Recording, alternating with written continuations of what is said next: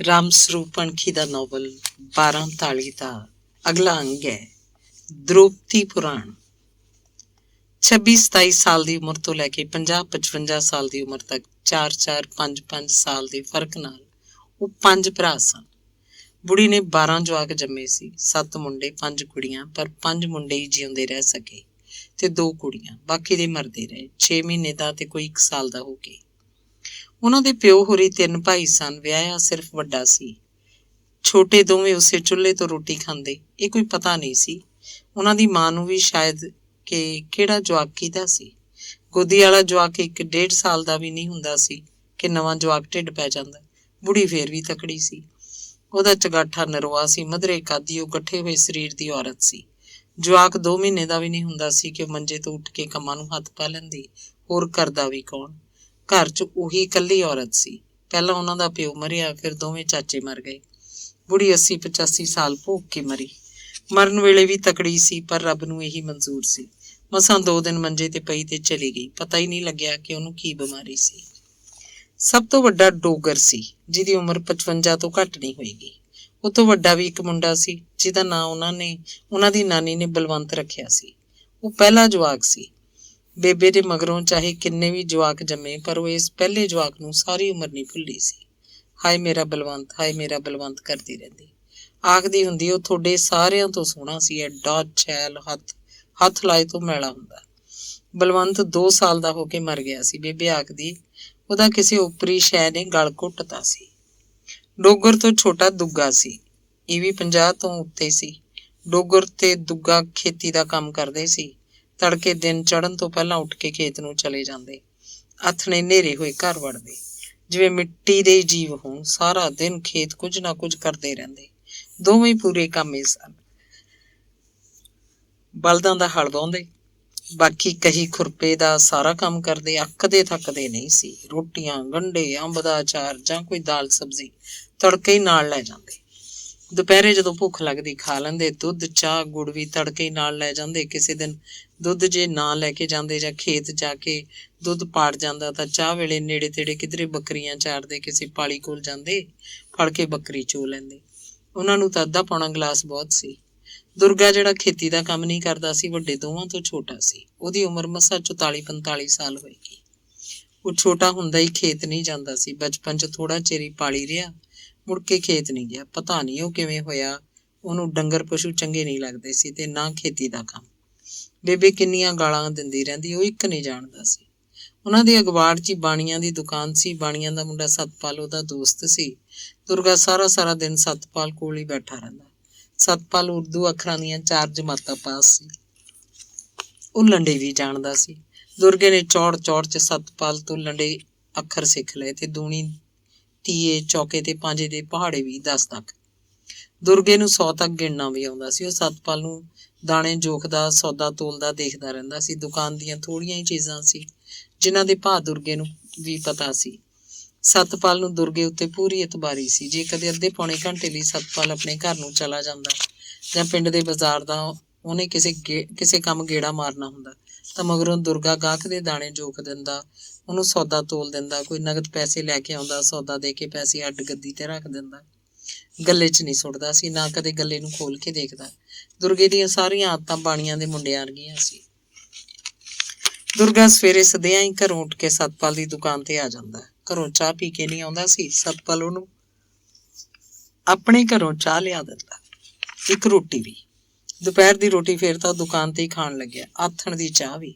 ਆਥਣੇ ਦਿਨ ਛਿਪੇ ਆਪਣੇ ਘਰ ਵੜਦਾ ਜਦੋਂ ਬੇਬੇ ਰੋਟੀ ਟੁੱਕ ਦਾ ਮੁਕਾ ਕੇ ਭਾਂਡਾ ਟੀਂਡਾ ਸਾਂਭ ਕੇ ਮੰਜੇ ਤੇ ਪੈ ਚੁੱਕੀ ਹੁੰਦੀ। ਦਿਨ ਵੇਲੇ ਕਦੇ ਜੇ ਉਹ ਕਿਸੇ ਕੰਮ ਆਪਣੇ ਘਰ ਜਾਂਦਾ ਵੀ ਤਾਂ ਬੇਬੇ ਕੁਫਰ ਤੋਲਣ ਲੱਗ ਪੈਂਦੀ, ਵੀ ਤੂੰ ਬਾਣੀਆਂ ਵਾਲੇ ਕੰਮਾਂ 'ਚ ਕਿਉਂ ਪੈ ਗਿਆ? ਟੁੱਟ ਜਾਣਿਆ, ਪਿਓ ਦਾਦੇ ਵਾਲਾ ਕਿੱਤਾ ਸਾਂਭਦਾ। ਹੋਰ ਨਹੀਂ ਤਾਂ ਮੈਂਸ ਖੇਤ ਨੂੰ ਲੈ ਜਾਇਆ ਕਰ, 2-4 ਬੱਕਰੀਆਂ ਪਾਲ ਲੈ, ਬੱਕਰੇ ਵੇਚ ਲਿਆ ਕਰ, ਪੈਸੇ ਹੀ ਪੈਸੇ ਨੇ। ਕੁੱਤੀ ਕਰਿਆੜੀ ਦੇ ਹੱਥਾਂ ਦੀਆਂ ਪੱਕੀਆਂ ਖਾਨਾ। ਵੇ ਕੋਈ ਸ਼ਰਮ ਕਰ ਵੇ ਕਮੂਤਾ। ਇੱਕ ਵਾਰੀ ਕਹਿਤਾ ਬੇਬੇ, ਜਦੋਂ ਮੈਂ ਜੱਟਾਂ ਵਾਲੇ ਕੰਮ 'ਚ ਨਹੀਂ ਪੈਣਾ। ਨਾ ਧੁੱਪ ਦੇਖੇ ਕੋਈ, ਨਾ ਪਾਲਾ, ਪਸ਼ੂ ਬਣੇ ਰਹਿੰਦੇ ਆ ਜੱਟ ਦਾ। ਮੈਂ ਤਾਂ ਬਾਣੀਆਂ ਵਾਲਾ ਕੰਮ ਹੀ ਕਰੂੰਗਾ, ਕੋਈ ਕਰਾਂ। ਦੁਰਗਾ ਬੇਬੇ ਨੂੰ ਠੋਕਵਾਂ ਜਵਾਬ ਦਿੰਦਾ ਤੇ ਤੁਰੰਤ ਘਰੋਂ ਬਾਹਰ ਹੋ ਜਾਂਦਾ। ਬੁੜੀ ਬਹੁਤਾ ਟੋਕਦੀ ਐ, ਇੱਥੇ ਹੱਟ ਤੇ ਪੈ ਜਾਇਆ ਕਰ। ਓਏ ਦੁਰਗਿਆ, ਨਾਲੇ ਰਾਖੀ ਕਰੇਂਗਾ, ਰਾਤ ਨੂੰ ਹਟਦੀ, ਸਤਪਾਲ ਨੇ ਇੱਕ ਦਿਨ ਆਖਤਾ। ਮੁੜ ਕੇ ਨਹੀਂ ਗਿਆ ਉਹ ਕਦੇ ਵੀ ਆਪਣੇ ਘਰ। ਰੋਟੀ ਪਾਣੀ ਤਾਂ ਪਹਿਲਾਂ ਹੀ ਸਤਪਾਲ ਦੇ ਸਿਰੋਂ ਸੀ। ਫਿਰ ਉਹ ਦੁਰਗੇ ਨੂੰ ਲੀੜਾ ਕੱਪੜਾ ਵੀ ਦੇਣ ਲੱਗਿਆ। ਦੁਕਾਨ ਨੂੰ ਪੌੜੀਆਂ ਸੀ। ਗਰਮੀ 'ਚ ਕੋਠੇ ਤੇ ਮੰਜਾ ਡਾਹ ਲੈਂਦਾ। ਸਿਆਲਾਂ 'ਚ ਗੱਦੀ ਸੀ। ਗੱਦੀ ਖਾਸੀ ਲੰਮੀ ਚੌੜੀ ਸੀ, ਰਜਾਈ ਜਿੰਨੀ ਲੰਮੀ ਚੌੜੀ, ਜਿਵੇਂ ਉਹ ਜੱਟਾਂ ਦਾ ਮੁੰਡਾ ਹੋਵੇ ਹੀ ਨਾ। ਸਿਰ ਦੇ ਵਾਲ ਕਟਾਤੇ, ਦਾੜੀ ਦੀ ਹਜਾਮਤ ਕਰਾਉਣ ਲੱਗਿਆ। ਸਤਪਾਲ ਵਾਂਗ ਹੀ ਮੁੱਛਾਂ ਨਹੀਂ ਕਟਾਈਆਂ, ਨਿੱਕੀਆਂ ਨਿੱਕੀਆਂ ਮੁੱਛਾਂ ਸੀ ਉਹਦੇ, ਸੋਹਣੀਆਂ ਲੱਗਦੀਆਂ।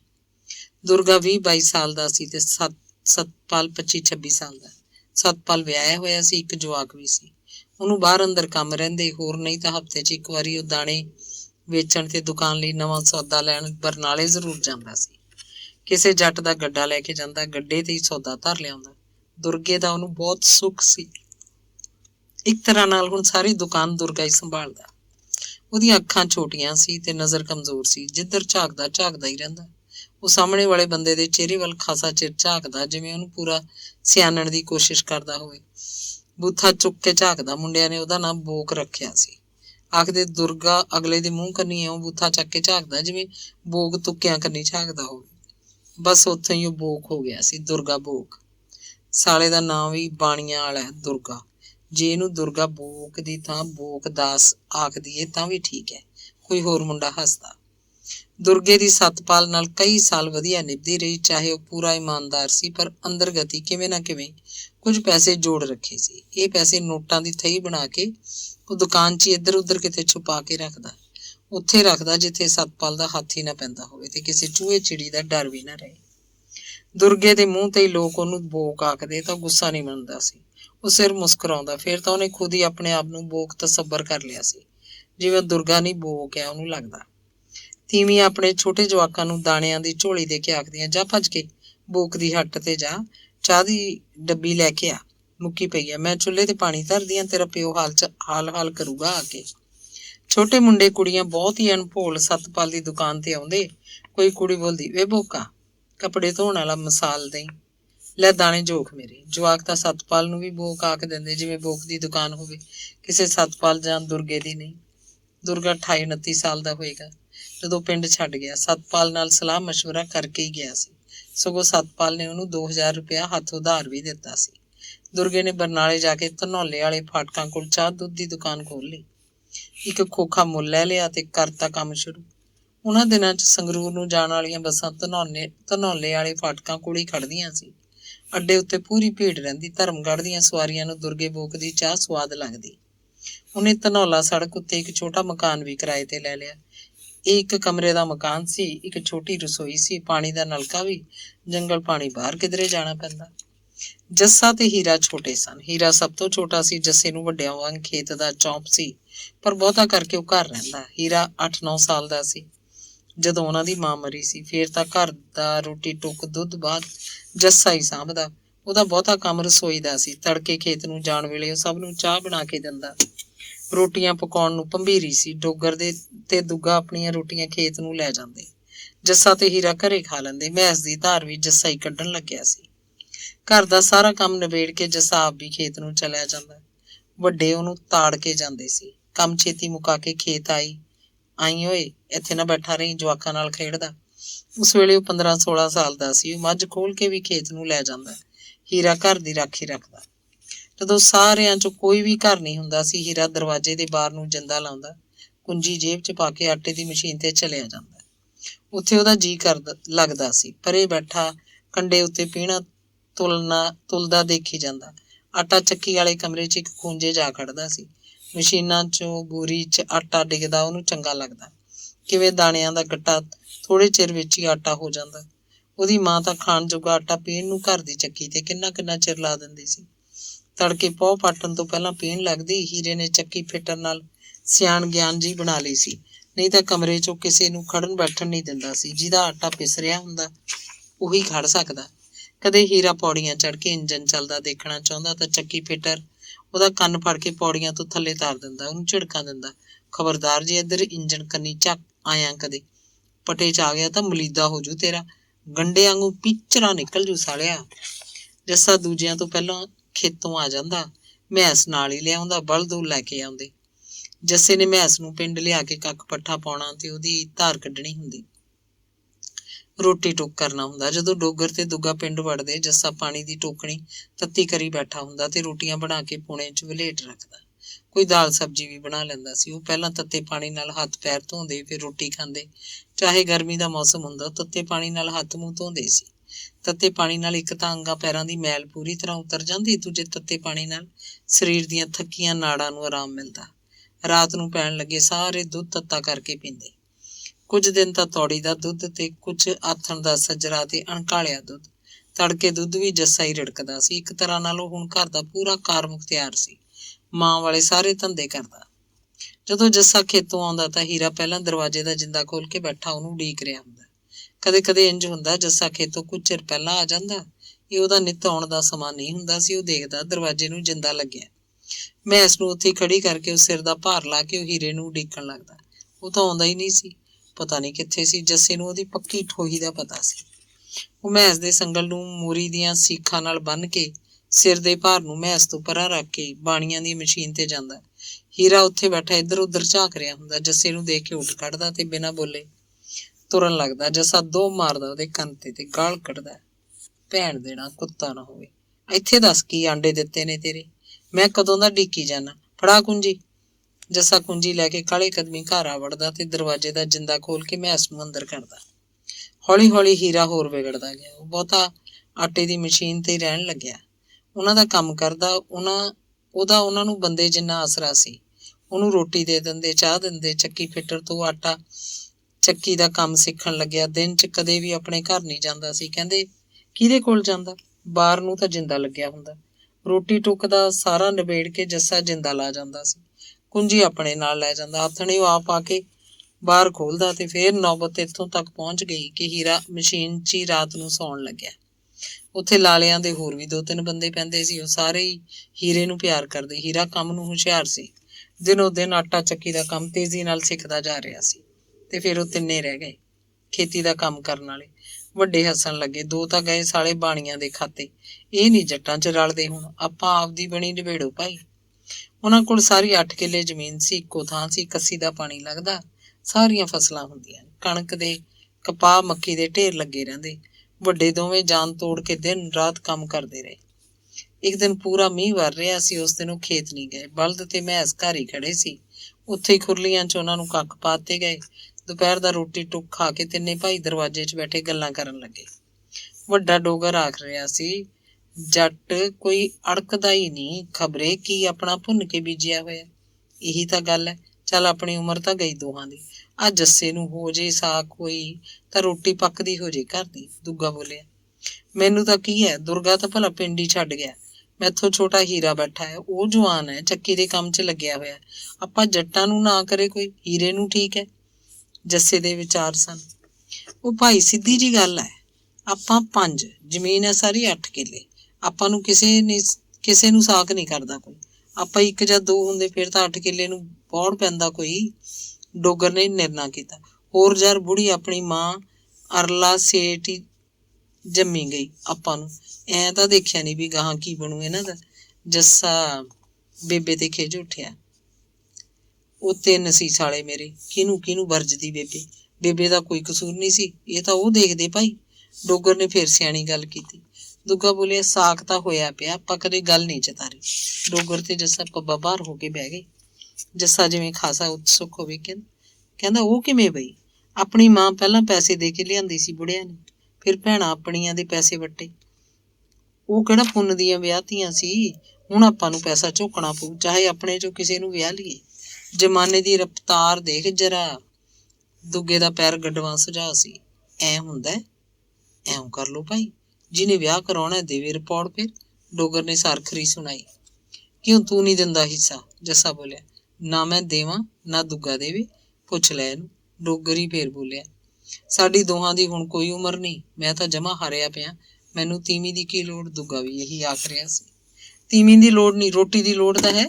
ਰੋਟੀ ਕਿੱਥੋਂ ਖਾਏਗਾ? ਉਹੀ ਪਕਾ ਕੇ ਦੇਊ ਜਿਹੜੀ ਆਊਗੀ। ਜੱਸਾ ਪੱਕਾ ਕਰ ਰਿਹਾ ਸੀ। ਉਹ ਦੇਖ ਲਾਂਗੇ ਫਿਰ। ਡੋਗਰ ਤੇ ਦੁੱਗਾ ਇਕੱਠੇ ਬੋਲੇ। ਜੱਸਾ ਹਿਸਾਬੀ ਕਿਤਾਬੀ ਬੰਦਾ ਸੀ। ਹੁਣ ਘਰ ਦੀ ਸਾਰੀ ਕਬੀਲਦਾਰੀ ਵੀ ਉਸੇ ਦੇ ਹੱਥ ਸੀ। ਸਾਰੀ ਗੱਲ ਉਹਦੀ ਨਿਗਾਹ 'ਚ ਸੀ। ਬਹੂ ਖਾਤਰ ਘੱਟੋ ਘੱਟ 20-30 ਹਜ਼ਾਰ ਜ਼ਰੂਰੀ ਸੀ। ਇੰਨਾ ਪੈਸਾ ਘਰ 'ਚ ਕਿੱਥੇ ਸੀ? ਉਹ ਬੋਲਿਆ, 30 ਹਜ਼ਾਰ ਨਗਦ ਚਾਹੀਦੇ ਆ।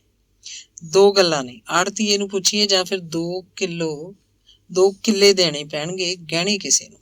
ਆੜਤੀਆ ਤਾਂ ਇੱਕੋ ਹੈ ਆਪਦਾ, ਜਿਹਦੀ ਦੁਕਾਨ ਤੇ ਫਸਲ ਜਾਂਦੀ ਹੈ ਉਹੀ ਦੇ ਸਕਦਾ, ਹੋਰ ਕੋਈ ਕਿਵੇਂ ਦੇ ਦੂ ਪੈਸੇ ਆਪਾਂ ਨੂੰ। ਆਪਣੇ ਆੜਤੀਏ ਦਾ 20,000 ਹੋਇਆ ਪਿਆ, ਆੜਤੀਆ ਹੋਰ ਨਹੀਂ ਦੇ ਸਕਦਾ। ਡੋਗਰ ਨੇ ਕਿਹਾ। ਫਿਰ ਤਾਂ ਜ਼ਮੀਨ ਰਹਿ ਗਈ, ਦੂਗਾ ਬੋਲਿਆ। 2 ਕਿੱਲੇ ਦੇ ਦਿੰਦੇ ਆ, ਕਮਾਈ ਕਰਕੇ ਛੁਡਾ ਲਾਂਗੇ, ਪਰ ਭਾਈ ਗਹਿਣੇ ਦੀ ਲਿਖਤ ਤੇ ਪੰਜਾਂ ਦਾ ਅੰਗੂਠਾ ਲੱਗੂ। ਕਿਉਂ? ਪੰਜੇ ਮਾਲਕਾਂ। ਜੱਸਾ ਜਿਵੇਂ ਰਾਹ ਸਾਫ਼ ਕਰ ਰਿਹਾ ਹੋਵੇ। ਹਾਂ, ਲਾ ਦਿਆਂਗੇ ਅੰਗੂਠਾ, ਪਰ ਭਾਈ ਸਾਡੀ ਤਾਂ ਰੋਟੀ ਰੋਟੀ ਹੈ, ਤੀਵੀਂ ਤਾਂ ਤੁਹਾਡੀ ਹੋਊ, ਡੋਗਰ ਨੇ ਹੱਸ ਕੇ ਕਿਹਾ। ਦੁੱਗਾ ਤਾਂ ਤਕੜਾ ਹੈ ਹਾਲੇ, ਜੱਸਾ ਉਹਦੇ ਵੱਲ ਝਾਕਿਆ। ਨਾ, ਮੈਂ ਵੀ ਕੰਡਮ ਆ, ਇਹ ਤਾਂ ਤੁਸੀਂ ਜਾਣੋ ਛੋਟੇ ਤਿੰਨੇ। ਦੁੱਗੇ ਨੇ ਪਹਿਲੇ ਹੀ ਹੱਥ ਖੜੇ ਕਰਤੇ। ਜੱਸਿਆ, ਵਿਆਹ ਕਰਾ ਤੂੰ ਕਬੀਲਦਾਰ ਆ, ਨਾਲੇ ਸਿਆਣਾ ਜਾ। ਡੋਗਰ ਮੁਸਕੜੀਆਂ ਹੱਸ ਰਿਹਾ ਸੀ। ਨਾ, ਮੈਂ ਵੀ ਠੀਕ ਨਹੀਂ, ਹੀਰੇ ਨੂੰ ਵਿਆਹ ਲੈਂਦੇ ਆ, ਵਿਹਲਾ ਹੀ ਆ ਉਹ, ਬੈਠਾ ਰਿਹਾ ਕਰੂ ਬਹੂ ਕੋਲ ਸਾਰਾ ਦਿਨ, ਜੱਸੇ ਦਾ ਸੁਝਾਅ ਸੀ। ਪਿੰਡ 'ਚ 2-3 ਵਿਚੋਲੇ ਸੀ ਜਿਹੜੇ ਜੱਟਾਂ ਦੇ ਮੁੰਡਿਆਂ ਨੂੰ ਸਾਕ ਲਿਆ ਕੇ ਦਿੰਦੇ। ਉਹ ਹੋਰ ਜਾਤਾਂ 'ਚ ਰਿਸ਼ਤਿਆਂ ਦੀ ਵਿਚੋਲਗੀ ਕਰਦੇ, ਪਰ ਬਹੁਤ ਕਰਕੇ ਉਹ ਜੱਟਾਂ ਦੇ ਵਿਚੋਲੇ ਸੀ। ਉਹਨਾਂ ਦਾ ਸਾਕ ਵੀ ਲੈ ਕੇ ਆਉਂਦੇ, ਪੈਸਿਆਂ ਦਾ ਵੀ। ਮੁੰਡੇ ਨਹੀਂ, ਉਹ ਕੁੜੀਆਂ ਦੇ ਸਾਕ ਵੀ ਦੂਜੇ ਪਿੰਡਾਂ 'ਚ ਕਰਦੇ ਸੀ। ਇਹ ਵਿਚੋਲੇ ਦੂਰ ਦੂਰ ਤੱਕ ਮਾਰ ਕਰਦੇ, ਪਰ ਮਾਲਵਾ ਨਹੀਂ ਟੱਪਦੇ। ਮਾਲਵਾ ਵੀ ਬਸ ਉਹ ਜਿਹੜਾ ਰਿਆਸਤੀ ਇਲਾਕਾ ਸੀ, ਲੁਧਿਆਣੇ ਵੱਲ ਰਾਏਕੋਟ ਤੋਂ ਉਰੇ ਰਹਿੰਦੇ। ਪਟਿਆਲੇ ਵੱਲ ਵੀ ਮੂੰਹ ਨਹੀਂ ਕਰਦੇ ਸੀ, ਤੇ ਨਾ ਹੀ ਸੰਗਰੂਰ ਸੁਨਾਮ ਤੋਂ ਪਰੇ ਬਾਂਗਰ 'ਚ ਜਾਂਦੇ। ਪੈਸਿਆਂ ਦੇ ਸਾਕ ਦਾ ਸਾਰਾ ਪ੍ਰਬੰਧ ਜੱਸੇ ਜੁੰਮੇ ਸੀ। ਉਸੇ ਨੇ ਬਹੁਤਾ ਚੱਕਿਆ ਸੀ। ਡੋਗਰ ਤੇ ਦੁੱਗੇ ਨੂੰ ਕੋਈ ਬਹੁਤੀ ਦਿਲਚਸਪੀ ਨਹੀਂ ਸੀ, ਪਰ ਉਹਨਾਂ ਨੇ ਹਾਊ ਆਖ ਦਿੱਤੀ ਸੀ। ਆਖਦੇ ਸੀ, ਜੱਸਿਆ ਭਰਾਵਾ, ਤੂੰ 5 ਕਰ, 50 ਕਰ, ਅਸੀਂ ਤੇਰੇ ਨਾਲ ਖੜਾਂਗੇ। 2 ਅਕਵਾੜ ਛੱਡ ਕੇ ਪ੍ਰਗਟ ਸਿਉਂ ਸਾਕ ਕਰਾਉਣ 'ਚ ਮਾਰ ਸੀ। ਉਹ ਦੋਵੇਂ ਧਿਰਾਂ ਦਾ ਝੂਠ ਅਜਿਹੀ ਕਲਾ ਨਾਲ ਪੇਸ਼ ਕਰਦਾ ਕਿ ਸੱਚ ਨੂੰ ਵੀ ਮਾਤ ਪਾਉਂਦਾ। ਵਿਦਾ ਮੇਲ ਦਿੰਦਾ ਸੀ, ਨਾ ਕੁਝ ਲੈਣਾ ਨਾ ਕੁਝ ਦੇਣਾ, ਉਹਨੂੰ ਬਸ ਸਾਕ ਕਰਾਉਣ ਦਾ ਨਸ਼ਾ ਸੀ। ਪੁੰਨ ਦਾ ਸਾਕ ਵੀ ਤੇ ਪੈਸਿਆਂ ਦਾ ਸਾਕ ਵੀ। ਲੋਕ ਆਖਦੇ, ਪ੍ਰਗਟ ਝੂਠ ਬਹੁਤ ਮਾਰਦਾ ਹੈ। ਆਪ ਹੀ ਜਵਾਬ ਦਿੰਦੇ, ਝੂਠ ਮਾਰਦਾ ਚਾਹੇ ਸੱਚ ਬੋਲਦਾ, ਕੇਰਾ ਆਨੰਦ ਕਾਰਜ ਕਰਾ ਦਿੰਦਾ, ਮਗਰੋਂ ਕੁਛ ਹੋਈ ਜਾਵੇ। ਝੂਠੀਆਂ ਗੱਲਾਂ ਦਾ ਪਾਜ ਉਗੜਦਾ ਤਾਂ ਰੌਲਾ ਪੈ ਕੇ ਆਪੇ ਅਮਨ ਚੈਨ ਵਾਪਰ ਜਾਂਦਾ। ਕੇਰਾ ਤਾਂ ਬਹੂ ਲਿਆ ਕੇ ਵਿਹੜੇ 'ਚ ਬਿਠਾ ਦਿੰਦਾ ਨਾ। ਵਿਚੋਲਾ ਆਖੇ ਵਿੱਚ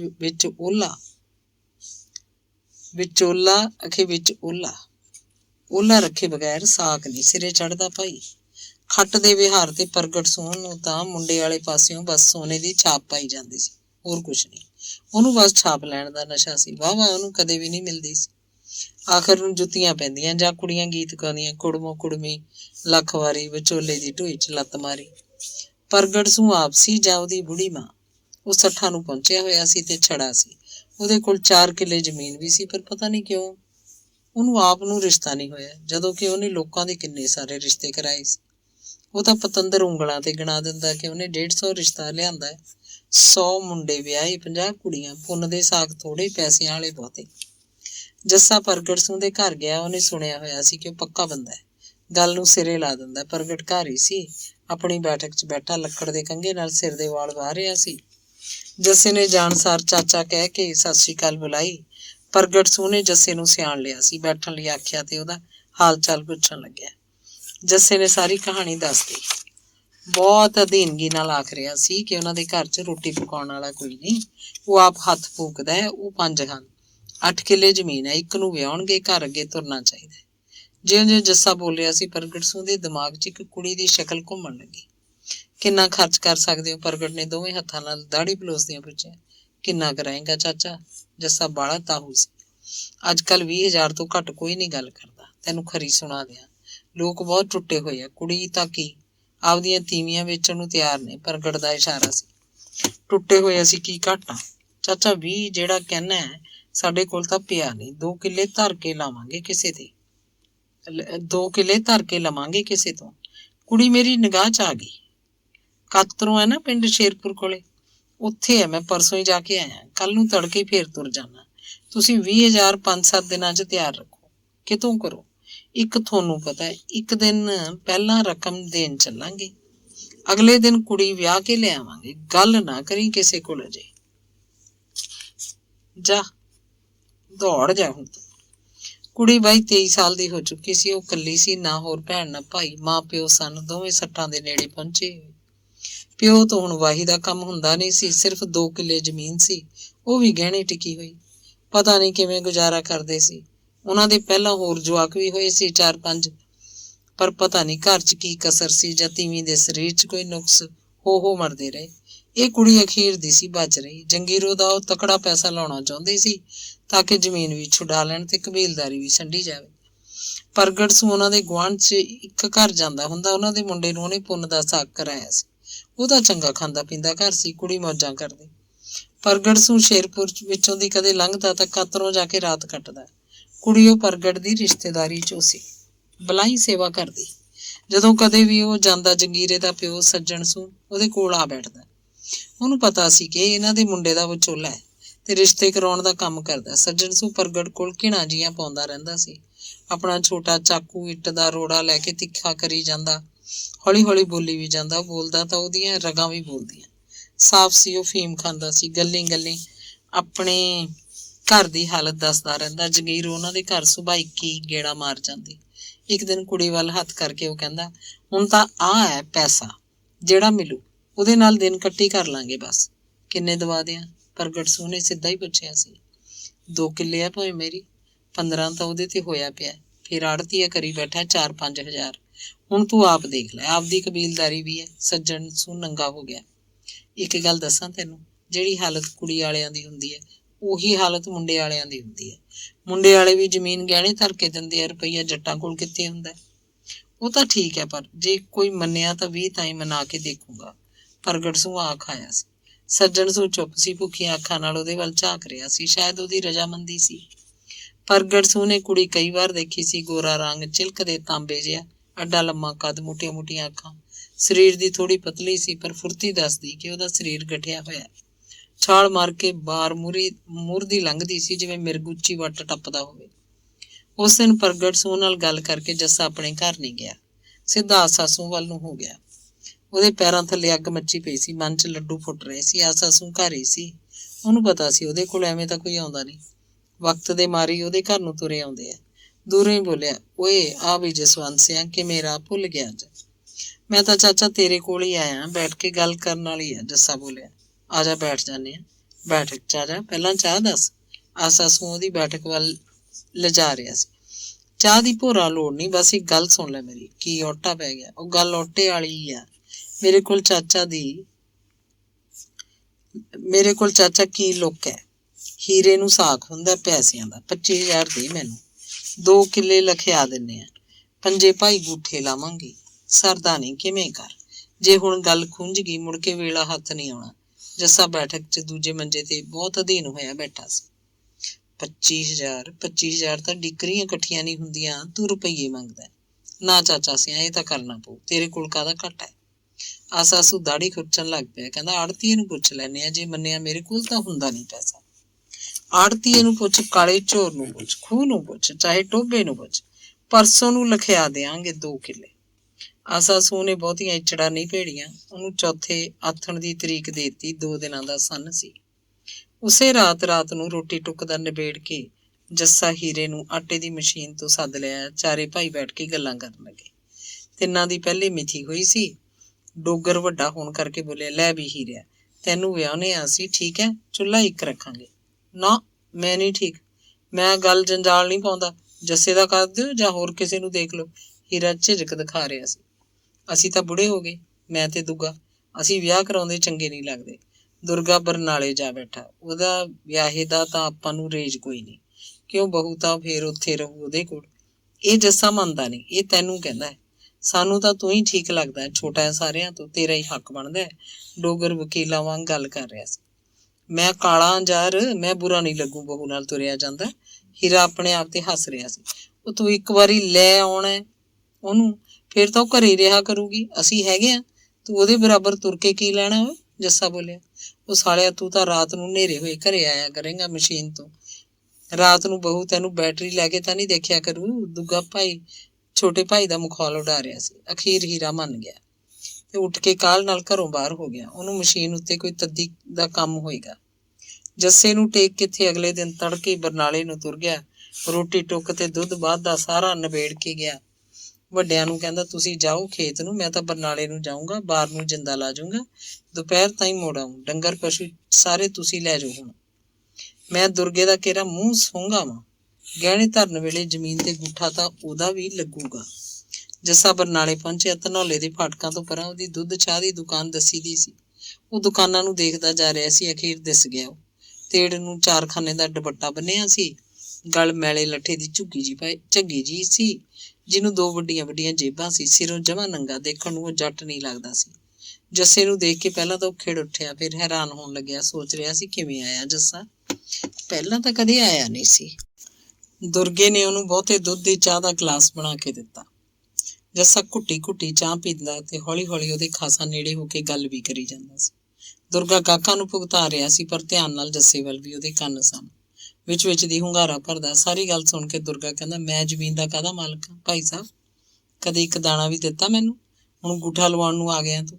ਜਿਵੇਂ ਮੇਰੀ ਜ਼ਮੀਨ ਖਾਈ ਗਏ ਹੋ ਹੁਣ ਤਾਈਂ, ਐਵੇਂ ਜਿਵੇਂ ਤੀਵੀਂ ਵੀ ਤੁਸੀਂ ਖਾਈ ਜਾਣੀ ਹੈ। ਮੈਨੂੰ ਕੀ ਭਾ ਬਈ? ਨਹੀਂ, ਇਹ ਗੱਲ ਨਹੀਂ ਯਾਰ, ਤੀਵੀਂ ਤੇਰੀ ਵੀ ਬਰਾਬਰ ਦੀ। ਕਦੇ ਕੋਈ ਟੋਕ ਟਕਈਆ ਹੋਇਆ ਤਾਂ ਤੇਰੀਆਂ ਜੁੱਤੀਆਂ ਮੇਰਾ ਸਿਰ। ਐ ਨਾ ਸੋਚ ਤੂੰ। ਆਪਾਂ ਪੰਜੇ ਉਹਨੂੰ ਦਰੋਪਤੀ ਬਣਾ ਕੇ ਰੱਖਾਂਗੇ। ਐ ਸਾਲਾ ਦਰੋਪਤੀ ਦਾ?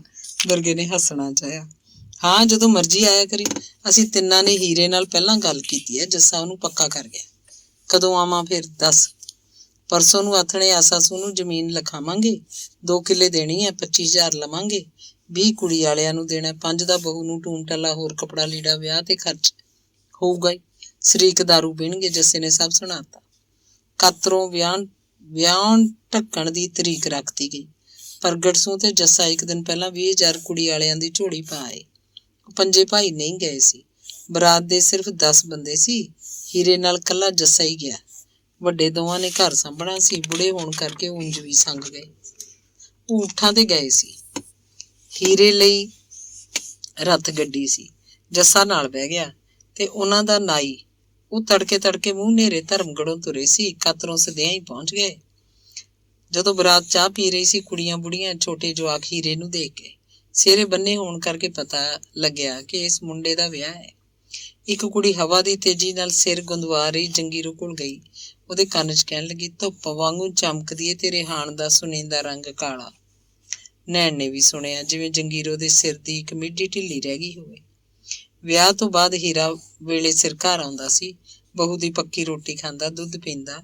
ਜੰਗੀਰੋ ਉਹਦੇ ਬਰਾਬਰ ਮੰਜਾ ਢਾਹ ਕੇ ਪੈਂਦੀ ਸੀ। ਹੀਰੇ ਨੂੰ ਲੱਗਦਾ ਜਿਵੇਂ ਰੱਬ ਨੇ ਆਪ ਜੰਗੀਰੋ ਨੂੰ ਉਹਦੀ ਖਾਤਰ ਇਸ ਧਰਤੀ ਤੇ ਭੇਜਿਆ ਹੋਵੇ, ਤੇ ਲੱਗਦਾ ਜਿਵੇਂ ਉਹ ਇਸ ਘਰ ਦਾ ਮਾਲਕ ਹੋਵੇ। ਉਹ ਤੜਕੇ ਸਦਿਆਂ ਉੱਠ ਕੇ ਮਸ਼ੀਨ ਤੇ ਜਾਂਦਾ ਸੀ। ਜੰਗੀਰੋ ਉਹਦੇ ਲਈ ਚਾਹ ਬਣਾ ਕੇ ਦਿੰਦੀ। ਉਹ ਦੁਪਹਿਰ ਦੀ ਰੋਟੀ ਘਰ ਆ ਕੇ ਖਾਂਦਾ। ਹੀਰੇ ਲਈ ਅਸਲੋਂ ਨਵੀਂ ਜ਼ਿੰਦਗੀ ਸੀ ਇਹ। ਹੀਰਾ ਦਿਨ ਵੇਲੇ ਜਦੋਂ ਮਸ਼ੀਨ ਤੇ ਹੁੰਦਾ, ਮਗਰੋਂ ਘਰ ਦਾ ਮਾਲਕ ਜੱਸਾ ਹੁੰਦਾ। ਦਿਨ ਵੇਲੇ ਕਦੇ 8-10 ਦਿਨਾਂ ਬਾਅਦ ਬਰਨਾਲੇ ਤੋਂ ਦੁਰਗਾ ਗੇੜਾ ਮਾਰਦਾ। ਦੁਰਗਾ ਆਉਂਦਾ ਤਾਂ ਜੱਸਾ ਕੁਝ ਚਿਰ ਉਹਦੇ ਨਾਲ ਗੱਲਾਂ ਮਾਰ ਕੇ ਘਰੋਂ ਬਾਹਰ ਹੋ ਜਾਂਦਾ। ਪਿੰਡ 'ਚ ਕਿਧਰੇ ਚਲਿਆ ਜਾਂਦਾ ਜਾਂ ਖੇਤ ਹੀ ਜਾ ਵੜਦਾ।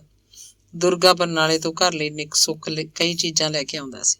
ਨਹਾਉਣ ਦੀਆਂ ਸਾਬਣਾਂ, ਖੁਸ਼ਬੂਦਾਰ ਤੇਲ, ਸੂਟ ਦਾ ਕੱਪੜਾ, ਕੋਈ ਮੌਸਮੀ ਫਲ, ਕਰੀਮ, ਪਾਊਡਰ ਆਦਿ। ਜੰਗੀਰੋ ਦੁਰਗੇ ਨੂੰ ਉਡੀਕਦੀ ਰਹਿੰਦੀ ਸੀ। ਕਦੇ ਇਹ ਵੀ ਹੁੰਦਾ ਡੋਗਰ ਤਾਪ ਚੜੇ ਦਾ ਬਹਾਨਾ ਲਾ ਕੇ ਘਰ ਹੀ ਰਹਿ ਜਾਂਦਾ। ਇੰਝ ਹੀ ਦੁੱਗੇ ਨੂੰ ਸਖਤ ਜ਼ੁਕਾਮ ਹੋ ਜਾਂਦਾ ਜਾਂ ਉਹਦੀਆਂ ਲੱਤਾਂ ਦੁਖਦੀਆਂ। ਜੱਸਾ ਸਿਆਣਾ ਸੀ। ਵੱਡਿਆਂ ਵਿੱਚੋਂ ਕਿਸੇ ਨੂੰ ਘਰ ਬੈਠਾ ਦੇਖ ਕੇ ਟਲ ਜਾਂਦਾ ਤੇ ਖੇਤ ਜਾ ਵੜਦਾ। ਜੱਸਾ ਜੰਗੀਰੋ ਦਾ ਬਹੁਤ ਤਿਉ ਕਰਦਾ ਸੀ। ਉਹ ਜਿਹੜਾ ਵੀ ਬੋਲ ਮੂੰਹੋਂ ਕੱਢਦੀ ਉਹ ਪੂਰਾ ਕਰਦਾ। ਉਹਨੇ ਕਿਸੇ ਚੀਜ਼ ਵੱਲੋਂ ਥੁੜਨ ਨਹੀਂ ਦਿੰਦਾ ਸੀ। ਘਰ ਦਾ ਕਾਰ ਮੁਖਤਿਆਰ ਅਜੇ ਵੀ ਉਹੀ ਸੀ। ਪੈਸਾ ਟਕਾ ਸਭ ਜੱਸੇ ਦੇ ਹੱਥ ਰਹਿੰਦਾ। 8-10 ਮਹੀਨਿਆਂ ਬਾਅਦ ਜੰਗੀਰੋ ਪੇਕਿਆਂ ਨੂੰ ਚਲੀ ਗਈ। ਉਹਨੂੰ ਉਹਦੀ ਮਾਂ ਆ ਕੇ ਲੈ ਗਈ ਸੀ। ਇਸ ਬਹਾਨੇ ਉਹ ਧੀ ਦਾ ਘਰ ਵੀ ਦੇਖ ਗਈ। ਉਹ ਪਹਿਲਾਂ ਕਦੇ ਨਹੀਂ ਆਈ ਸੀ।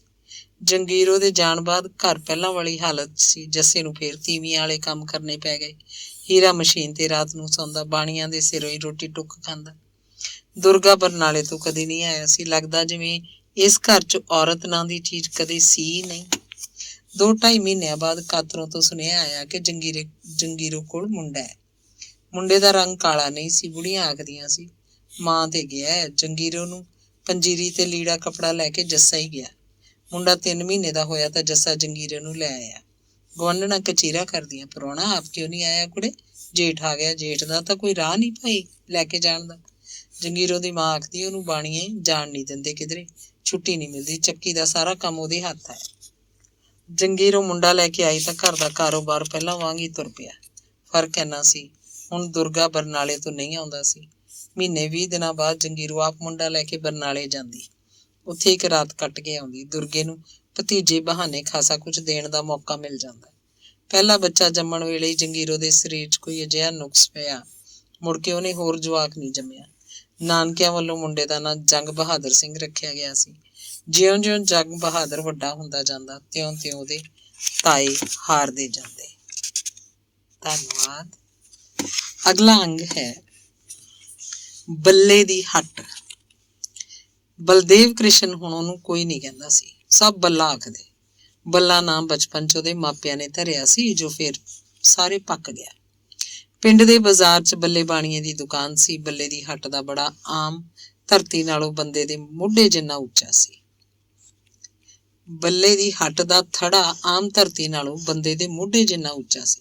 ਮੂਹਰੇ ਪੌੜੀਆਂ ਚੜ੍ਹਦੀਆਂ, ਚੌਂਤਰੇ ਦੇ ਇੱਕ ਪਾਸੇ ਵੀ ਛੋਟੀਆਂ ਪੌੜੀਆਂ ਸੀ। ਹੱਟ ਦੀ ਚੁਗਾਠ ਲੱਕੜ ਦੀ ਸੀ, ਜਿਹਨੂੰ ਦੇਹਲੀ ਜਿੰਦਾ ਲੱਗਦਾ। ਹੱਟ ਦੇ ਅੰਦਰ ਲੰਮਾ ਸਾਰਾ ਕੱਪੜੇ ਦਾ ਪੱਖਾ ਸੀ। ਇਸ ਪੱਖੇ ਨਾਲ ਲੰਮੀ ਸਾਰੀ ਮੋਟੀ ਰੱਸੀ ਬੰਨੀ ਸੀ। ਦੇਹਲੀ ਉੱਤੇ ਬੈਠੇ ਗਾਹਕ ਰੱਸੀ ਖਿੱਚਦੇ ਰਹਿੰਦੇ ਤੇ ਪੱਖਾ ਸਾਰੀ ਦੁਕਾਨ 'ਚ ਹਵਾ ਦਿੰਦਾ ਰਹਿੰਦਾ। ਸਰਦੀ ਦੇ ਦਿਨਾਂ 'ਚ ਪੱਖੇ ਦੀ ਰੱਸੀ ਪੱਖੇ ਉੱਤੇ ਹੀ ਤਾਂ ਟੰਗ ਦਿੱਤੀ ਜਾਂਦੀ। ਹੱਟ ਦੇ ਐਨ ਵਿਚਕਾਰ ਬੱਲੇ ਦੀ ਗੱਦੀ ਸੀ। ਗੱਦੀ ਉੱਤੇ ਇੱਕ ਪਾਸੇ ਲੋਹੇ ਦਾ ਛੋਟਾ ਗੱਲਾ ਪਿਆ ਰਹਿੰਦਾ। ਬੱਲਾ ਇਸ ਗੱਦੀ ਉੱਤੇ ਬੈਠਦਾ, ਤੱਕੜੀ ਨਾਲ ਦਾਣੇ ਤੋਲਦਾ, ਤੱਕੜੀ ਨਾਲ ਤੋਲ ਕੇ ਸੌਦਾ ਦਿੰਦਾ। ਉਹਦੀ ਹੱਟ 'ਚ ਪਿੰਡ 'ਚ ਵਰਤਣ ਵਾਲੀ ਕੁੱਲ ਚੀਜ਼ ਸੀ। ਬਰਨਾਲੇ ਜਾਣ ਦੀ ਲੋੜ ਨਹੀਂ ਸੀ, ਉਹਦੀ ਹੱਟ ਤੋਂ ਹੀ ਸਭ ਨਿੱਕੀਆਂ ਵੱਡੀਆਂ ਚੀਜ਼ਾਂ ਮਿਲ ਜਾਂਦੀਆਂ। ਬੱਲਾ ਚੀਜ਼ਾਂ ਦੇ ਭਾਅ ਹੀ ਲਾਉਂਦਾ ਜਿਹੜਾ ਭਾਅ ਉਸ ਚੀਜ਼ ਦਾ ਬਰਨਾਲੇ ਹੁੰਦਾ।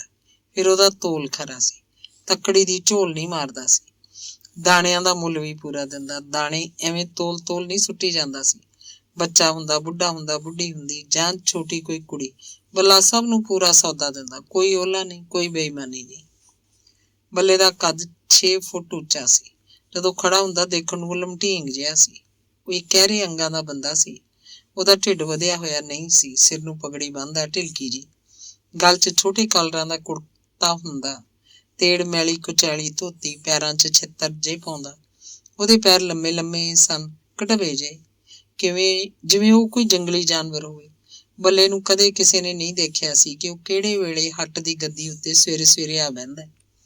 ਇਹ ਵੀ ਕਦੇ ਕਿਸੇ ਨੇ ਨਹੀਂ ਦੇਖਿਆ ਕਿ ਉਹ ਕਿਹੜੇ ਵੇਲੇ ਆਪਣੇ ਘਰ ਨੂੰ ਜਾਂਦਾ। ਉਹਦੇ ਜਾਣ ਦਾ ਕੋਈ ਵਕਤ ਨਹੀਂ ਸੀ। ਕਪਾਹਾਂ ਦੇ ਦਿਨਾਂ 'ਚ 12-12 ਵਜੇ ਤੱਕ ਉਹਦੀ ਹੱਟ 'ਚ ਦੀਵੇ ਦਾ ਚਾਨਣ ਰਹਿੰਦਾ ਸੀ। ਜਾਣਨ ਵਾਲੇ ਜਾਣਦੇ ਸੀ ਤੇ ਇਹ ਵੀ ਇੱਕ ਭੇਦ ਸੀ ਕਿ ਬੱਲਾ ਇੰਨੀ ਦੇਰ ਤੱਕ ਰਾਤ ਨੂੰ ਹੱਟ ਕਿਉਂ ਖੁੱਲੀ ਰੱਖਦਾ। ਅਸਲ 'ਚ ਗੁੱਝੀ ਗੱਲ ਇਹ ਸੀ ਕਿ ਕਪਾਹਾਂ ਦੇ ਦਿਨਾਂ 'ਚ ਮਜ਼੍ਹਬੀ ਰਾਮਦਾਸੀਆਂ ਦੇ ਵਿਗੜੇ ਹੋਏ ਜੱਟਾਂ ਦੇ ਮੁੰਡੇ ਲੋਕਾਂ ਦੇ ਖੇਤਾਂ 'ਚੋਂ ਚੋਰੀ ਦੀ ਕਪਾਹ ਚੁੱਕ ਕੇ ਲਿਆਉਂਦੇ ਤੇ ਬੱਲਾ ਉਹਨਾਂ ਨੂੰ ਅੱਧੀ ਰਾਤ ਤੱਕ ਉਡੀਕਦਾ ਰਹਿੰਦਾ। ਬਹੁਤ ਘੱਟ ਲੋਕ ਦੇਖਦੇ ਕਿ ਉਹ ਦਿਨ ਵਿੱਚ ਕਦੇ ਕਿਤੇ ਪਿਸ਼ਾਬ ਕਰਨ ਜਾਂਦਾ। ਉਹਨੂੰ ਤਾਂ ਜਿਵੇਂ ਪਿਸ਼ਾਬ ਆਉਂਦਾ ਹੀ ਨਾ ਹੋਵੇ। ਹੱਟ ਤੋਂ ਉਤਰ ਕੇ ਪਿਸ਼ਾਬ ਕਰਨ ਦੀ ਜਗ੍ਹਾ ਉਹ ਝੂਟੇ ਜੇ ਮਾਰਦਾ ਜਾਂਦਾ, ਝੂਟੇ ਮਾਰਦਾ ਮੁੜ ਆਉਂਦਾ, ਜਿਵੇਂ ਹੁਣੇ ਡਿੱਗਿਆ। ਨਵਾਂ ਸੌਦਾ ਲੈਣ ਬੱਲਾ ਆਪ ਕਦੇ ਬਰਨਾਲੇ ਜਾਂ ਤਪੇ ਨਹੀਂ ਜਾਂਦਾ ਸੀ। ਉਹਨਾਂ ਦਿਨਾਂ 'ਚ ਭਾੜੇ ਦਾ ਕੰਮ ਊਠਾਂ ਵਾਲੇ ਕਰਦੇ ਜਾਂ ਬਲਦ ਗੱਡੇ ਹੁੰਦੇ।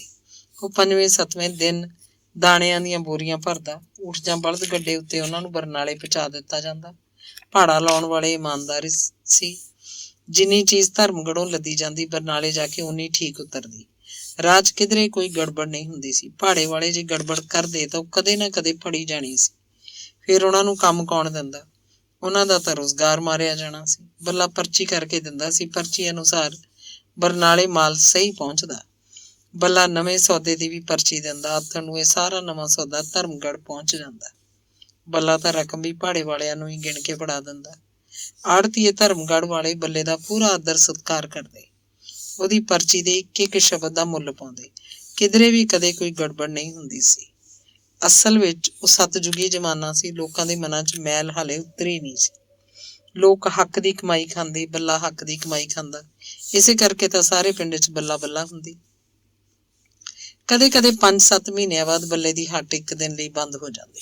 ਸਾਰਾ ਦਿਨ ਦੇਹਲੀ ਜੰਦਾ ਲੱਗਿਆ ਰਹਿੰਦਾ। ਗਾਹਕ ਆਉਂਦੇ, ਮੁੜਦੇ ਜਾਂਦੇ ਤੇ ਇਹ ਦਿਨ ਸਾਰੇ ਪਿੰਡ ਲਈ ਹਨੇਰ ਦਾ ਦਿਨ ਗਿਣਿਆ ਜਾਂਦਾ। ਲੋਕ ਅਗਲੇ ਦਿਨ ਦੀ ਉਡੀਕ ਕਰਨ ਲੱਗਦੇ। ਹੱਟ ਖੁੱਲ੍ਹੇਗੀ, ਪਿੰਡ ਦੀਆਂ ਗਲੀਆਂ 'ਚ ਕੁੜੀਆਂ ਬੁੜੀਆਂ ਤੇ ਬੱਚੇ ਬੁੱਢਿਆਂ ਦੀਆਂ ਆਵਾਜਾਈ ਵਧੇਗੀ। ਬੱਲੇ ਦੀ ਹੱਟ ਬੰਦ ਹੁੰਦੀ ਤਾਂ ਪਿੰਡ ਦੀ ਆਵਾਜਾਈ ਰੁਕ ਜਾਂਦੀ ਸੀ। ਦਮਨ ਭਲਵਾਨ ਪਿੰਡ ਦਾ ਗੁੱਝਾ ਚੋਰ ਸੀ। ਕਦੇ ਉਹ ਚੜ੍ਹਦੀ ਜਵਾਨੀ ਪਹਿਰੇ ਮਾੜੀ ਮੋਟੀ ਭਲਵਾਨੀ ਕਰਦਾ ਹੁੰਦਾ ਲੋਕ ਉਹਨੂੰ ਪਹਿਲਵਾਨ ਆਖਣ ਲੱਗ ਪਏ। ਉਹਦੇ ਲਈ ਇੰਨਾ ਖਿਤਾਬ ਹੀ ਵੱਡਾ ਸੀ ਕਿ ਪਿੰਡ ਉਹਨੂੰ ਭਲਵਾਨ ਆਖਦਾ। ਉਂਝ ਉਹਨੇ ਢਾਇਆ ਕਦੇ ਕਿਸੇ ਨੂੰ ਨਹੀਂ ਸੀ, ਢਹਿੰਦਾ ਹੀ ਰਹਿੰਦਾ। ਦਮਨ ਦੀ ਐਡੀ ਵੱਡੀ ਦੇ, ਉੱਚਾ ਕੱਦ, ਅੰਗ ਪੈਰ ਖੁੱਲੇ, ਮੋਟਾ ਤਾਜ਼ਾ, ਉਹ ਦੇਖਣ ਨੂੰ ਹੀ ਪਹਿਲਵਾਨ ਲੱਗਦਾ। ਉਹਨਾਂ ਦੇ ਘਰ 'ਚ ਇੰਨੀ ਗੁੰਜਾਇਸ਼ ਕਿੱਥੇ ਸੀ ਕਿ ਉਹਨੂੰ ਪੰਸੇਰੀਆਂ ਘਿਓ ਦੀਆਂ ਖਵਾਈਆਂ ਜਾਂਦੀਆਂ, ਬਦਾਮਾਂ ਦਾ ਗੱਟਾ ਲਿਆ ਕੇ ਦਿੱਤਾ ਜਾਂਦਾ, ਉਹਨੂੰ ਨਿੱਤ ਬੱਕਰਾ ਮਿਲਦਾ, ਮੁਰਗੀ ਦੇ ਆਂਡਿਆਂ ਦੀ ਟੋਕਰੀ ਭਰੀ ਰਹਿੰਦੀ। ਮਾਂ ਦਾ ਸੁੱਕਾ ਟੁੱਕ ਖਾ ਕੇ ਉਹ ਖਾੜੇ 'ਚ ਜਾ ਉਤਰਦਾ। ਦੇਹ ਪੱਖੋਂ ਨਿਰਾ ਦਿਓ, ਥੋੜੇ ਚਿਰ ਬਾਅਦ ਹੀ ਹੌਂਕਣ ਲੱਗਦਾ, ਜੀਭ ਬਾਹਰ ਨਿਕਲ ਆਉਂਦੀ, ਨੱਕ 'ਚੋਂ ਪਾਣੀ ਵਗਣ ਲੱਗਦਾ। ਭਲਵਾਨ ਅਖਵਾ ਕੇ ਕਿਹੜਾ ਉਹਨੂੰ ਕੋਈ ਆਮਦਨ ਸੀ। ਉਹ ਨਿੱਕੀਆਂ ਨਿੱਕੀਆਂ ਚੋਰੀਆਂ ਕਰਨ ਲੱਗਿਆ, ਫਿਰ ਵੱਡੀਆਂ ਚੋਰੀਆਂ। ਫਿਰ ਵੀ ਦੇਹ ਦਾ ਨਰੋਆ ਸੀ, ਉਹ ਲੱਕੜਾਂ ਦੀ ਚੋਰੀ ਕਰਦਾ। ਕਿਧਰੇ ਵੀ ਕਿਸੇ ਦਾ ਸ਼ਤੀਰ ਜਾਂ ਵੱਡੀ ਲੱਕੜ ਪਈ ਹੁੰਦੀ, ਉਹ ਦਿਨ ਵੇਲੇ ਉਹਨੂੰ ਨਿਗਾਹ 'ਚ ਕਰ ਜਾਂਦਾ।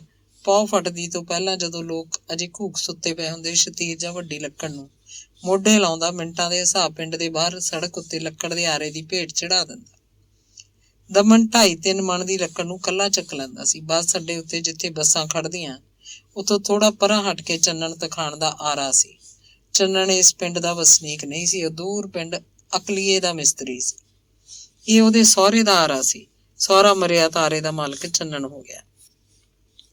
ਚੰਨਣ ਦੀ ਘਰ ਵਾਲੀ ਮਾਪਿਆਂ ਦੀ ਇਕੱਲੀ ਧੀ ਸੀ। ਚੰਨਣ ਦੀ ਰਿਹਾਇਸ਼ ਵੀ ਹੁਣ ਇੱਥੇ ਬੱਸ ਅੱਡੇ ਤੇ ਆਪਣੇ ਆਰੇ 'ਚ ਸੀ। ਚੰਨਣ ਤਖਾਣ ਵੀ ਅਜਿਹੇ ਕੁੱਤੇ ਕੰਮਾਂ ਦਾ ਚਾਸੂੜੂ ਸੀ। ਉਹਦੀ ਨਿੱਤ ਦਾਰੂ ਪੀਣ ਦੀ ਖੋਟੀ ਆਦਤ ਸੀ। ਦਮਨ ਕਦੇ ਉਹਦੇ ਕੋਲ ਘਰ ਦੀ ਕੱਢੀ ਦਾਰੂ ਦੀ ਬੋਤਲ ਲੈ ਆਉਂਦਾ ਤੇ ਉਹ ਆਰੇ ਦੀ ਪਿਛਲੀ ਕੰਧ ਕੋਲ ਛੱਪਰੀ ਥੱਲੇ ਬੈਠ ਕੇ ਦਾਰੂ ਪੀਂਦੇ। ਤਖਾਣ ਗੰਢੇ ਭੰਨ ਲਿਆਉਂਦਾ ਜਾਂ ਉਹ ਅੰਬ ਦੇ ਅਚਾਰ ਦੀਆਂ ਸੁੱਕੀਆਂ ਗੁਠਲੀਆਂ ਚੂਸਦੇ। ਘਰ 'ਚ ਕੋਈ ਦਾਲ ਸਬਜ਼ੀ ਬਣੀ ਹੁੰਦੀ ਤਾਂ ਚੰਨਣ ਕੌਲੀ ਭਰ ਲਿਆਉਂਦਾ ਸੀ। ਦਾਰੂ ਪੀਂਦੇ ਸਕੀਮਾਂ ਬਣਾਉਂਦੇ। ਦਮਨ ਸ਼ਿਕਾਇਤ ਕਰਦਾ ਤੇ ਚਾਨਣ ਨੂੰ ਭੈਣ ਦੀਆਂ ਗਾਲਾਂ ਕੱਢਦਾ। ਆਖਦਾ ਕੁੱਤਿਆ ਤੂੰ ਲੱਕੜ ਦੇ ਘੱਟ ਪੈਸੇ ਦਿੰਦਾ ਮੈਨੂੰ, ਚੋਰੀ ਦੀ ਹੁੰਦੀ ਐ ਇਸ ਕਰਕੇ। ਤੂੰ ਕੀ ਸਾਲਿਆ ਮੇਰਿਆ, ਉਹ ਤੇ ਰੋਕੜ ਲਈ ਹੁੰਦੀ ਆ, ਚੱਕੀ ਹੁੰਦੀ ਆ ਨਾ, ਜਿੰਨੇ ਮਿਲਦੇ ਨੇ ਲੈ ਲਿਆ ਕਰ। ਨਾਲੇ ਜੇ ਆਰੇ ਤੇ ਛਾਪਾ ਵੱਜ ਗਿਆ, ਕਿਸੇ ਦਾ ਮਾਲਕ ਨੇ ਲੱਕੜਾਂ ਪਛਾਣ ਲੈਣੀਆਂ ਨੇ, ਚਾਹੇ ਕਿੰਨੀਆਂ ਵੀ ਖਲਪਾੜਾਂ ਕਰਦੀਆਂ ਹੋਣ ਜਾਂ ਫੱਟੀਆਂ ਚੀਰਦਿਆਂ। ਤੂੰ ਤੇ ਵਿੱਚੇ ਮੈਂ ਫਸੂ, ਮੈਂ ਵੀ ਤੇਰੀ ਚੋਰੀ ਦਾ ਭਾਗੀਦਾਰ ਹੁੰਨਾ, ਸਮਝ ਗਿਆ ਨਾ? ਚੰਨਣ ਜਵਾਬ ਦਿੰਦਾ। ਤਖਾਣ ਜਾਤ ਸਾਹਮਣੇ ਜੱਟ ਦੀ ਕੋਈ ਪੇਸ਼ ਨਾ ਜਾਂਦੀ। ਉਹ ਪੱਬਾ ਭਾਰ ਬੈਠਾ ਹੀ ਰਹਿੰਦਾ। ਬੱਲੇ ਦੀ ਹੱਟ ਦੇ ਦੋਵੇਂ ਸਿਰਿਆਂ ਉੱਤੇ 2 ਕੋਠੜੀਆਂ ਸੀ। ਉਹਨਾਂ ਦੇ ਬਾਰ ਬਾਹਰ ਵੱਲ ਵੀ ਖੁੱਲਦੇ ਤੇ ਹੱਟ ਦੇ ਅੰਦਰ ਵੀ। ਇਹਨਾਂ ਕੋਠੜੀਆਂ 'ਚ ਉਹਦਾ ਵਾਧੂ ਸੌਦਾ ਪਿਆ ਰਹਿੰਦਾ, ਜਾਂ ਕਣਕ ਮੱਕੀ ਦੀਆਂ ਬੋਰੀਆਂ, ਕਪਾਹ ਦੀਆਂ ਗੱਠੜੀਆਂ, ਨਿੱਕਾ ਮੋਟਾ ਲੋਹੇ ਦਾ ਸਮਾਨ। ਹੱਟ ਦੇ ਮੂਹਰਲੇ ਵੱਡੇ ਬਾਰ ਨੂੰ ਤਾਂ ਦੇਹਲੀ ਜਿੰਦਾ ਸੀ। ਕੋਠੜੀਆਂ ਦੇ ਬਾਹਰਲੇ ਬਾਰ ਚੂਲਾਂ ਵਾਲੇ ਸਨ, ਅੰਦਰਲੇ ਕੁੰਡੇ ਲੱਗਦੇ।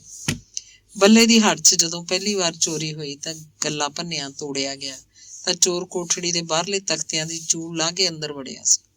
ਚਾਹੇ ਬੱਲਾ ਕੋਠੜੀਆਂ ਦੇ ਅੰਦਰਲੇ ਕੁੰਡੇ ਲਾ ਕੇ ਮੂਹਰਲੇ ਬੂਹੇ ਨੂੰ ਦੇਹਲੀ ਜਿੰਦਾ ਲਾ ਕੇ ਐਨ ਨਿਸ਼ਚਿੰਤ ਹੋ ਕੇ ਘਰ ਨੂੰ ਜਾਂਦਾ ਸੀ। ਪਰ ਚੋਰਾਂ ਕੋਲ ਬਥੇਰੀਆਂ ਮੋਰੀਆਂ ਹੁੰਦੀਆਂ। ਅਗਲੇ ਦਿਨ ਉਹਨੇ ਦੁਕਾਨ ਖੋਲੀ ਸੀ ਤਾਂ ਗੱਲਾ ਭੰਨਿਆ ਤੋੜਿਆ ਪਿਆ ਸੀ। ਵਿੱਚੋਂ ਸਾਰੇ ਪੈਸੇ ਗਾਇਬ। ਖੰਡ ਦੀ ਬੋਰੀ ਨਹੀਂ ਸੀ, ਲਿਪਟਨ ਚਾਹ ਦੀ ਪੇਟੀ ਨਹੀਂ ਸੀ। ਉਹ ਗੱਦੀ ਤੇ ਨਹੀਂ ਬੈਠਾ, ਨੰਬਰਦਾਰ ਤੇ ਚੌਕੀਦਾਰ ਨੂੰ ਸੱਦ ਕੇ ਮੌਕਾ ਦਿਖਾਇਆ। ਹੱਟ ਮੁੜ ਕੇ ਬੰਦ ਕਰਤੀ, ਘਰ ਨੂੰ ਚਲਾ ਗਿਆ। ਮਨ ਨਾਲ ਹੀ ਸਲਾਹਾਂ ਬਣਾਉਂਦਾ ਰਿਹਾ ਕਿ ਧਨੌਲੇ ਪੁਲਿਸ ਕੋਲ ਜਾਇਆ ਜਾਵੇ ਜਾਂ ਨਾ। ਚੌਕੀਦਾਰ ਕਹਿ ਗਿਆ ਸੀ ਕਿ ਉਹ ਧਨੌਲੇ ਜਾਵੇ। ਮੌਕਾ ਮੈਂ ਦੇਖ ਲਿਆ, ਪੁਲਿਸ ਦੇ ਬੰਦੇ ਆਉਣਗੇ ਤੇ ਸ਼ੱਕੀ ਬੰਦਿਆਂ ਦੇ ਕੁੱਟ ਕੇ ਆਪੇ ਚੋਰ ਨੂੰ ਮਨਾ ਲੈਣਗੇ। ਇਹ ਵੀ ਕਹਿ ਕੇ ਗਿਆ ਕਿ ਨੰਬਰਦਾਰ ਨੇ ਵੀ ਇਹ ਕਿਹਾ ਸੀ ਕਿ ਬੱਲਿਆ ਭਾਈ, ਪੁਲਿਸ ਦੇ ਜਾਣਾ ਤਾਂ ਚੋਰ ਦਾ ਨਾਂ ਧਰਨਾ ਪਊ, ਐਵੇਂ ਨਹੀਂ ਪੁਲਿਸ ਨੇ ਕਿਸੇ ਨੂੰ ਹੱਥ ਪਾਉਣਾ। ਉਸ ਦਿਨ ਬੱਲੇ ਦੀ ਹੱਟ ਸਾਰਾ ਦਿਨ ਬੰਦ ਰਹੀ। ਇਹ ਪਹਿਲੀ ਵਾਰ ਸੀ ਕਿ ਉਹਦੀ ਦੁਕਾਨ ਬੰਦ ਹੋਈ।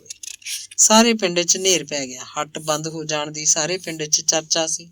ਸੱਥਾਂ 'ਚ ਗੱਲਾਂ ਹੁੰਦੀਆਂ, ਕਿਸੇ ਨੂੰ ਲੋੜਾ ਮਾਰਿਆ ਬਈ, ਗੱਲਾ ਹੀ ਤੋੜ ਲਿਆ। ਖੰਡ ਦੀ ਬੋਰੀ, ਚਾਹ ਦੀ ਪੇਟੀ ਇਕੱਲਾ ਬੰਦਾ ਤਾਂ ਚੱਕ ਨਹੀਂ ਸਕਦਾ, ਇਹ 2 ਜਣਿਆਂ ਦਾ ਘਰ ਹੈ।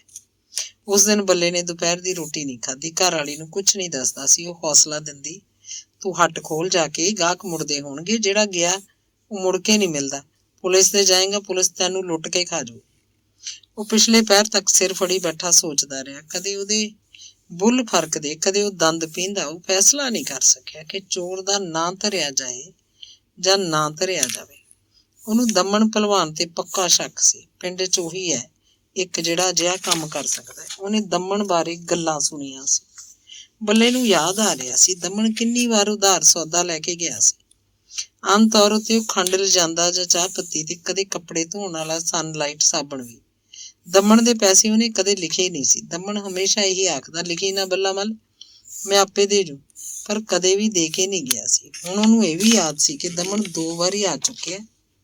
ਦੋਵੇਂ ਵਾਰੀ ਉਹਨੇ 2 ਕਿਲੋ ਖੰਡ ਤੇ ਕਿਲੋ ਲਿਪਟਨ ਦੀ ਚਾਹ ਪੱਤੀ ਮੰਗੀ ਸੀ। ਬੱਲੇ ਨੇ ਜਵਾਬ ਦੇ ਦਿੱਤਾ ਸੀ। ਦੋਵੇਂ ਵਾਰੀ ਆਖਿਆ ਸੀ, ਐ ਨਹੀਂ ਭਾਈ ਹੁੰਦਾ ਦਮਨ ਸਿਆ, ਪਹਿਲਾਂ ਪਿਛਲੇ ਪੈਸੇ ਦੇ ਜਾ, ਫੇਰ ਬੇਸ਼ੱਕ ਜਿੰਨਾ ਮਰਜ਼ੀ ਸੌਦਾ ਲੈ ਜੀ। ਦੂਜੀ ਵਾਰੀ ਤਾਂ ਉਹ ਕਰੜਾ ਵੀ ਹੋਇਆ ਸੀ। ਖੰਡ ਦਮਣਾ ਮੈਂ ਕਿਹੜਾ ਟਿੱਬੇ ਤੋਂ ਇਕੱਠੀ ਕਰਕੇ ਲਿਆਂਦੀ ਹੈ, ਇਹ ਭਾਈ ਮੁੱਲ ਮਿਲਦੀ ਹੈ, ਮੁੱਲ ਗਾਹਾਂ ਵੇਚੀ ਦੀ ਹੈ। ਪਿਛਲੀ ਵਾਰ ਦਮਣ ਦੇ ਮੱਥੇ ਉੱਤੇ ਖਾਸੀਆਂ ਤਿਉੜੀਆਂ ਪਈਆਂ ਸੀ। ਮਨ 'ਚ ਗਾਲਾਂ ਵੀ ਕੱਢੀਆਂ ਹੋਣੀਆਂ। ਬੱਲੇ ਨੂੰ ਪੱਕਾ ਯਕੀਨ ਸੀ ਕਿ ਦਮਣ ਨੇ ਚੋਰੀ ਕੀਤੀ ਹੈ। ਉਹਦੀ ਘਰ ਵਾਲੀ ਦੀ ਗੱਲ ਵੀ ਠੀਕ ਸੀ ਕਿ ਪੁਲਿਸ ਲੁੱਟ ਕੇ ਖਾ ਜਾਏਗੀ। ਬੱਲੇ ਨੂੰ ਪੁਲਿਸ ਦਾ ਇੰਨਾ ਡਰ ਨਹੀਂ ਸੀ। ਜੇ ਦਮਣ ਨੂੰ ਕੁੱਟੇ ਜਾਣ, ਮਾਲ ਚਾਹੇ ਵਾਪਸ ਨਾ ਹੋਵੇ, ਤਾਂ ਉਹ ਪੁਲਿਸ ਨੂੰ ਖਵਾਉਣ ਲਈ ਵੀ ਤਿਆਰ ਹੈ। ਪਰ ਡਰ ਤਾਂ ਉਹਨੂੰ ਜੱਟਾਂ ਦਾ ਹੈ। ਪੁਲਿਸ ਦੇ ਕੇਸ ਗਿਆ ਤਾਂ ਜੱਟ ਸਾਰੇ ਪਿੰਡ ਦੇ ਦਮਣ ਦਾ ਪੱਖ ਪੂਰਨਗੇ। ਉਹ ਤਾਂ ਬਾਣੀਏ ਤੋਂ ਜੱਟਾਂ ਨੇ ਕੀ ਲੈਣਾ? ਬੱਲਾ ਸੋਚਣ ਲੱਗਿਆ ਕਿ ਬਾਣੀਏ ਉਹਦੀ ਮਦਦ ਨਹੀਂ ਕਰਨਗੇ ਕਿਉਂਕਿ ਉਹ ਡਰਪੋਕ ਹਨ।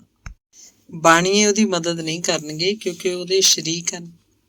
ਉਹ ਤਾਂ ਉਹਦੀ ਇੰਨੀ ਵਧੀਆ ਦੁਕਾਨ ਚੱਲਦੀ ਵੇਖ ਕੇ ਪਹਿਲਾਂ ਹੀ ਮੱਚਦੇ ਬੁੱਝਦੇ ਰਹਿੰਦੇ ਆ। ਬੱਲੇ ਨੇ ਰਾਤ ਦੀ ਸਿਰਫ ਇੱਕ ਰੋਟੀ ਖਾਧੀ, ਮੂੰਗੀ ਦੀ ਦਾਲ 'ਚ ਭਿਉਂ ਕੇ ਪੈ ਗਿਆ।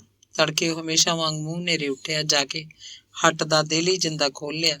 ਦੇਵੀ ਦੀ ਜੋਤ ਵਾਲੇ ਆਲੇ 'ਚ ਦੀਵਾ ਬੱਤੀ ਜਗਾ ਕੇ ਮੱਥਾ ਟੇਕਿਆ। ਧੂਫ ਨੂੰ ਅੱਗ ਲਾ ਕੇ ਸਾਰੀ ਚੀਜ਼ ਵਸਤ ਨੂੰ ਧੂੰਆਂ ਦੇਣ ਲੱਗਿਆ। ਬੁੱਲਾਂ 'ਚ ਦੇਵੀ ਨੂੰ ਧਿਆਰਿਆ ਸੀ। ਬਾਜ਼ਾਰ 'ਚ ਤਰ੍ਹਾਂ ਤਰ੍ਹਾਂ ਦੀਆਂ ਗੱਲਾਂ ਸੀ। ਕੋਈ ਕਹਿੰਦਾ ਚੋਰੀ ਦਾ ਮਾਲ ਵਾਪਸ ਹੋ ਗਿਆ, ਕੋਈ ਕਹਿੰਦਾ ਸੀ ਬੱਲਾ ਕੱਲ ਧਨੌਲੇ ਗਿਆ ਸੀ, ਅੱਜ ਪੁਲਿਸ ਆਏਗੀ। ਬਹੁਤਿਆਂ ਦਾ ਅਨੁਮਾਨ ਸੀ। ਬੱਲਾ ਚੁੱਪ ਹੋ ਗਿਆ। ਗਾਹਕ ਸੌਦਾ ਲੈਣ ਆਉਂਦੇ, ਬੱਲੇ ਦਾ ਮੱਥਾ ਪੜਨ ਦੀ ਕੋਸ਼ਿਸ਼ ਕਰਦੇ। ਬੱਲਾ ਦਾਣੇ ਤੋਲ ਪਰਾਂ ਢੇਰੀ ਤੇ ਸੁੱਟੀ ਜਾਂਦਾ। ਸੌਦਾ ਦਿੰਦਾ, ਅਗਲਾ ਤੁਰ ਜਾਂਦਾ। ਉਸ ਦਿਨ ਬੱਲਾ ਕਿਸੇ ਨਾਲ ਅੱਖ ਨਹੀਂ ਮਿਲਾਉਂਦਾ ਸੀ। ਦਮਣ ਭਲਵਾਨ ਦੀਆਂ ਹੋਰ ਚੜ੍ਹ ਮੱਚੀਆਂ। ਉਹ ਚੁੱਪ ਕੀਤਾ ਹੀ ਹੱਟ ਦੀ ਦੇਹਲੀ ਤੇ ਜਾ ਬੈਠਦਾ। ਜੋ ਮੂੰਹੋਂ ਕੱਢਦਾ ਉਹਨੂੰ ਮਿਲ ਜਾਂਦਾ। ਦੂਜੇ ਗਾਹਕਾਂ ਨੂੰ ਪਰਾਂ ਧੱਕ ਕੇ ਬੱਲਾ ਦਮਣ ਨੂੰ ਪਹਿਲਾਂ ਚੀਜ਼ ਦਿੰਦਾ। ਮਨ 'ਚ ਹੱਥ ਜੋੜਦਾ, ਜਾ ਬਾਬਾ ਗਲੋਂ ਲੈ। ਪਰ ਦਮਣ ਦੀਆਂ ਮੰਗਾਂ ਵੱਧਦੀਆਂ ਜਾਂਦੀਆਂ। ਉਹ ਤੀਜੇ ਚੌਥੇ ਦਿਨ ਹੀ ਆਉਣ ਲੱਗਦਾ। ਉਹਨੂੰ ਸਬਰ ਨਹੀਂ ਸੀ, ਜਿਵੇਂ ਪਿਓ ਦੀ ਹੱਟ ਹੋਵੇ। ਏਦਾਂ ਹੀ 3 ਮਹੀਨੇ ਲੰਘ ਗਏ। ਬੱਲਾ ਪੂਰਾ ਅੱਕਿਆ ਬੈਠਾ ਸੀ। ਇੱਕ ਦਿਨ ਦਮਣ ਦੇਹਲੀ ਤੇ ਇਕੱਲਾ ਹੀ ਬੈਠਾ ਸੀ। ਹੱਟ ਦੇ ਅੰਦਰ ਵੀ ਕੋਈ ਗਾਹਕ ਨਹੀਂ ਸੀ। ਬੱਲਾ ਉਹਨੂੰ ਕਹਿੰਦਾ, ਦਮਣ ਸਿਆ, ਤੂੰ ਚੀਜ਼ਾਂ ਨੂੰ ਨਾ ਆਇਆ ਕਰ, ਤੂੰ ਮੈਥੋਂ 150 ਲੈ ਜਾਇਆ ਕਰ, ਚੜੇ ਮਹੀਨੇ 100 ਫੜ ਲਿਆ ਕਰ। ਗਾਹਕਾਂ 'ਚ ਮੇਰੀ ਬਦਨਾਮੀ ਹੁੰਦੀ ਹੈ, ਤੇਰਾ ਸਭ ਨੂੰ ਪਤਾ ਹੈ। ਕੀ ਪਤਾ ਹੈ? ਦਮਣ ਨੇ ਅੱਖਾਂ ਕੱਢੀਆਂ। ਵੀ ਤੂੰ ਦਮਣ ਭਲਵਾਨ ਹੈ, ਪਿੰਡ ਦਾ ਪੱਕਾ ਚੋਰ ਹੈ ਤੂੰ। ਬੱਲੇ ਨੇ ਬੇਝਿਜਕ ਆਖਤਾ। ਸਾਲਾ ਚੋਰ ਦਾ ਕੁੱਤਾ ਬਾਣੀਆ, ਦੇਖੂੰਗਾ ਤੈਨੂੰ। ਦਮਣ ਉਹਦੀ ਦੇਹਲੀ ਛੱਡ ਆਇਆ। ਪਹਿਲੇ ਚੋਰੀ ਤੋਂ ਬਾਅਦ ਬੱਲੇ ਨੇ ਆਪਣੀ ਹੱਟ ਦੀਆਂ ਕੋਠੜੀਆਂ ਨੂੰ ਅੰਦਰੋਂ ਪੱਕੇ ਜਿੰਦੇ ਲਾਤੇ। ਥਮਲਿਆਂ 'ਚ ਖੁੱਡੇ ਕੱਢ ਕੇ ਲੰਮੀਆਂ ਸਰਦਲਾਂ ਪਾਤੀਆਂ। ਫਿਰ ਤਖਤਿਆਂ ਦੀਆਂ ਚੂਲਾਂ ਵੀ ਲਾਹੋ ਤਾਂ ਬਾਹਰ ਖੁੱਲ੍ਹਦਾ ਨਹੀਂ ਸੀ। ਬੱਲੇ ਦੀ ਹੱਟ ਦੇ ਪਿਛਲੇ ਪਾਸੇ ਮੁਸਲਮਾਨ ਜੁਲਾਇਹਾਂ ਦੇ ਘਰ ਸੀ। ਉਹਨਾਂ ਦੇ ਕੱਚੇ ਘਰ ਸੀ। ਮੁਸਲਮਾਨ ਪਾਕਿਸਤਾਨ ਨੂੰ ਚਲੇ ਗਏ ਜਾਂ ਇੱਧਰ ਹੀ ਮਾਰਤੇ ਗਏ। ਉਹਨਾਂ ਦੇ ਘਰਾਂ ਦੀਆਂ ਕੜੀਆਂ ਸ਼ਤੀਰ ਪਿੰਡ ਦੇ ਲੋਕ ਉਤਾਰ ਕੇ ਲੈ ਗਏ। ਕਿਧਰੇ ਜੇ ਇੱਟਾਂ ਪੱਕੀਆਂ ਸਨ, ਉਹ ਵੀ ਉਖਾੜ ਲਈਆਂ। ਫਿਰ ਇਹ ਮਕਾਨ ਕੱਚੇ ਖੋਲੇ ਬਣ ਗਏ। ਨੇੜੇ ਦੇ ਘਰਾਂ ਦੀਆਂ ਔਰਤਾਂ ਇਹਨਾਂ ਅੰਦਰ ਜੰਗਲ ਪਾਣੀ ਹੋ ਜਾਂਦੀਆਂ ਜਾਂ ਮਾੜੇ ਕੰਮ ਵਾਲਿਆਂ ਦੀ ਇਹ ਛੁਪਣ ਗਾਹ ਸੀ। ਦਮਣ ਨੇ ਇੱਕ ਰਾਤ ਪਿਛਲੇ ਪਾਸਿਓਂ ਬੱਲੇ ਦੀ ਕੰਧ ਨੂੰ ਪਾੜ ਲਾ ਲਿਆ। ਉਹਦੇ ਨਾਲ ਇੱਕ ਬੰਦਾ ਹੋਰ ਸੀ। ਬੰਦਾ ਵੜਨ ਜੋਗੀ ਥਾਂ ਬਹੁਤ ਸੀ। ਉਸ ਰਾਤ ਉਹਨਾਂ ਨੇ ਖਾਸਾ ਸਮਾਨ ਅੰਦਰੋਂ ਕੱਢਿਆ। ਤੜਕੇ ਹੱਟ ਖੋਲ ਕੇ ਦੇਖਿਆ ਤਾਂ ਬੱਲਾ ਹੈਰਾਨ ਪਰੇਸ਼ਾਨ। ਹੱਟ ਇੱਕ ਦਿਨ ਬੰਦ ਰਹੀ। ਲੋਕ ਪਾੜ ਨੂੰ ਆ ਕੇ ਦੇਖਦੇ, ਬੁਰਾ ਭਲਾ ਆਖਣ ਲੱਗਦੇ, ਲੋੜਾ ਮਾਰਿਆ ਸਹੁਰੇ ਨੇ ਕਿਸੇ ਨੇ। ਵਿਚਾਰਾ ਬੱਲਾ ਕੀ ਬਚਾ ਕਰਦਾ ਫਿਰੇ। ਬੱਲਾ ਕਿਧਰੇ ਨਹੀਂ ਗਿਆ। ਹੱਟ ਬੰਦ ਰੱਖੀ, ਮਤਲਬ ਕਿਸੇ ਨੂੰ ਕੋਈ ਸੌਦਾ ਨਹੀਂ ਦਿੱਤਾ। ਕਾਰੀਗਰ ਸੱਦ ਕੇ ਪਾੜ ਮੁੰਦ ਦਿੱਤਾ। ਫਿਰ ਤਾਂ ਇਹੀ ਸੀ ਕਿ ਬੱਲਾ ਹੱਟ ਵਿੱਚ ਕੀਮਤੀ ਸਮਾਨ ਘੱਟ ਰੱਖਦਾ। ਗੱਲਾਂ ਨਿੱਤ ਦੀ ਨਿੱਤ ਸਾਫ਼ ਕਰਕੇ ਪੈਸੇ ਘਰ ਨੂੰ ਲੈ ਜਾਂਦਾ। ਬਹੁਤਾ ਸੌਦਾ ਪੱਤਾ ਉਹ ਆਪਣੇ ਮਕਾਨ 'ਚ ਹੀ ਰੱਖਦਾ। ਲੋੜ ਅਨੁਸਾਰ ਨਿੱਤ ਲਿਆਉਂਦਾ ਰਹਿੰਦਾ। ਦਮਣ ਫਿਰ ਬਾਜ਼ਾਰ 'ਚ ਆ ਕੇ ਨਹੀਂ ਬੈਠਦਾ ਸੀ। ਉਹ ਬੱਲੇ ਦੀ ਦੇਹਲੀ ਉੱਤੇ ਆ ਕੇ ਵੀ ਕਦੇ ਨਹੀਂ ਬੈਠਾ ਸੀ। ਰਾਤ ਨੂੰ ਸਿਆਲਾਂ 'ਚ ਹੱਟ ਅੰਦਰ ਬੱਲੇ ਦਾ ਨੌਕਰ ਮੁੰਡਾ ਸੌਂਦਾ। ਗਰਮੀਆਂ 'ਚ ਉਹਦੇ ਸੌਣ ਲਈ ਹੱਟ ਦਾ ਕੋਠਾ ਸੀ। ਬਾਂਸ ਦੀ ਪੌੜੀ ਲਾ ਕੇ ਚੜ੍ਹ ਜਾਂਦਾ। ਫਿਰ ਵੀ 5-7 ਮਹੀਨਿਆਂ ਬਾਅਦ ਬੱਲੇ ਦੀ ਹੱਟ ਇੱਕ ਦਿਨ ਲਈ ਬੰਦ ਹੋ ਜਾਂਦੀ। ਥੋੜ੍ਹੀ ਮੋਟੀ ਘੁਸਰ ਮੁਸਰ ਹੁੰਦੀ ਕਿ ਰਾਤ ਕੋਈ ਭਾਣਾ ਵਰਤਿਆ। ਦਮਣ ਹਟਦਾ ਨਹੀਂ ਸੀ। ਰਾਤ ਨੂੰ ਆਉਂਦਾ, ਨੌਕਰ ਮੁੰਡੇ ਨੂੰ ਕੁੱਟ ਦਿੰਦਾ। ਉਹ ਕੋਠੇ ਤੇ ਹੁੰਦਾ ਤਾਂ ਬੱਲੇ ਤਾਂ ਥੱਲੇ ਆਉਣਾ ਪੈਂਦਾ। ਹੱਟ ਅੰਦਰ ਹੁੰਦਾ ਤਾਂ ਬਾਹਰ ਖੋਲ੍ਹਣਾ ਪੈਂਦਾ। ਦਮਨ ਨੌਕਰ ਮੁੰਡੇ ਦੇ ਸਾਹਮਣੇ ਰਾਤ ਨੂੰ ਚੀਜ਼ਾਂ ਚੁੱਕਦਾ। ਤੇ ਫਿਰ ਬੱਲੇ ਲਈ ਖੁਸ਼ਗਵਾਰ ਘਟਨਾ ਇਹ ਵਾਪਰੀ ਕਿ ਦਮਨ ਭਲਵਾਨ ਚੋਰੀਆਂ ਹੀ ਛੱਡ ਗਿਆ। ਉਹ ਆਪਣੀ ਭਰਜਾਈ ਦਾ ਤੇ ਉਹ ਛੱਡ ਗਿਆ ਸੀ। ਭਾਗੂ ਦੇ ਘਰ ਰਹਿਣ ਲੱਗਿਆ। ਭਾਗੂ ਦੀ ਨਵੀਂ ਬਹੂ ਨੇ ਉਹਨੂੰ ਪੂਰੀ ਤਰ੍ਹਾਂ ਕਾਬੂ ਕਰ ਲਿਆ ਸੀ। ਉਹ ਰਾਤ ਨੂੰ ਵੀ ਭਾਗੂ ਦੇ ਹੀ ਸੌਂਦਾ। ਉਹ ਕਿਧਰੇ ਵੀ ਹੁੰਦਾ ਦਮਨ ਨੂੰ ਚੱਤੋ ਪਹਿਰ ਆਪਣੇ ਨਾਲ ਰੱਖਦਾ ਸੀ। ਅਸਲ 'ਚ ਦਮਨ ਆਪਣੀ ਭਰਜਾਈ ਲਈ ਚੋਰੀਆਂ ਦੇ ਰਾਹ ਪਿਆ ਹੋਇਆ ਸੀ। ਦਮਨ ਦਾ ਵੱਡਾ ਭਾਈ ਨਿਕੰਮਾ ਸੀ। ਉਹ ਤੋਂ ਖੇਤੀ ਦਾ ਕੰਮ ਚੰਗੂ ਚੱਲਦਾ ਨਹੀਂ ਸੀ। ਚੋਰੀਆਂ ਕਰਕੇ ਦਮਨ ਨੂੰ ਭਰਜਾਈ ਦੀ ਕਬੀਲਦਾਰੀ ਚਲਾਉਣੀ ਪੈਂਦੀ। ਕਿੱਥੇ ਤਾਂ ਉਹ ਆਪਣੀ ਭਰਜਾਈ ਨੂੰ ਖਵਾਉਂਦਾ ਸੀ, ਕਿੱਥੇ ਉਹਨੂੰ ਭਾਗੂ ਦੀ ਨਵੀਂ ਬਹੂ ਨੂੰ ਖਵਾਉਂਦੀ ਸੀ। ਦਮਨ ਨੂੰ ਚੋਰੀ ਦੀ ਲੋੜ ਹੀ ਨਹੀਂ ਰਹਿ ਗਈ ਸੀ। ਬਾਜ਼ਾਰ 'ਚੋਂ ਪਹਿਲਾਂ ਹੀ ਨਹੀਂ ਆਉਂਦਾ ਸੀ। ਹੁਣ ਤਾਂ ਬਸ ਭਾਗੂ ਦਾ ਘਰ ਹੀ ਉਹਦਾ ਸਾਰਾ ਸੰਸਾਰ ਸੀ। ਬੱਲੇ ਦੇ ਦੋਵੇਂ ਮੁੰਡੇ ਜਵਾਨ ਨਿਕਲ ਆਏ ਸਨ। ਪਿੰਡ ਦੇ ਮਿਡਲ ਸਕੂਲ ਵਿੱਚ ਉਹਨਾਂ ਦੋਵਾਂ ਨੇ 8-8 ਜਮਾਤਾਂ ਪਾਸ ਕੀਤੀਆਂ ਸੀ ਤੇ ਹੱਟ ਉੱਤੇ ਬੈਠ ਗਏ। ਪਹਿਲਾਂ ਵੱਡਾ ਦੇਵਰਾਜ ਬੈਠਦਾ ਸੀ, ਫਿਰ ਰਾਜਕੁਮਾਰ ਵੀ ਬੈਠਣ ਲੱਗਿਆ। ਬੱਲੇ ਨੇ ਉਹਨਾਂ ਨੂੰ ਅੱਗੇ ਪੜ੍ਹਨ ਲਈ ਤਪੇ ਜਾਂ ਬਰਨਾਲੇ ਨਹੀਂ ਭੇਜਿਆ ਸੀ, ਹੱਟ ਉੱਤੇ ਬਿਠਾ ਲਿਆ। ਜਦੋਂ ਕਿ ਸ਼ੁਰੂ 'ਚ ਉਹਦੀ ਇਹ ਵਿਉਂਤ ਸੀ ਕਿ ਉਹ ਆਪਣੇ ਦੋਵੇਂ ਮੁੰਡਿਆਂ ਨੂੰ ਪੂਰਾ ਪੜ੍ਹਾਏਗਾ। ਪੜ੍ਹ ਲਿਖ ਕੇ ਉਹ ਕੋਈ ਸਰਕਾਰੀ ਅਫਸਰ ਬਣਨਗੇ, ਹੱਟ ਦੇ ਜੰਜਾਲ 'ਚੋਂ ਨਿਕਲ ਜਾਣਗੇ। ਬੱਲਾ ਜੱਟਾਂ ਤੋਂ ਪੂਰਾ ਦੁਖੀ ਸੀ। ਬਸ ਇੱਕ ਰੁਜ਼ਗਾਰ ਸੀ ਜਿਹੜਾ ਉਹ ਤੋਂ ਛੱਡਿਆ ਨਹੀਂ ਜਾਂਦਾ ਸੀ। ਰੋਜ਼ੀ ਰੋਟੀ ਦਾ ਸਾਧਨ ਹੋਰ ਕੋਈ ਹੋ ਹੀ ਨਹੀਂ ਸਕਦਾ। ਦੋਵਾਂ ਮੁੰਡਿਆਂ ਨੂੰ ਉਹਨੇ ਹੱਟ ਦਾ ਕਾਰੋਬਾਰ ਪੂਰਾ ਸਮਝਾਤਾ। ਵੱਡਾ ਦੇਵ ਰਾਜ ਗੱਦੀ ਤੇ ਬੈਠਦਾ, ਸੌਦਾ ਦਿੰਦਾ। ਛੋਟਾ ਰਾਜਕੁਮਾਰ ਨਵਾਂ ਸੌਦਾ ਲੈਣ ਤਪੇ ਜਾਂ ਬਰਨਾਲੇ ਜਾਂਦਾ। ਬੱਲਾ ਹੱਟ ਉੱਤੇ ਆਉਂਦਾ ਜ਼ਰੂਰ, ਇੱਕ ਪਾਸੇ ਜੇ ਬੈਠਾ ਰਹਿੰਦਾ। ਦੇਵਰਾਜ ਨੂੰ ਨਸੀਹਤਾਂ ਕਰਦਾ। ਸਵੇਰੇ ਸਦਿਆਂ ਉੱਠ ਕੇ ਦੇਵਰਾਜ ਹੀ ਆਉਂਦਾ। ਬੱਲਾ ਤਾਂ ਖਾਸਾ ਦਿਨ ਚੜ੍ਹੇ ਨਹਾ ਧੋ ਕੇ ਸਿਰ ਦੇ ਪਟਿਆਂ ਨੂੰ ਤੇਲ ਲਾ ਕੇ ਘਰੋਂ ਨਿਕਲਦਾ। ਆਥਣੇ ਸਦਿਆਂ ਘਰ ਨੂੰ ਚਲਾ ਜਾਂਦਾ। ਦੇਵਰਾਜ ਪਿਓ ਵਾਂਗ ਹੀ ਦੇਰ ਰਾਤ ਤੱਕ ਹੱਟ ਤੇ ਬੈਠਦਾ। ਪਿੰਡ ਦੇ ਬਾਜ਼ਾਰ 'ਚ ਬੜੀਆਂ ਰੌਣਕਾਂ ਸਨ। ਪਿੰਡ 'ਚ ਬਾਜ਼ਾਰ ਸੁਣਨ ਨੂੰ ਬੜਾ ਅਜੀਬ ਲੱਗਦਾ ਹੈ। ਬਾਜ਼ਾਰ ਤਾਂ ਸ਼ਹਿਰਾਂ ਦੇ ਹੁੰਦੇ ਨੇ, ਉਹ ਪਿੰਡ ਦਾ ਬਾਜ਼ਾਰ ਪਰ ਠੀਕ ਸੀ। ਧਰਮਗੜ੍ਹ ਦਾ ਇੱਕ ਬਾਜ਼ਾਰ ਵੀ ਸੀ। ਇੱਥੇ 2-3 ਦੁਕਾਨਾਂ ਕੱਪੜੇ ਦੀਆਂ ਸੀ। ਬੱਲੇ ਦੀ ਹੱਟ ਤਾਂ ਖੈਰ ਸਾਰੇ ਧਰਮਗੜ੍ਹ 'ਚ ਮਸ਼ਹੂਰ ਹੀ ਸੀ, ਪਰ ਬਾਜ਼ਾਰ 'ਚ 4-5 ਅਜਿਹੀਆਂ ਦੁਕਾਨਾਂ ਹੋਰ ਵੀ ਸਨ। ਚਾਹੇ ਉਹਨਾਂ ਦਾ ਕਾਰੋਬਾਰ ਇੰਨਾ ਵਧਿਆ ਹੋਇਆ ਨਹੀਂ ਸੀ। ਲੋਹੇ ਦੀ ਦੁਕਾਨ ਸੀ, ਇੱਥੋਂ ਹੀ ਲੱਕੜ ਦਾ ਸਮਾਨ ਮਿਲ ਜਾਂਦਾ। ਜੰਡ ਥੱਲੇ ਲਲਾਰੀ ਬੈਠਦਾ। ਦਰਜੀ ਦੀ ਦੁਕਾਨ ਸੀ, ਇੱਕ ਹਲਵਾਈ ਦੀ ਦੁਕਾਨ ਵੀ। ਫੀਮ ਦਾ ਠੇਕਾ ਚਾਹੇ ਹੁਣ ਨਹੀਂ ਸੀ, ਪਰ ਦੇਸੀ ਸ਼ਰਾਬ ਦਾ ਠੇਕਾ ਪੱਕਾ ਸੀ। ਦੇਸੀ ਸ਼ਰਾਬ ਦਾ ਠੇਕਾ ਤਾਂ ਕਿੰਨੇ ਹੀ ਸਾਲਾਂ ਤੋਂ ਇੱਥੇ ਸੀ। ਇਸੇ ਕਮਰੇ 'ਚ ਜੁੱਤੀਆਂ ਦੀ ਦੁਕਾਨ ਸੀ। ਚਮਾਰ ਬਾਣੀਆਂ ਵਾਂਗ ਹੀ ਆਪਣੀ ਦੁਕਾਨ ਖੋਲ੍ਹਦਾ, ਮੇਚ ਲੈ ਕੇ ਜੁੱਤੀਆਂ ਤਿਆਰ ਕਰਦਾ। ਕਿਤਾਬਾਂ ਕਾਪੀਆਂ ਦੀ ਦੁਕਾਨ ਵੀ ਸੀ। ਸਕੂਲ ਖੁੱਲ੍ਹਿਆ ਹੁੰਦਾ ਤਾਂ ਪੜ੍ਹਾਕੂ ਮੁੰਡਿਆਂ ਦੀ ਸਾਰਾ ਦਿਨ ਆਵਾਜਾਈ ਰਹਿੰਦੀ। ਜੰਡ ਤੋਂ ਥੋੜ੍ਹਾ ਹਟ ਕੇ ਇੱਕ ਵੱਡਾ ਪਿੱਪਲ ਸੀ। ਪਿੱਪਲ ਥੱਲੇ ਪੱਕੀ ਚੌਂਕੜੀ ਸੀ। ਵਿਹਲੇ ਬੰਦੇ ਇੱਥੇ ਬੈਠ ਕੇ ਦਿਨ ਨੂੰ ਤਾਸ਼ ਖੇਡਦੇ। ਦਿਨ ਛਿਪੇ 2-4 ਬੰਦਿਆਂ ਦੀ ਢਾਣੀ ਪਿੱਪਲ ਦੀ ਚੌਂਕੜੀ ਉੱਤੇ ਦਾਰੂ ਪੀ ਰਹੀ ਹੁੰਦੀ। ਕਦੇ ਕਦੇ ਇਸ ਚੌਂਕੜੀ ਉੱਤੇ ਪਿੰਡ ਦੀ ਪੰਚਾਇਤ ਜੁੜਦੀ। ਕੋਈ ਮਸਲਾ ਹੱਲ ਕਰਨਾ ਹੁੰਦਾ। ਬੱਲੇ ਦੀ ਹੱਟ ਉਵੇਂ ਤਾਬੜ ਤੋੜ ਚੱਲਦੀ। ਪਿੰਡ ਦੀਆਂ ਬੁੜੀਆਂ ਕੁੜੀਆਂ ਆਉਂਦੀਆਂ, ਬੰਦੇ ਆਉਂਦੇ, ਛੋਟੇ ਜਵਾਕ ਮੁੰਡੇ ਕੁੜੀਆਂ, ਸਾਰਾ ਦਿਨ ਮੇਲਾ ਲੱਗਿਆ ਰਹਿੰਦਾ। ਦੇਵਰਾਜ ਦਾ ਕੋਈ ਨਾਂ ਨਹੀਂ ਜਾਣਦਾ। ਗਾਹਕਾਂ ਲਈ ਉਹ ਬੱਲਾ ਹੈ। ਬੱਲਾ ਜਦੋਂ ਕਿ ਹੁਣ ਇਸ ਜਹਾਨ 'ਚ ਨਹੀਂ ਹੈ। ਬੱਲਿਆ ਮੇਰੇ ਦਾਣੇ ਜੋਗ ਭਾਈ, ਬੱਲਿਆ ਵੇ ਵੀਰਾ ਮੈਨੂੰ ਤੋਰ ਪਹਿਲਾਂ। ਧੰਨਵਾਦ।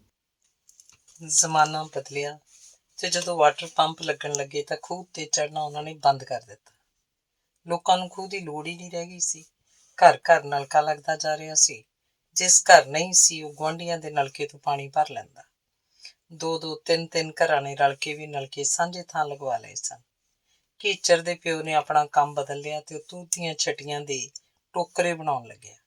ਕੀਚਰ ਵੀ ਇਹ ਕੰਮ ਸਿੱਖ ਗਿਆ। ਕੀਚਰ ਦਾ ਪਿਓ ਫੀਮ ਖਾਂਦਾ ਸੀ। ਜਦੋਂ 23-24 ਸਾਲ ਦੀ ਉਮਰ 'ਚ ਕੀਚਰ ਦਾ ਵਿਆਹ ਹੋ ਗਿਆ ਤਾਂ ਉਹ ਵੀ ਫੀਮ ਖਾਣ ਲੱਗਿਆ। ਕੀਚਰ ਦਾ ਪਿਓ ਚਿਲਮ ਪੀਂਦਾ ਸੀ, ਕੀਚਰ ਵੀ ਚਿਲਮ ਪੀਣ ਲੱਗਿਆ। ਬੁੜੇ ਨੂੰ ਤਾਂ ਵਧੀਆ ਸੀ। ਕੀਚਰ ਨਵਾਂ ਤਮਾਕੂ ਪਾ ਕੇ ਚਿਲਮ ਚੱਗ ਧਰ ਲਿਆਉਂਦਾ, ਚਿਲਮ ਦੀ ਸਾਫੀ ਗਿੱਲੀ ਕਰਦਾ। ਬਾਪੂ ਖਾਤਰ ਉਹ ਬਾਜ਼ਾਰ ਜਾ ਕੇ ਠੇਕੇ ਤੋਂ ਫੀਮ ਵੀ ਲੈ ਕੇ ਆਉਂਦਾ। ਠੇਕੇਦਾਰ ਨਾਲ ਲਿਹਾਜ਼ ਪਾ ਰੱਖੀ ਸੀ, ਉਹਨੂੰ ਚੰਗੀ ਫੀਮ ਦਿੰਦੇ। ਬੁੜਾ ਬੁੜੀ ਕਦੋਂ ਦੇ ਮਰ ਚੁੱਕੇ ਸਨ। ਕੀਚਰ ਦੀ ਬਹੂ ਨਿਹਾਲੋ ਖੇਤੀ ਦਾ ਕੰਮ ਕਰਨ ਵਾਲੇ ਟੱਬਰ ਦੀ ਧੀ ਸੀ। ਇਹਨਾਂ ਦਿਨਾਂ 'ਚ ਉਹਨਾਂ ਦੇ ਘਰ 'ਚ ਬਹਾਰਾਂ ਸਨ। ਮਕਾਨ ਪੱਕਾ ਬਣਾ ਲਿਆ ਸੀ। ਉੱਠਣ ਬੈਠਣ ਨੂੰ ਇੱਕ ਅਲੱਗ ਬੈਠਕ ਸੀ। ਇੱਕ ਪਾਸੇ ਵਿਹੜੇ 'ਚ ਛੱਤਣਾ ਸੀ, ਜਿਸ ਥੱਲੇ ਮੈਸ ਖੜਦੀ ਸੀ। ਉੱਥੇ ਉਹਦੀ ਖੁਰਲੀ ਸੀ। ਕੀਚਰ ਦੇ 2 ਮੁੰਡੇ ਸੀ, ਖਾਸੇ ਉਡਾਰ ਸਨ, ਭੱਜੇ ਫਿਰਦੇ, ਮਾਂ ਪਿਓ ਦੇ ਨਿੱਕੇ ਨਿੱਕੇ ਕੰਮ ਕਰਦੇ। ਉਹਨਾਂ ਦੇ ਚੀਕ ਚਹਾੜੇ ਕਰਕੇ ਘਰ ਭਰਿਆ ਭਰਿਆ ਲੱਗਦਾ। ਨਿਹਾਲੋ ਰੰਗ ਦੀ ਕਾਲੀ ਪਰ ਨੈਣ ਨਕਸ਼ ਤਿੱਖੇ ਸੀ, ਅੰਗਾਂ ਪੈਰਾਂ 'ਚ ਜਿਵੇਂ ਬਿਜਲੀ ਦਾ ਕਰੰਟ ਭਰਿਆ ਹੋਵੇ। ਉਹ ਕੀਚਰ ਨੂੰ ਥਕਾ ਦਿੰਦੀ, ਇਸੇ ਕਰਕੇ ਉਹ ਫੀਮ ਖਾਣ ਲੱਗਿਆ ਸੀ। ਹੁਣ ਤਾਂ ਫੀਮ ਹੀ ਉਹਦਾ ਧੰਦਾ ਸੀ, ਫੀਮ ਹੀ ਉਹਦਾ ਰੁਜ਼ਗਾਰ ਸੀ। ਫਿਰ ਉਹ ਬੋਲਦਾ ਧਨ ਸੀ, ਗੱਲਾਂ ਪਤੰਦਰ ਕੋਲ ਪਤਾ ਨਹੀਂ ਕਿੱਥੋਂ ਦਿਮਾਗ ਪਾੜ ਪਾੜ ਆਉਂਦੀਆਂ। ਉਹ ਗੱਲਾਂ ਦੀ ਖੱਟੀ ਖਾਂਦਾ ਸੀ, ਚੁਸਤ ਇੰਨਾ ਕਿ ਬੰਦਿਆਂ ਨੂੰ ਵੇਚ ਕੇ ਕਿਹੜਾ ਨਾ ਖਾ ਜਾਏ। ਅਗਲੇ ਨੇ ਅੱਖ ਭਰੇ ਕੀਤੀ ਨਹੀਂ ਕਿ ਬਸ ਠੱਗਿਆ ਜਾਂਦਾ।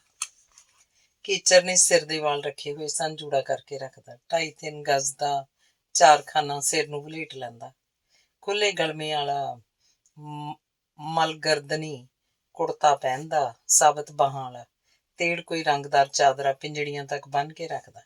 ਕੁੜਤੇ ਥੱਲੇ ਦੀ ਮੋਟੇ ਲੱਠੇ ਦੀ ਜਾਕਟ ਪਾਉਂਦਾ, ਜਿਹਦੇ 2 ਵੱਡੀਆਂ ਵੱਡੀਆਂ ਜੇਬਾਂ ਹੁੰਦੀਆਂ। ਇੱਕ ਜੇਬ 'ਚ ਪੈਸੇ ਰੱਖਦਾ, ਦੂਜੀ ਜੇਬ 'ਚ ਫੀਮ ਦਾ ਪੁੜਾ ਹੁੰਦਾ, ਮੋਮੀ ਕਾਗਜ਼ 'ਚ ਵਲੇਟਿਆ ਹੋਇਆ। ਪੈਰਾਂ 'ਚ ਚੰਮ ਦੀ ਜੁੱਤੀ, ਘਸੀ ਪੁਰਾਣੀ, ਜਿਹਦੀਆਂ ਅੱਡੀਆਂ ਬੈਠੀਆਂ ਬੈਠੀਆਂ ਦਿਸਦੀਆਂ। ਉਹ ਬਥੇਰਾ ਪੱਬ ਚੁੱਕ ਕੇ ਕਾਹਲਾ ਕਾਹਲਾ ਤੁਰਦਾ ਸੀ, ਪਰ ਜੁੱਤੀ ਜ਼ਮੀਨ ਨਾਲ ਘਿਸੜਦੀ ਜਾਂਦੀ। ਪਿੰਡ ਦੀਆਂ ਗਲੀਆਂ 'ਚ ਤੁਰਿਆ ਜਾਂਦਾ ਵੀ ਚਿਲਮ ਮੂੰਹ ਨੂੰ ਲਾ ਕੇ ਰੱਖਦਾ।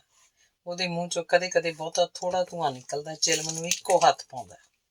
ਅਸਲ 'ਚ ਗੰਡਾ ਮਲ ਦੀ ਇਹ ਵੀ ਇੱਕ ਚੁਸਤੀ ਸੀ ਕਿ ਉਹਨੇ ਧਰਮਗੜ੍ਹ ਪੁਰਾਣੇ ਠੇਕੇ ਦਾ ਉਹ ਨਿੱਕਾ ਕਮਰਾ ਛੱਡ ਕੇ ਹੁਣ ਸੂਰਜੀਏ ਦੇ ਪੂਰੇ ਮਕਾਨ ਨੂੰ ਠੇਕੇ 'ਚ ਬਦਲ ਲਿਆ। ਜਦੋਂ ਲੋਹੇ ਦੇ ਚੁੱਲ੍ਹੇ ਉੱਤੇ ਕੜਾਹੀ ਰੱਖ ਕੇ ਫੀਮ ਪਕਾਈ ਜਾਂਦੀ ਤਾਂ ਪਿੰਡ ਦੇ ਸਾਰੇ ਅਮਲੀ ਇਕੱਠੇ ਹੋ ਜਾਂਦੇ। ਆਖਦੇ ਸਨ, ਸਾਡੇ ਸਾਹਮਣੇ ਫੀਮ ਪਕਾ ਕੇ ਦਿਓ ਸਾਨੂੰ, ਪਿੱਛੋਂ ਤਾਂ ਪਤਾ ਨਹੀਂ ਤੁਸੀਂ ਇਹਦੇ 'ਚ ਕੀ ਅੱਗ ਸੁਆਹ ਪਾ ਕੇ ਦਿੰਦੇ ਹੋ। ਠੇਕੇ ਦਾ ਉਹ ਨਿੱਕਾ ਕਮਰਾ ਹੋਣ ਕਰਕੇ ਅਮਲੀ ਕੜਾਹੀ ਦੁਆਲੇ ਇਉਂ ਖੜੇ ਰਹਿੰਦੇ ਜਿਵੇਂ ਪੁਲਿਸ ਸਿਪਾਹੀ ਕਿਸੇ ਮੁਜਰਿਮ ਨੂੰ ਘੇਰਾ ਪਾ ਕੇ ਰੱਖਦੇ ਹੋਣ। ਉਸ ਕਮਰੇ 'ਚ ਫੀਮ 'ਚ ਕੋਈ ਗੜਬੜ ਕਰਨੀ ਬਹੁਤ ਮੁਸ਼ਕਲ ਸੀ। ਅੱਖ ਬਚਾ ਕੇ ਵੱਧ ਤੋਂ ਵੱਧ ਸੌਣ ਕੜਾਹੀ 'ਚ ਫਿੱਕੇ ਪੁਰਾਣੇ ਬਿਸਕਿਟ ਸੁੱਟ ਜਾਂਦਾ ਸੀ। ਬਿਸਕੁਟਾਂ ਦੀ ਮਿਲਾਵਟ ਨਾਲ ਕੋਈ ਖਾਸ ਭਾਰ ਨਹੀਂ ਵੱਧਦਾ ਸੀ। ਹੁਣ ਸੂਰਜੀਏ ਦੇ ਮਕਾਨ 'ਚ ਠੇਕਾ ਆਉਣ ਕਰਕੇ ਫੀਮ ਦੀ ਕੜਾਹੀ ਚਾੜ੍ਹਨ ਲਈ ਪੂਰੀ ਖੁੱਲ੍ਹ ਸੀ। ਵਰਾਂਡੇ ਦੇ ਇੱਕ ਪਾਸੇ ਉੱਚੀ ਭੱਠੀ ਬਣਾਈ ਗਈ। ਭੱਠੀ ਦੇ ਮੂੰਹ ਤੇ ਲੋਹੇ ਦਾ ਮੋਟਾ ਕੜਾ ਰੱਖ ਕੇ ਕੜਾਹੀ ਧਰੀ ਜਾਂਦੀ ਤਾਂ ਕਿ ਕੜਾਹੀ ਠੀਕ ਟਿਕੀ ਰਹੇ ਤੇ ਕੜਾਹੀ ਥੱਲਿਓਂ ਅੱਗ ਦੀਆਂ ਲਾਟਾਂ ਥੋੜ੍ਹੀਆਂ ਥੋੜ੍ਹੀਆਂ ਬਾਹਰ ਨਿਕਲਦੀਆਂ ਦਿਸਦੀਆਂ ਰਹਿਣ। ਬਾਹਰ ਨਿਕਲਦੀਆਂ ਲਾਟਾਂ ਥੱਲੇ ਦੀ ਅੱਗ ਨੂੰ ਮੱਠੀ ਨਹੀਂ ਪੈਣ ਦਿੰਦੀਆਂ ਸੀ।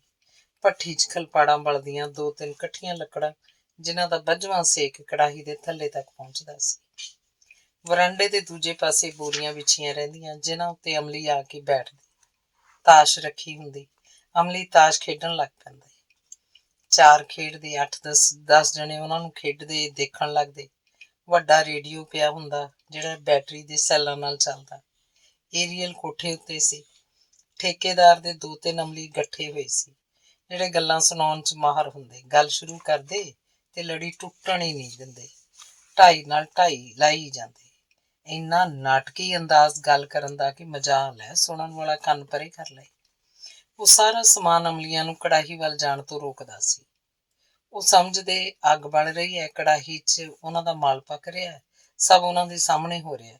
ਕੋਈ ਅਮਲੀ ਬੋਰੀਆਂ ਤੋਂ ਉੱਠਦਾ, ਕੜਾਹੀ 'ਚ ਖੁਰਚਣਾ ਮਾਰ ਆਉਂਦਾ, ਇਹ ਦੇਖਣ ਜਾਂਦਾ ਕਿ ਫੀਮ ਪੱਕਣ 'ਚ ਕਿੰਨੀ ਕੁ ਕਸਰ ਬਾਕੀ ਰਹਿ ਗਈ। ਕੀਚਰ ਨੂੰ ਪਹਿਲਾਂ ਪਤਾ ਹੁੰਦਾ ਕਿ ਅੱਜ ਕੜਾਹੀ ਚੜ੍ਹੀ ਹੋਈ ਹੈ। ਤਰਲੋਕ ਉਹਨੂੰ ਸੁਨੇਹਾ ਭੇਜ ਕੇ ਘਰੋਂ ਬੁਲਾ ਲੈਂਦਾ ਸੀ ਤੇ ਸਭ ਕੁਝ ਸਮਝਾ ਦਿੰਦਾ। ਕੀਚਰ ਆਮ ਅਮਲੀਆਂ 'ਚ ਆ ਕੇ ਨਹੀਂ ਬੈਠਦਾ ਸੀ, ਉਹਨਾਂ ਨਾਲ ਗੱਲ ਹੀ ਨਾ ਕਰਦਾ।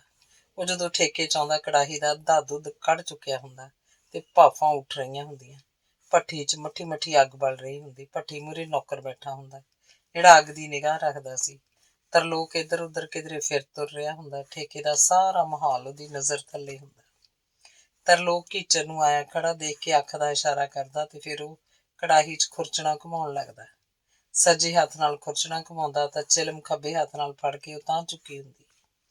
ਖੱਬਾ ਹੱਥ ਖੁਰਚਣਾ ਘੁਮਾਉਂਦਾ, ਚਿਲਮ ਸੱਜੇ ਹੱਥ 'ਚ ਆ ਜਾਂਦੀ। ਅਸਲ 'ਚ ਗੱਲ ਇਹ ਸੀ ਕਿ ਕੀਚਰ ਕੂਹਣੀਆਂ ਤੋਂ ਲੈ ਕੇ ਗੁੱਟਾਂ ਤੱਕ ਆਪਣੇ ਕੁੜਤੇ ਦੀਆਂ ਦੋਵੇਂ ਬਾਹਾਂ ਪਾਈਆ ਪਾਈਆ ਖੰਡ ਨਾਲ ਭਰ ਕੇ ਲਿਆਉਂਦਾ ਸੀ। ਚਿਲਮ ਪੀਣ ਦੇ ਬਹਾਨੇ ਦੋਵੇਂ ਹੱਥਾਂ ਨੂੰ ਤਾਂ ਨੱਕ ਤੱਕ ਚੱਕੀ ਰੱਖਦਾ। ਉਹਦੇ ਮੰਤਰ ਮਾਰਨ ਨਾਲ ਫੀਮ ਦਾ ਵਜ਼ਨ ਅੱਧ ਸੇਰ ਹੋਰ ਵੱਧ ਜਾਂਦਾ। ਕੀਚਰ ਅਮਲੀ ਸਾਰੇ ਪਿੰਡ ਦਾ ਜੀ ਪਰਚਾ ਕੇ ਰੱਖਦਾ। ਸਭ ਨੂੰ ਪਤਾ ਸੀ ਕਿ ਫੀਮ ਉਹਦੇ ਕੋਲ ਹਰ ਵਕਤ ਹੁੰਦੀ ਹੈ। ਉਹਦੇ ਹੱਥ ਹਾੜੇ ਹੋਏ ਸਨ। ਪੈਸੇ ਲੈਂਦਾ, ਹਿਸਾਬ ਨਾਲ ਉਨੀ ਕੁ ਫੀਮ ਦੀ ਗੋਲੀ ਵੱਟ ਕੇ ਅਗਲੇ ਨੂੰ ਫੜਾ ਦਿੰਦਾ, ਚਾਹੇ ਅਗਲਾ ਤੁਲਵਾ ਕੇ ਦੇਖ ਲੈਂਦਾ।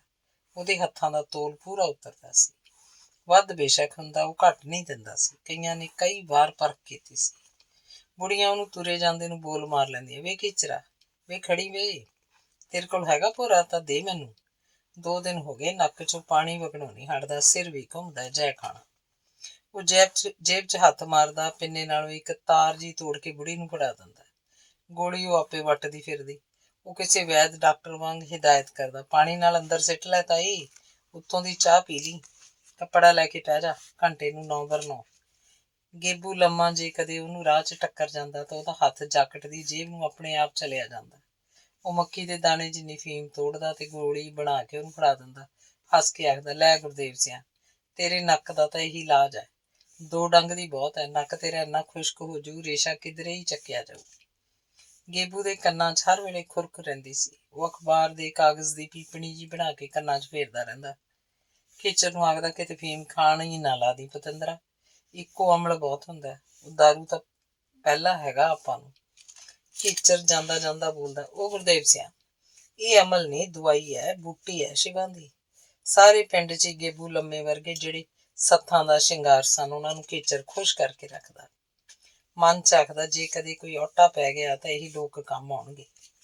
ਖੇਚਰ ਦਾ ਫੀਮ ਦਾ ਧੰਦਾ ਕਿੰਨੇ ਹੀ ਸਾਲਾਂ ਤੋਂ ਵਧੀਆ ਚੱਲ ਰਿਹਾ ਸੀ। ਜੇ ਉਹ ਬਾਣੀਆਂ ਦਾ ਫਾਇਦਾ ਕਰਦਾ ਸੀ ਤੇ ਇਸੇ 'ਚ ਉਹਦਾ ਆਪਣਾ ਲਾਭ ਵੀ ਸੀ।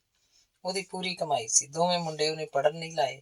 ਆਖਦਾ ਸੀ, ਪੜ੍ਹ ਕੇ ਕੀ ਫਿਰ ਤਹਿਸੀਲਦਾਰ ਲੱਗ ਜਾਣਗੇ, ਆਪਦੇ ਕੰਮ ਤੋਂ ਵੀ ਜਾਣਗੇ, ਗਰੀਬਾਂ ਨੂੰ ਪੜ੍ਹਾਈਆਂ ਕੀ ਆਖਣ ਭਾਈ, ਇਹ ਤਾਂ ਰੱਜੇ ਪੁੱਜੇ ਘਰਾਂ ਦੇ ਮੁੰਡੇ ਪੜ੍ਹਦੇ ਐ। ਉਹਦੇ ਮੁੰਡੇ 14 15 ਸਾਲਾਂ ਦੇ ਹੋਏ ਤਾਂ ਉਹਨਾਂ ਨੂੰ ਜੱਟਾਂ ਦੇ ਪਾਲੀ ਰਲਾਤਾ। ਉਹਦੀ ਸਕੀਮ ਸੀ ਕਿ ਉਹ ਜਦੋਂ ਪਾਲੀ ਦੇ ਕਿੱਤੇ ਵਿੱਚ ਪੱਕ ਗਏ, 18 20 ਸਾਲਾਂ ਦੇ ਹੋਏ ਤਾਂ ਫਿਰ ਜੱਟਾਂ ਦੇ ਸੀਰੀ ਰਲਣ ਲੱਗਣਗੇ। ਇਸ ਤਰ੍ਹਾਂ ਖੇਤੀ ਦਾ ਸਾਰਾ ਕੰਮ ਸਿੱਖ ਜਾਣਗੇ। ਅਗਾਂਹ ਫਿਰ ਉਹ ਚਿੱਤ ਨਾਲ ਹੀ ਗੱਲਾਂ ਕਰਦਾ।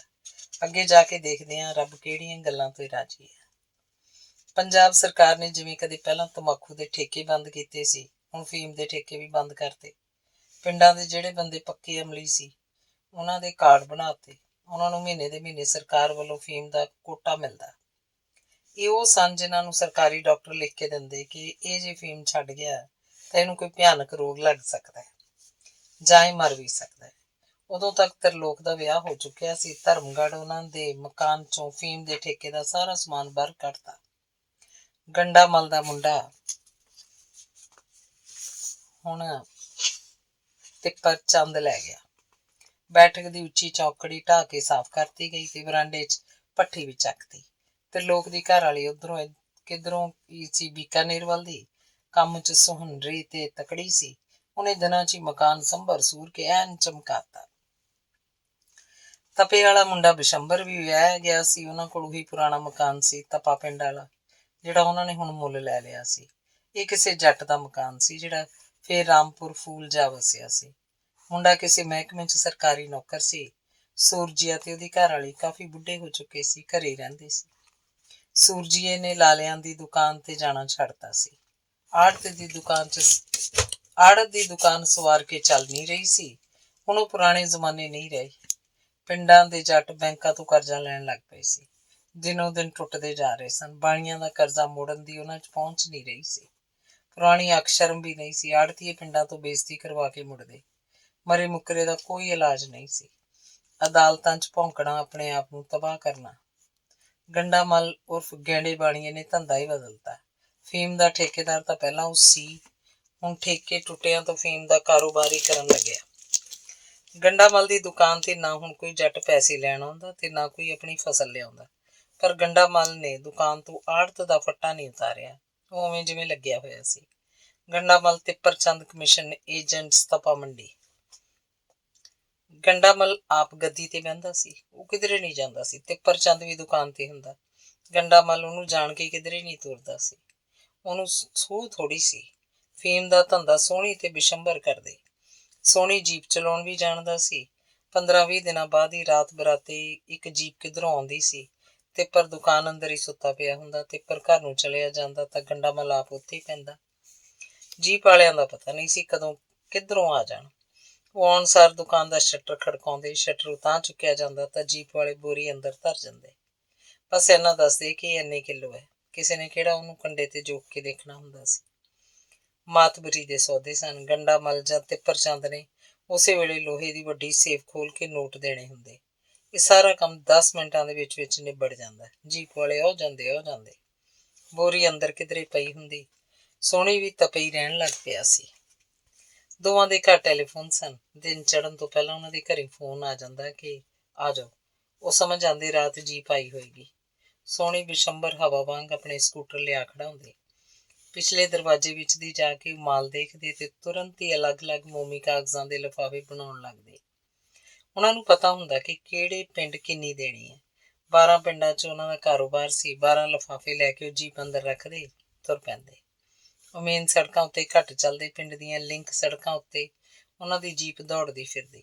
ਆਥਣ ਤੱਕ 12 ਦੇ 12 ਪਿੰਡ ਕੱਢ ਦਿੰਦੇ ਸੀ। ਬਸ ਤੁਰਤ ਫੁਰਤ ਦਾ ਕੰਮ ਸੀ। ਲਿਫਾਫਾ ਅਗਲੇ ਨੂੰ ਇੱਕ ਹੱਥ ਦਿੰਦੇ, ਦੂਜੇ ਹੱਥ ਰਕਮ ਫੜੀ ਜਾਂਦੇ। ਕੋਈ ਸਾਲਾ ਲੰਡਾ ਲਾਟ ਉਹਨਾਂ ਦੀ ਜੀਪ ਨੂੰ ਹੱਥ ਨਹੀਂ ਪਾਉਂਦਾ ਸੀ। ਇਲਾਕੇ ਦੀ ਪੁਲਿਸ ਨੂੰ ਜਦੋਂ ਉਹਨਾਂ ਦਾ ਮਹੀਨਾ ਪਹੁੰਚਦਾ ਸੀ, ਉਹਨਾਂ ਲਈ ਪੂਰੀਆਂ ਖੁੱਲ੍ਹਾਂ ਸਨ। ਧਰਮਗੜ੍ਹ ਦਾ ਤਰਲੋਕ ਉਹਨਾਂ ਦਾ ਪੱਕਾ ਅੱਡਾ ਸੀ। ਉੱਥੇ ਤੋਂ ਪਾਣੀ ਧਾਣੀ ਵੀ ਪੀ ਲੈਂਦੇ ਸੀ। ਬਿਸ਼ੰਬਰ ਜਵਾਕਾਂ ਨੂੰ ਮਿਲ ਆਉਂਦਾ, ਚਾਚਾ ਕਰਦੇ ਫਿਰਦੇ। ਰੋਟੀ ਦਾ ਵੇਲਾ ਹੁੰਦਾ ਤਾਂ ਤਰਲੋਕ ਰੋਟੀ ਖਾਧੇ ਬਗੈਰ ਉਹਨਾਂ ਨੂੰ ਜਾਣ ਨਹੀਂ ਦਿੰਦਾ ਸੀ। ਬਹੁਤੇ ਲੋਕਾਂ ਨੂੰ ਇਹ ਅੰਦਾਜ਼ਾ ਸੀ ਕਿ ਤਰਲੋਕ ਦਾ ਛੋਟਾ ਭਾਈ ਉਹਨੂੰ ਮਿਲਣ ਆਉਂਦਾ। ਇਹ ਤਪੇ ਰਹਿੰਦਾ, ਇਹਦਾ ਵੀ ਕੋਈ ਚੰਗਾ ਕਾਰੋਬਾਰ ਹੈ। ਤਰਲੋਕ ਨੇ ਮਕਾਨ ਦੀ ਬੈਠਕ 'ਚ ਆਪਣੇ ਪਿਤਾ ਵਾਂਗ ਛੋਟੀ ਜਿਹੀ ਦੁਕਾਨ ਬਣਾ ਰੱਖੀ ਸੀ। ਜਿਸ 'ਚ ਬਹੁਤਾ ਕਰਕੇ ਤਰਲੋਕ ਦੀ ਘਰ ਵਾਲੀ ਬੈਠਦੀ ਤੇ ਸੌਦਾ ਸੂਤ ਗਾਹਕਾਂ ਨੂੰ ਦਿੰਦੀ ਰਹਿੰਦੀ।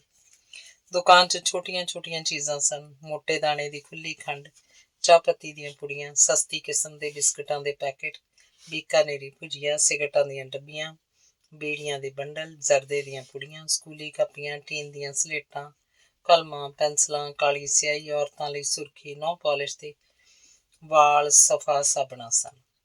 ਤਿਰਲੋਕ ਦਾ ਪੂੰਝਿਆ ਸਵਾਰਿਆ ਤੇ ਉੱਤੇ ਕੱਪੜਾ ਦੇ ਕੇ ਰੱਖਿਆ ਰਾਜਦੂਤ ਮੋਟਰਸਾਈਕਲ ਬਰਾਂਡੇ 'ਚ ਖੜਾ ਰਹਿੰਦਾ ਸੀ। ਸੋਹਣੀ ਤੇ ਬਿਸ਼ੰਬਰ ਜਦੋਂ ਜੀਪ ਲੈ ਕੇ ਤੁਰ ਜਾਂਦੇ ਤਾਂ ਤਿਰਲੋਕ ਕੀਚਰ ਦੇ ਘਰ ਜਾਂਦਾ। ਕੀਚਰ ਦੀ ਘਰ ਵਾਲੀ ਦਾ ਹਾਲ ਚਾਲ ਪੁੱਛਦਾ। ਚਾਚੀ ਆਖਦਾ। ਉਹਨੂੰ ਪਤਾ ਹੁੰਦਾ ਸੀ ਤਿਰਲੋਕ ਉਹਨਾਂ ਦੇ ਘਰ ਕਿਸ ਕੰਮ ਆਇਆ। ਚਾਹ ਪਾਣੀ ਨਹੀਂ ਪੀਂਦਾ ਸੀ। ਚਾਚੀ ਬਹੁਤ ਜ਼ੋਰ ਲਾਉਂਦੀ। ਉਹ ਕੀਚਰ ਨੂੰ ਨਾਲ ਲੈ ਕੇ ਤੁਰ ਪੈਂਦਾ। ਤਿਰਲੋਕ ਨੇ ਉਹਦੀ ਚਿਲਮ ਛੁਡਵਾਤੀ ਸੀ। ਤਲਬ ਲੱਗੀ ਤੋਂ ਹੁਣ ਬੀੜੀ ਪੀਂਦਾ। ਸਿਗਰਟ ਨਾਲੋਂ ਬੀੜੀ ਸਸਤੀ ਪੈਂਦੀ ਤੇ ਸਿਹਤ ਲਈ ਬਹੁਤ ਮਾੜੀ ਨਹੀਂ ਸੀ। ਉਹਨਾਂ ਕੋਲ 7 ਪਿੰਡ ਸਨ। ਉਹ 8 ਢੇਰੀਆਂ ਪਾ ਲੈਂਦੇ। ਤਰਲੋਕ ਦੇ ਘਰ ਛੋਟਾ ਮਸ਼ੀਨੀ ਕੰਡਾ ਸੀ ਜੋ ਕਿ ਮੋਮੀ ਕਾਗਜ਼ਾਂ ਦੇ ਲਿਫਾਫਿਆਂ 'ਚ ਪਾਈ ਜਾਂਦੇ। ਇੱਕ ਲਿਫਾਫਾ ਕੀਚਰ ਉਦੋਂ ਹੀ ਆਪਣੇ ਘਰ ਨੂੰ ਲੈ ਜਾਂਦਾ। ਬਾਕੀ 7 ਲਿਫਾਫੇ ਲੈ ਕੇ ਉਹ ਅਗਲੇ ਦਿਨ ਵੱਡੇ ਤੜਕੇ ਤੁਰਦੇ। ਤਰਲੋਕ ਆਪਣੇ ਮੋਟਰਸਾਈਕਲ ਨੂੰ ਹਵਾ ਬਣਾ ਦਿੰਦਾ ਸੀ। ਉਹਦੀ ਜੀਨ ਦੀ ਮਗਰਲੀ ਖੱਬੀ ਜੇਬ 'ਚ ਛੋਟਾ ਅਮਰੀਕੀ ਰਿਵਾਲਵਰ ਹੁੰਦਾ। ਇਹਦੀ ਮੈਗਜ਼ੀਨ 'ਚ 6 ਗੋਲੀਆਂ ਭਰੀਆਂ ਹੁੰਦੀਆਂ। ਉਹਨਾਂ ਨੂੰ ਪੁਲਿਸ ਦਾ ਇੰਨਾ ਡਰ ਨਹੀਂ ਸੀ ਜਿੰਨਾ ਡਰ ਕਿਸੇ ਗੈਰ ਬੰਦੇ ਦਾ ਹੁੰਦਾ। ਮੁੜਨ ਵੇਲੇ ਉਹਨਾਂ ਕੋਲ ਖਾਸੀ ਭਾਰੀ ਰਕਮ ਹੁੰਦੀ ਸੀ। ਕੀ ਪਤਾ ਸੀ ਕਿਸੇ ਦਾ। ਰਾਜਸਥਾਨੀ ਮੁੰਡਾ ਪੂਰਾ ਤਿੱਖਾ ਸੀ। ਉਹ ਅਗਲੇ ਉੱਤੇ ਬਾਜ ਵਾਂਗ ਝਪਟ ਸਕਦਾ ਸੀ। ਕੀਚਰ ਤਰਲੋਕ ਦੇ ਮਗਰ ਬੈਠਦਾ। ਰਾਹ 'ਚ ਉਹ ਘੱਟ ਹੀ ਕੋਈ ਗੱਲਬਾਤ ਕਰਦੇ।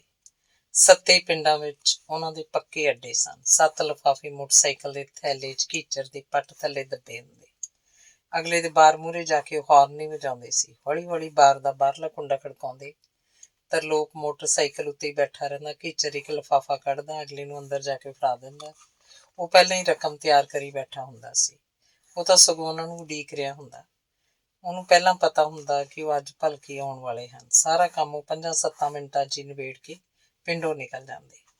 ਇਹ ਦੋਵੇਂ ਧਿਰਾਂ ਦੀ ਇਮਾਨਦਾਰੀ ਸੀ ਤੇ ਮਾਤਬਰੀ ਕਿ ਨਾ ਤਾਂ ਅਗਲਾ ਲਿਫਾਫਾ ਤੋਲ ਕੇ ਦੇਖਦਾ ਤੇ ਨਾ ਉਹਦੇ ਨੋਟਾਂ ਦੀ ਥਈ ਗਿਣਦੇ। ਕੋਈ ਚਾਹ ਪਾਣੀ ਦਾ ਨਾਂ ਨਹੀਂ। ਲਿਫਾਫਾ ਫੜਾਉਣ ਵੇਲੇ ਸਿਰਫ ਆਹੀ ਵਾਰਤਾਲਾਪ ਹੁੰਦੀ। ਕਿੰਨੀ ਹੈ? ਇੰਨੀ ਤੇ ਬਸ। ਨੋਟਾਂ ਦੀ ਥਈ ਫੜਨ ਵੇਲੇ ਕਿੰਨੇ ਨੇ? ਇੰਨੇ ਤੇ ਬਸ। ਫੀਮ ਦੇ ਇਸ ਧੰਦੇ 'ਚ ਉਹਨਾਂ ਦਾ ਅੱਧੋ ਅੱਧ ਸੀ। ਤਰਲੋਕ ਦਾ ਜਿੱਥੇ ਮੋਟਰਸਾਈਕਲ ਸੀ ਤੇ ਉਹਦਾ ਪੈਟਰੋਲ ਬਚਦਾ ਸੀ, ਉੱਥੇ ਕੀਚਰ ਧਰਮਗੜ੍ਹ ਵਿੱਚ ਗਾਹਕਾਂ ਨੂੰ ਭੁਗਤਾਉਂਦਾ ਸੀ, ਨਵੇਂ ਗਾਹਕ ਪੈਦਾ ਕਰਦਾ। ਇਸ ਕੁੱਤੇ ਭਕਾਈ ਦਾ ਕੀ ਮੁੱਲ ਸੀ? ਦੂਜੀ ਗੱਲ, ਕੀਚਰ ਪਿੰਡ ਦਾ ਬੰਦਾ ਸੀ।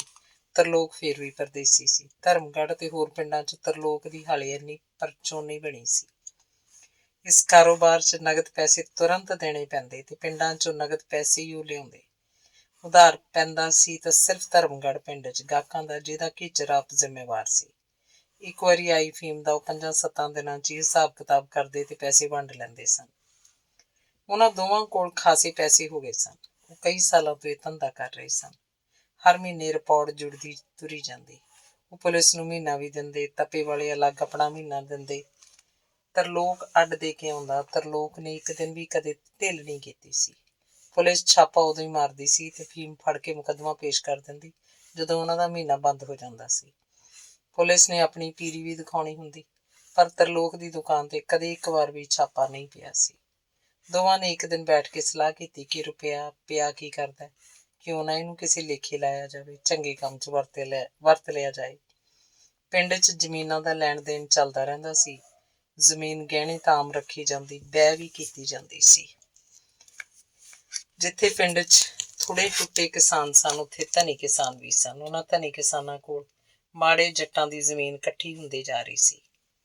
ਘੇਚਰ ਦੇ ਇੱਕ ਦਿਨ ਕੰਨ ਬਲੇਲ ਪਈ ਕਿ ਕਾਹਨੂੰ ਦਾ ਧਨਸੂ 4 ਕਿੱਲੇ ਜ਼ਮੀਨ ਬੈਅ ਕਰਨ ਨੂੰ ਫਿਰਦਾ। ਉਹ ਝੱਟ ਧਨਸੂ ਦੇ ਘਰ ਗਿਆ ਤੇ ਗੱਲ ਤੋਰੀ। ਘੇਚਰ ਪਹਿਲਾਂ ਵੀ ਉਹਦੇ ਘਰ ਫੀਮ ਦੇਣ ਜਾਂਦਾ ਹੁੰਦਾ। ਉਸ ਦਿਨ ਖਾਸ ਤੌਰ ਤੇ ਗਿਆ। ਧਨਸੂ, ਜਿਹਨੂੰ ਧਨੀ ਵੀ ਕਿਹਾ ਜਾਂਦਾ, ਉਹਦਾ ਬਚਪਨ ਦਾ ਨਾਂ ਸੀ, ਜਿਹੜਾ ਹੁਣ ਤੱਕ ਬਹੁਤ ਪੱਕ ਗਿਆ ਸੀ। ਹੱਸ ਕੇ ਉਹਨੇ ਘੇਚਰ ਨੂੰ ਕਿਹਾ, ਓਏ ਹਾਲੇ ਤਾਂ ਹੈਗੀ, ਤੂੰ ਪਹਿਲਾਂ ਹੀ ਆ ਗਿਆ। ਨਹੀਂ, ਮੈਂ ਇਹ ਕੰਮ ਨਹੀਂ ਆਇਆ। ਘੇਚਰ ਨੇ ਘਰ ਦਾ ਆਲਾ ਦੁਆਲਾ ਟੋਇਆ। ਘਰ 'ਚ ਹੋਰ ਕੋਈ ਨਹੀਂ ਸੀ। ਜਵਾਕ ਜੱਲਾ ਸਾਰਾ ਉਹਨਾਂ ਦੇ ਬਾਹਰਲੇ ਘਰ ਸੀ। ਹੋਰ ਕੀ ਕੰਮ ਬਈ? ਧਨੀ ਦੀ ਉਤਸੁਕਤਾ ਜਾਗੀ। ਸੁਣਿਆ ਤੂੰ ਥੋੜ੍ਹੀ ਘਣੀ ਭੋਏ ਦੇਣ ਦਾ ਇਰਾਦਾ ਕੀਤਾ। ਹਾਂ, ਹੈਗੀ ਸਲਾਹ। ਤੈਨੂੰ ਕਿਹਨੇ ਦੱਸਿਆ ਬਈ? ਬਸ ਲੱਗ ਜਾਂਦਾ ਪਤਾ। ਕਿੰਨੀ ਦੇਣੀ ਆ? 4 ਕਿੱਲੇ। ਪਹਿਲਾਂ ਗਹਿਣੇ ਆਸਾ ਸੂਹ ਕੋਲ। ਉਹ ਬੈਅ ਹੋਰ ਲੈਂਦਾ ਨਹੀਂ, ਕਹਿੰਦਾ ਬਥੇਰੀ ਹੋ ਗਈ। ਪਤਾ ਨਹੀਂ ਭਾਈ, ਉਹਦੀ ਚਾਲ ਹੈ ਕੋਈ, ਵੀ ਬੈਅ ਸਸਤੀ ਭਾਲਦਾ ਹੋਵੇ। ਇਹੀ ਗੱਲ ਹੈ, ਜ਼ਮੀਨ ਕਿਹਨੇ ਤੇ ਆਗੀ ਹੈ। ਜੱਟ ਜ਼ਮੀਨ ਲੈਣੋਂ ਨਹੀਂ ਹਟਦਾ ਹੁੰਦਾ, ਚਾਹੇ ਬਾਣੀਏ ਤੋਂ ਵਿਆਜੂ ਫੜ ਕੇ ਦੇਵੇ। ਚੱਲ ਛੱਡ ਆਸਾ ਸੂਹ ਨੂੰ, ਉਹ ਤਾਂ ਗਿਰਜ ਹੈ ਮੇਰਾ ਸਾਲਾ, ਮਾਸ ਖਾਂਦਾ ਜੱਟਾਂ ਦਾ। ਤੂੰ 4 ਕਿੱਲੇ ਦਾ ਬੈਅ ਦੱਸ, ਕਿੰਨੇ ਮੰਗਦਾ ਕਿੱਲੇ ਦੇ? ਗੱਲ ਇਹ ਹੈ ਘੇਚਰ ਸਿਆਂ, ਤੂੰ ਆਪ ਸਿਆਣਾ। ਆਸਾ ਸੂਹ ਗਹਿਣੇ ਤੇ ਹੋਰ ਪੈਸੇ ਦਿੰਦਾ ਨਹੀਂ। ਪੈਸਿਆਂ ਬਗੈਰ ਮੈਨੂੰ ਸਰਦਾ ਨਹੀਂ। ਕਬੀਲਦਾਰੀ ਹੈ, ਬੈਅ ਉਹ ਐਵੇਂ ਭਾਲਦਾ। ਕਿੰਨਾ ਹੋ ਗਿਆ ਗਹਿਣਾ? 1 ਲੱਖ। ਹੋਰ ਕਿੰਨੇ ਦਿੰਦਾ? ਕਹਿੰਦਾ ਮੈਂ ਤਾਂ 20 ਤੋਂ ਵੱਧ ਨਹੀਂ ਦੇ ਸਕਦਾ। ਹੋਰ ਕਿਸੇ ਨੂੰ ਦੇ ਬੇਸ਼ੱਕ ਦੀ, ਮੇਰਾ ਗਹਿਣਾ ਮੋੜ। ਮੈਂ 50,000 ਤੱਪੇ ਵੀ ਵਿਆਜੂ ਦੇਣਾ। ਆੜਤੀਏ ਦਾ? ਉਹ ਮੇਰਾ ਸਾਲਾ ਕਰਿਆੜ ਨੇ ਤਖੂੰਡੀ ਲੈ ਕੇ ਆ ਖੜਦਾ। ਆਕੜਦਾ, ਕਹਿੰਦਾ ਮੂਲ ਵਿਆਜ ਸਾਰਾ ਨਿਬੇੜ। ਕੀਕੂ ਕਰਾਂ ਯਾਰ, ਜਾਨ ਕੜਕੀ ਚਾਈ ਪਈ ਹੈ। ਧਨੀ ਨੇ ਸਾਰੀ ਕਹਾਣੀ ਦੱਸੀ। ਘੇਚਰ ਨੇ ਬੁੱਲਾਂ ਤੇ ਜੀਭ ਫੇਰੀ, ਕਹਿੰਦਾ ਲੈ ਇੱਕੋ ਮੁਕਾ ਦਿਆਂ? ਹਾਂ, ਤੂੰ ਵੀ ਦੱਸ ਦੇ। ਅਸੀਂ ਤੈਨੂੰ 2 ਲੱਖ ਦੇ ਦਿਆਂਗੇ। ਮੈਂ ਤੇ ਤਰਲੋਕ ਦੋਹਾਂ ਦੇ ਨਾਂ ਰਜਿਸਟਰੀ ਹੋਊਗੀ। ਸਾਰਾ ਸਰਜੂ ਤੇਰਾ। ਆਸੇ ਨੂੰ ਮੁਕਾ ਦੀ, ਤਪੇ ਦਾ ਵੀ ਜੂੜ ਵੱਢ ਦੀ। ਤੈਨੂੰ 50,000 ਬਚ ਰਹੂ। ਮੌਜਾਂ ਕਰੀ। ਜਿੰਨੇ ਸਾਲ ਕਬੀਲਦਾਰੀ ਦੇ ਟੱਪਣਗੇ ਉਨੇ ਭਲੇ। ਤੇ ਜੱਟ ਦੀ ਕਬੀਲਦਾਰੀ ਤਾਂ ਪਾਣੀ ਦਾ ਉਛਾਲ ਹੈ, ਕਦੇ ਉਹ ਕਦੇ ਉੱਤੇ ਕਦੇ ਥੱਲੇ। ਕੋਈ ਨਹੀਂ, ਰੱਬ ਫੇਰ ਭਲੀ ਕਰੂਗਾ, ਸੱਚਾ ਪਾਤਸ਼ਾਹ। ਧਨੀ ਉਹਦੇ ਵੱਲ ਚੌੜੀਆਂ ਅੱਖਾਂ ਕਰਕੇ ਝਾਕ ਰਿਹਾ ਸੀ। ਚੰਗਾ, ਚੱਲਿਆ ਮੈਂ ਤਾਂ। ਏਦੂ ਵੱਧ 1 ਪੈਸਾ ਨਹੀਂ। ਪਿੰਡ 'ਚ ਇਹੀ ਭਾਅ ਹੈ, ਉੱਚੇ ਤੋਂ ਉੱਚਾ। ਕਿਤੋਂ ਪਤਾ ਕਰ ਲੈ। ਸਲਾਹ ਬਣਦੀ ਹੈ ਤਾਂ ਦੱਸ ਦੇ। ਅੱਜ ਆਥਣ ਨੂੰ ਦੱਸ ਦੇ, ਕੱਲ ਨੂੰ ਦੱਸ ਦੇ। ਅਸੀਂ ਜ਼ਮੀਨ ਲੈਣੀ ਜ਼ਰੂਰ ਹੈ ਇਹਨਾਂ ਦਿਨਾਂ 'ਚ ਹੀ। ਤੇਰੀ ਨਹੀਂ ਤਾਂ ਹੋਰ ਕਿਸੇ ਦੀ ਲੈ ਲਾਂਗੇ। ਘੇਚਰ ਉਹਦੇ ਘਰੋਂ ਤੁਰਨ ਲੱਗਿਆ। ਮਗਰੋਂ ਹਾਕ ਮਾਰੀ ਧਨੀ ਨੇ, ਓਏ ਸੁਣ ਮੇਰੀ ਗੱਲ। ਹਾਂ ਦੱਸ, ਘੇਚਰ ਨੇ ਮੂੰਹ ਭੁਆ ਕੇ ਕਿਹਾ। ਰਕਮ ਤਿਆਰ ਹੈ ਸਾਰੀ? ਹੋਰ ਪੈਸੇ ਪਹਿਲਾਂ ਸਾਰੀ ਰਕਮ ਤਾਰ ਕੇ ਫੇਰ ਚੱਲਾਂਗੇ ਬਰਨਾਲੇ ਤਹਿਸੀਲਦਾਰ ਦੇ। ਘੇਚਰ ਨੇ ਪੈਰ ਗੱਡ ਕੇ ਜਵਾਬ ਦਿੱਤਾ। ਘੇਚਰ ਤੇ ਧਨੀ ਆਥਣ ਨੂੰ ਪਟਵਾਰੀ ਦੇ ਘਰ ਵੱਲ ਜਾਂਦੇ ਦੇਖੇ ਗਏ। ਅਗਲਾ ਦਿਨ ਰਜਿਸਟਰੀਆਂ ਦਾ ਸੀ। ਪਟਵਾਰੀ, ਨੰਬਰਦਾਰ ਤੇ 2 ਹੋਰ ਬੰਦੇ ਉਹਨਾਂ ਦੇ ਨਾਲ ਬਰਨਾਲੇ ਗਏ। ਪਟਵਾਰੀ ਨੇ ਆਪਣੀ ਸਰਕਾਰੀ ਤੇ ਗੈਰ ਸਰਕਾਰੀ ਫੀਸ ਘੇਚਰ ਹੋਰਾਂ ਤੋਂ ਲੈ ਲਈ ਸੀ। ਪਟਵਾਰੀ ਦੇ ਘਰ ਹੀ 2 ਲੱਖ ਦਿੱਤਾ ਗਿਆ, ਜਿਹੜਾ ਧਨੀ ਨੇ ਆਪਣੇ ਘਰ ਨਹੀਂ ਰੱਖਿਆ। ਪਿੰਡ ਦੇ ਇੱਕ ਬਾਣੀਏ ਨੂੰ ਅਮਾਨਤ ਵਜੋਂ ਫੜਾਇਆ ਗਿਆ। ਤਰਲੋਕ ਚੰਦ ਤੇ ਘੇਚਰ ਸਿੰਘ ਦੇ ਨਾਂ ਅੱਧੋ ਅੱਧ ਰਜਿਸਟਰੀ ਹੋ ਗਈ। ਤਹਿਸੀਲਦਾਰ ਦਾ ਹਿੱਸਾ ਰਜਿਸਟਰੀ ਤੋਂ ਪਹਿਲਾਂ ਹੀ ਅਰਜੀ ਨਵੀਸ ਨੇ ਫੜ ਲਿਆ ਸੀ। ਅਰਜੀ ਨਵੀਸ ਨੇ ਇੰਤਕਾਲ ਵੀ ਤਾਂ ਤਹਿਸੀਲਦਾਰ ਤੋਂ ਕਰਵਾ ਕੇ ਦੇਣਾ ਸੀ। ਖਰੀਦਦਾਰਾਂ ਵੱਲੋਂ ਸਭ ਨੂੰ ਸਰਚਾ ਦਿੱਤਾ ਗਿਆ ਸੀ। ਤਰਲੋਕ ਤੇ ਘੇਚਰ ਨੇ ਕੁਝ ਰਕਮ ਤਪਿਓਂ ਗੰਡਾਮਲ ਤੋਂ ਹੱਥ ਉਧਾਰ ਵੀ ਫੜੀ ਸੀ। ਉਹਨਾਂ 'ਚ ਆਪਸਦਾਰੀ ਸੀ, ਖਤਰੇ ਵਾਲੀ ਗੱਲ ਨਹੀਂ ਸੀ। ਅਗਲੇ ਸਾਲ ਘੇਚਰ ਅਮਲੀ ਦੇ ਦੋਵੇਂ ਮੁੰਡਿਆਂ ਨੇ ਜੱਟਾਂ ਦਾ ਸੀਰ ਛੱਡਤਾ ਤੇ ਧਨੀ ਵਾਲੀ 4 ਕਿੱਲੇ ਜ਼ਮੀਨ 'ਚ ਖੇਤੀ ਦਾ ਕੰਮ ਆਪ ਕਰਨ ਲੱਗੇ। ਉਹਨਾਂ ਨੇ 4 ਕਿੱਲੇ ਹੋਰ ਹਿੱਸੇ ਉੱਤੇ ਲੈ ਲਈ ਸੀ। ਤਰਲੋਕ ਨੂੰ ਅੱਧ ਦਾ ਹਿੱਸਾ ਦਿੰਦੇ। ਤਰਲੋਕ ਤੇ ਘੇਚਰ ਦਾ ਆਪਣਾ ਧੰਦਾ ਜਾਰੀ ਸੀ। ਅਗਲਾ ਅੰਗ ਹੈ ਮਾਊਂ ਟਿੱਡਿਆਂ ਦੀ ਖੇਤੀ। ਕਾਨੂੰ ਉਰਫ ਕਾਨ ਸਿੰਘ ਮਾਂ ਦਾ ਇਕੱਲਾ ਪੁੱਤ ਸੀ। ਉਹਦਾ ਬਾਪ ਵੀ ਨਹੀਂ ਸੀ। 20-22 ਸਾਲ ਦਾ ਜਵਾਨ ਹੋਇਆ ਤਾਂ ਮਾਂ ਦੀ ਮਰਜ਼ੀ ਦੇ ਉਲਟ ਫੌਜ 'ਚ ਭਰਤੀ ਹੋ ਗਿਆ। ਇਹ ਪਹਿਲੀ ਵੱਡੀ ਲੜਾਈ ਦਾ ਜ਼ਮਾਨਾ ਸੀ। ਉਹ ਅਨਪੜ੍ਹ ਸੀ ਤੇ ਸਿਪਾਹੀ ਭਰਤੀ ਹੋਇਆ ਸੀ। ਜਦੋਂ ਕੁਝ ਪੈਰਾਂ ਸਿਰ ਹੋਇਆ ਤਾਂ ਮਾਂ ਨੂੰ ਮਨੀ ਆਰਡਰ ਭੇਜਦਾ। ਰੁਪਈਏ ਜੇਬ 'ਚ ਪਾ ਕੇ ਵੀ ਮਾਂ ਹੌਕਾ ਲੈਂਦੀ। ਖਬਰੇ ਕਿੱਥੇ ਪਰਦੇਸਾਂ 'ਚ ਰੁਲਦਾ ਫਿਰਦਾ, ਪੈਸਿਆਂ ਦਾ ਮੈਨੂੰ ਕੀ ਨਗਿਆਸ। ਲੜਾਈ ਦਾ ਸਿਰਫ 4 ਸਾਲ ਰਹੀ। ਜਦੋਂ ਨੌਕਰੀ ਪੂਰੀ ਕਰਕੇ ਹੌਲਦਾਰੀ ਪੈਨਸ਼ਨ ਆਇਆ, ਮਾਂ ਮਰ ਚੁੱਕੀ ਸੀ। ਉਹਨੂੰ ਡੀਕਦੀ ਮੁੱਕ ਗਈ। ਬੁੜੀ ਦੇ ਮਨ 'ਚ ਕੀ ਪਤਾ ਕਿੰਨੇ ਸੁਪਨੇ ਹੋਣਗੇ। ਉਹ ਕਾਨੂੰ ਦਾ ਵਿਆਹ ਕਰੇਗੀ, ਜਵਾਕ ਜੰਮਣਗੇ, ਘਰ ਭਰਿਆ ਭਰਿਆ ਲੱਗੇਗਾ। ਪਰ ਕਾਨੂੰ ਨੂੰ ਜਿਹੜਾ ਇਕੱਠਾ ਪੈਸਾ ਮਿਲਿਆ, ਪਿੰਡ ਆ ਕੇ ਉਹਨੇ ਸਸਤੇ ਮੁੱਲ ਦੀ ਜ਼ਮੀਨ ਖਰੀਦ ਲਈ। ਕੁਝ ਪੈਸੇ ਉਹਨੇ ਤਨਖਾਹਾਂ ਜੋੜ ਵੀ ਜਮ੍ਹਾਂ ਕੀਤੇ ਹੋਏ ਸੀ। ਉਹਦੇ ਆਪਣੇ ਸੁਪਨੇ ਸਨ। ਦੇਹ ਉਹਦੀ ਬਗਾਨੀ ਧਰਤੀ ਉੱਤੇ ਬਨਵਾਸ ਕੱਟਦੀ ਸੀ। ਮਨ ਉਡਾਰੀਆਂ ਮਾਰ ਕੇ ਪਿੰਡ ਪਹੁੰਚਿਆ ਹੁੰਦਾ। ਉਹ ਸ਼ਰੀਕਾਂ 'ਚ ਆਪਣੇ ਮਰ ਮੁੱਕ ਚੁੱਕੇ ਬਾਪ ਦਾ ਨਾਂ ਵੀ ਤਾਜ਼ਾ ਕਰਨਾ ਚਾਹੁੰਦਾ ਸੀ। ਵਿਆਹ ਕਰਵਾ ਕੇ ਨਰਕ ਭੁੱਲਣਾ ਸੀ ਉਹਨੇ। ਉਹ ਜੱਟਾਂ 'ਚ ਜੱਟ ਹੋਣਾ ਲੋਚਦਾ। ਉਹਨੇ ਇਹ ਬੇਆਬਾਦ ਜ਼ਮੀਨ ਖਰੀਦੀ ਸੀ। ਇਸ 'ਚ ਪਤਾ ਨਹੀਂ ਕਿੰਨੇ ਸਾਲਾਂ ਤੋਂ ਖੇਤੀ ਨਹੀਂ ਹੁੰਦੀ ਸੀ। ਕਿਸੇ ਘੋਰੀ ਟੱਬਰ ਦੀ ਜ਼ਮੀਨ ਸੀ ਇਹ। ਇਸ 'ਚ ਅੱਕ, ਬੂਈਆਂ, ਮਲੇ, ਰੀਰ, ਚੂੜੀ, ਸਲੇਟ, ਪੋਲੀ ਤੇ ਭਖੜਾ ਲੇਹਾ ਉੱਗਿਆ ਹੋਇਆ ਸੀ। ਇੱਕ ਤਰ੍ਹਾਂ ਨਾਲ ਝੱਲ ਬਣੀ ਹੋਈ ਸੀ ਇਹ ਧਰਤੀ। ਮਿੱਟੀ ਤਾਂ ਕਿਧਰੇ ਦਿਸਦੀ ਨਹੀਂ ਸੀ ਕਾਹਨੂੰ। ਫੇਰ ਵੀ ਜੱਟ ਦਾ ਪੁੱਤ ਸੀ। ਉਹਨੇ ਕਈ ਥਾਵਾਂ ਤੋਂ ਮਿੱਟੀ ਪੁੱਟ ਕੇ ਦੇਖੀ ਸੀ। ਮਿੱਟੀ ਉਪਜਾਊ ਲੱਗਦੀ ਸੀ। ਇਸ 'ਚ ਕਣਕ, ਮੱਕੀ ਤੇ ਕਪਾਹਾਂ ਹੁੰਦੀਆਂ ਹੋਣਗੀਆਂ ਕਦੇ। ਕਾਨੂੰ ਜਦੋਂ ਪੈਨਸ਼ਨ ਆਇਆ, ਉਹਦੀ ਉਮਰ 44-45 ਨੂੰ ਟੱਪ ਗਈ ਸੀ। ਪਰ ਉਹ ਇੰਨਾ ਲੱਗਦਾ ਨਹੀਂ ਸੀ। ਫੌਜ 'ਚ ਰਿਹਾ ਹੋਣ ਕਰਕੇ ਉਹਦਾ ਸਰੀਰ ਗਠਿਆ ਹੋਇਆ ਸੀ। ਮੋਟਾਪਾ ਕਿਧਰੇ ਵੀ ਨਹੀਂ ਸੀ ਦਿਸਦਾ। ਦਾੜੀ, ਮੁੱਛਾਂ ਤੇ ਸਿਰ ਦੇ ਵਾਲਾਂ 'ਚ ਕੋਈ ਧੌਲਾ ਸੀ। ਧੌਲਿਆਂ ਨੂੰ ਉਹ ਦਿਸਣ ਨਹੀਂ ਦਿੰਦਾ ਸੀ। ਸਿਰ ਤੇ ਤਾਂ ਪਗੜੀ ਹੁੰਦੀ, ਦਾੜੀ ਮੁੱਛਾਂ ਨੂੰ ਹਮੇਸ਼ਾ ਰੰਗ ਕੇ ਰੱਖਦਾ। ਉਹਦੇ 'ਚ ਪਹਿਲਾਂ ਜਿੰਨੀ ਤਾਕਤ ਸੀ। ਕਹੀ ਦਾ ਕੰਮ ਕਰ ਸਕਦਾ। ਉਹ ਨਿੱਤ 10 ਦਿਹਾੜੀਏ ਲੈ ਕੇ ਜਾਂਦਾ। ਮਜ਼੍ਹਬੀ ਰਾਮਦਾਸੀਆਂ ਦੇ ਇਹ ਨੌਜਵਾਨ ਤੇ ਤਕੜੇ ਮੁੰਡੇ ਹੁੰਦੇ। ਆਪ ਵੀ ਉਹਨਾਂ ਨਾਲ ਲੱਗਦਾ। ਸਗੋਂ ਉਹਨਾਂ ਸਾਰਿਆਂ ਨਾਲੋਂ ਜ਼ਿਆਦਾ ਕੰਮ ਕਰਦਾ ਸੀ। 15-20 ਦਿਨਾਂ ਅੰਦਰ ਹੀ ਉਹਨਾਂ ਨੇ ਸਾਰਾ ਵਾਹਣ ਐਨ ਖੁੱਗ ਦਿੱਤਾ। ਕਿਧਰੇ ਕੋਈ ਘਾਹ ਬੂਟਾ ਵੀ ਨਹੀਂ ਛੱਡਿਆ। ਦਿਹਾੜੀਆਂ ਨੂੰ ਖੁੱਲ੍ਹ ਸੀ ਕਿ ਆਥਣ ਨੂੰ ਬਾਲਣ ਦੀਆਂ ਲੱਕੜਾਂ ਭਰੀਆਂ ਬੰਨ੍ਹ ਕੇ ਘਰਾਂ ਨੂੰ ਲਿਜਾ ਸਕਦੇ। ਮੋਟੀਆਂ ਲੱਕੜਾਂ ਦਾ ਢੇਰ ਖੇਤ ਦੇ ਇੱਕ ਪਾਸੇ ਲਾ ਦਿੱਤਾ ਗਿਆ। ਗੋਡੇ ਮਿੱਟੀ ਥੱਲੇ ਉੱਤੇ ਆ ਗਈ ਸੀ। ਸੁਹਾਗਾ ਮਾਰ ਕੇ ਜ਼ਮੀਨ ਪੱਧਰ ਕਰਤੀ ਗਈ। ਡੂੰਘਾ ਹਲ ਚਲਾਇਆ ਗਿਆ ਤੇ ਫਿਰ ਸੁਹਾਗਾ ਮਾਰਿਆ ਗਿਆ। ਪਹਿਲੇ ਸਾਲ ਹੀ ਸਾਰੀ ਜ਼ਮੀਨ 'ਚ ਛੋਲੇ ਬੀਜੇ ਗਏ। ਛੋਲਿਆਂ ਦਾ ਨਿਕਾਲ ਇੰਨਾ ਨਿਕਲਿਆ ਤੇ ਛੋਲੇ ਵੀ ਇੰਨੇ ਮੋਟੇ ਕਿ ਅਗਵਾੜ ਦੇ ਲੋਕ ਦੰਗ ਰਹਿ ਗਏ ਫੌਜੀ ਦੀ ਅਕਲ ਉੱਤੇ। ਇਸ ਵਾਹਨ ਨੂੰ ਕੱਸੀ ਦਾ ਪਾਣੀ ਵੀ ਸੀ, ਜਿਹੜਾ ਕਦੇ ਕਿਸੇ ਨੇ ਲਾਇਆ ਨਹੀਂ ਸੀ। ਵਾਰੀ ਜ਼ਰੂਰ ਸੀ। ਉਹਨਾਂ ਦਿਨਾਂ 'ਚ ਪੈਸੇ ਦੇ ਕੇ ਰਿਸ਼ਤਾ ਹੋ ਜਾਂਦਾ। ਇੱਕ ਤਾਂ ਮੁੰਡਿਆਂ ਦੇ ਮੁਕਾਬਲੇ ਕੁੜੀਆਂ ਦੀ ਕਮੀ ਬਹੁਤ ਸੀ। ਦੂਜੇ ਲੋਕਾਂ 'ਚ ਗਰੀਬੀ ਬੇਅੰਤ ਸੀ। ਭੁੱਖ ਸਾਹਮਣੇ ਸੱਭਿਆਚਾਰ ਨੂੰ ਵਲ ਪੈਂਦੇ ਤੁਰੇ ਜਾ ਰਹੇ ਸਨ। ਇਹ ਸਾਰੀਆਂ ਗੱਲਾਂ ਵਿਚੋਲਿਆਂ ਰਾਹੀਂ ਅੰਦਰਗਤੀ ਹੁੰਦੀਆਂ ਸਨ। ਕਾਨੂੰ ਨੂੰ ਵੀ ਸਾਕ ਹੋ ਗਿਆ। ਕੁੜੀ 23-24 ਸਾਲ ਦੀ ਉਮਰ 'ਚ ਉਹ ਤੋਂ ਅੱਧੀ ਸੀ। ਫੌਜੀ ਤਾਂ ਜਿਵੇਂ ਹਾਬੜਿਆ ਪਿਆ ਹੋਵੇ। ਉਹ ਭਰ ਜਵਾਨ ਮੁੰਡਿਆਂ ਨਾਲੋਂ ਵਾਧੂ ਸੀ। ਉਹਦੇ ਕੋਲ ਖੇਤੀ ਦਾ ਸੰਦ ਸੰਧੇੜਾ ਕੋਈ ਨਹੀਂ ਸੀ। ਇਹ ਵਾਹਣ ਨੂੰ ਹਿੱਸੇ ਉੱਤੇ ਦਿੰਦਾ, ਖੇਤ ਦਾ ਗੇੜਾ ਫੇੜਾ ਰੱਖਦਾ ਸੀ। ਮੈਸ ਰੱਖੀ ਹੋਈ ਸੀ, ਕੱਖ ਭਿਜਵਾ ਲੈਂਦਾ। ਖੇਤੋਂ ਆਪ ਕੱਖਾਂ ਦੀ ਭਰੀ ਸਿਰ ਤੇ ਚੁੱਕ ਕੇ ਲਿਆਉਂਦਾ।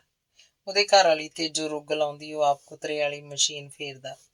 ਫਿਰ ਉਹਨੇ ਚਮਿਆਰਾਂ ਦਾ ਇੱਕ ਮੁੰਡਾ ਪਾਲੀ ਰੱਖ ਲਿਆ ਸੀ। ਉਹੀ ਖੇਤੋਂ ਕੱਖਾਂ ਦੀ ਭਰੀ ਲਿਆਉਂਦਾ।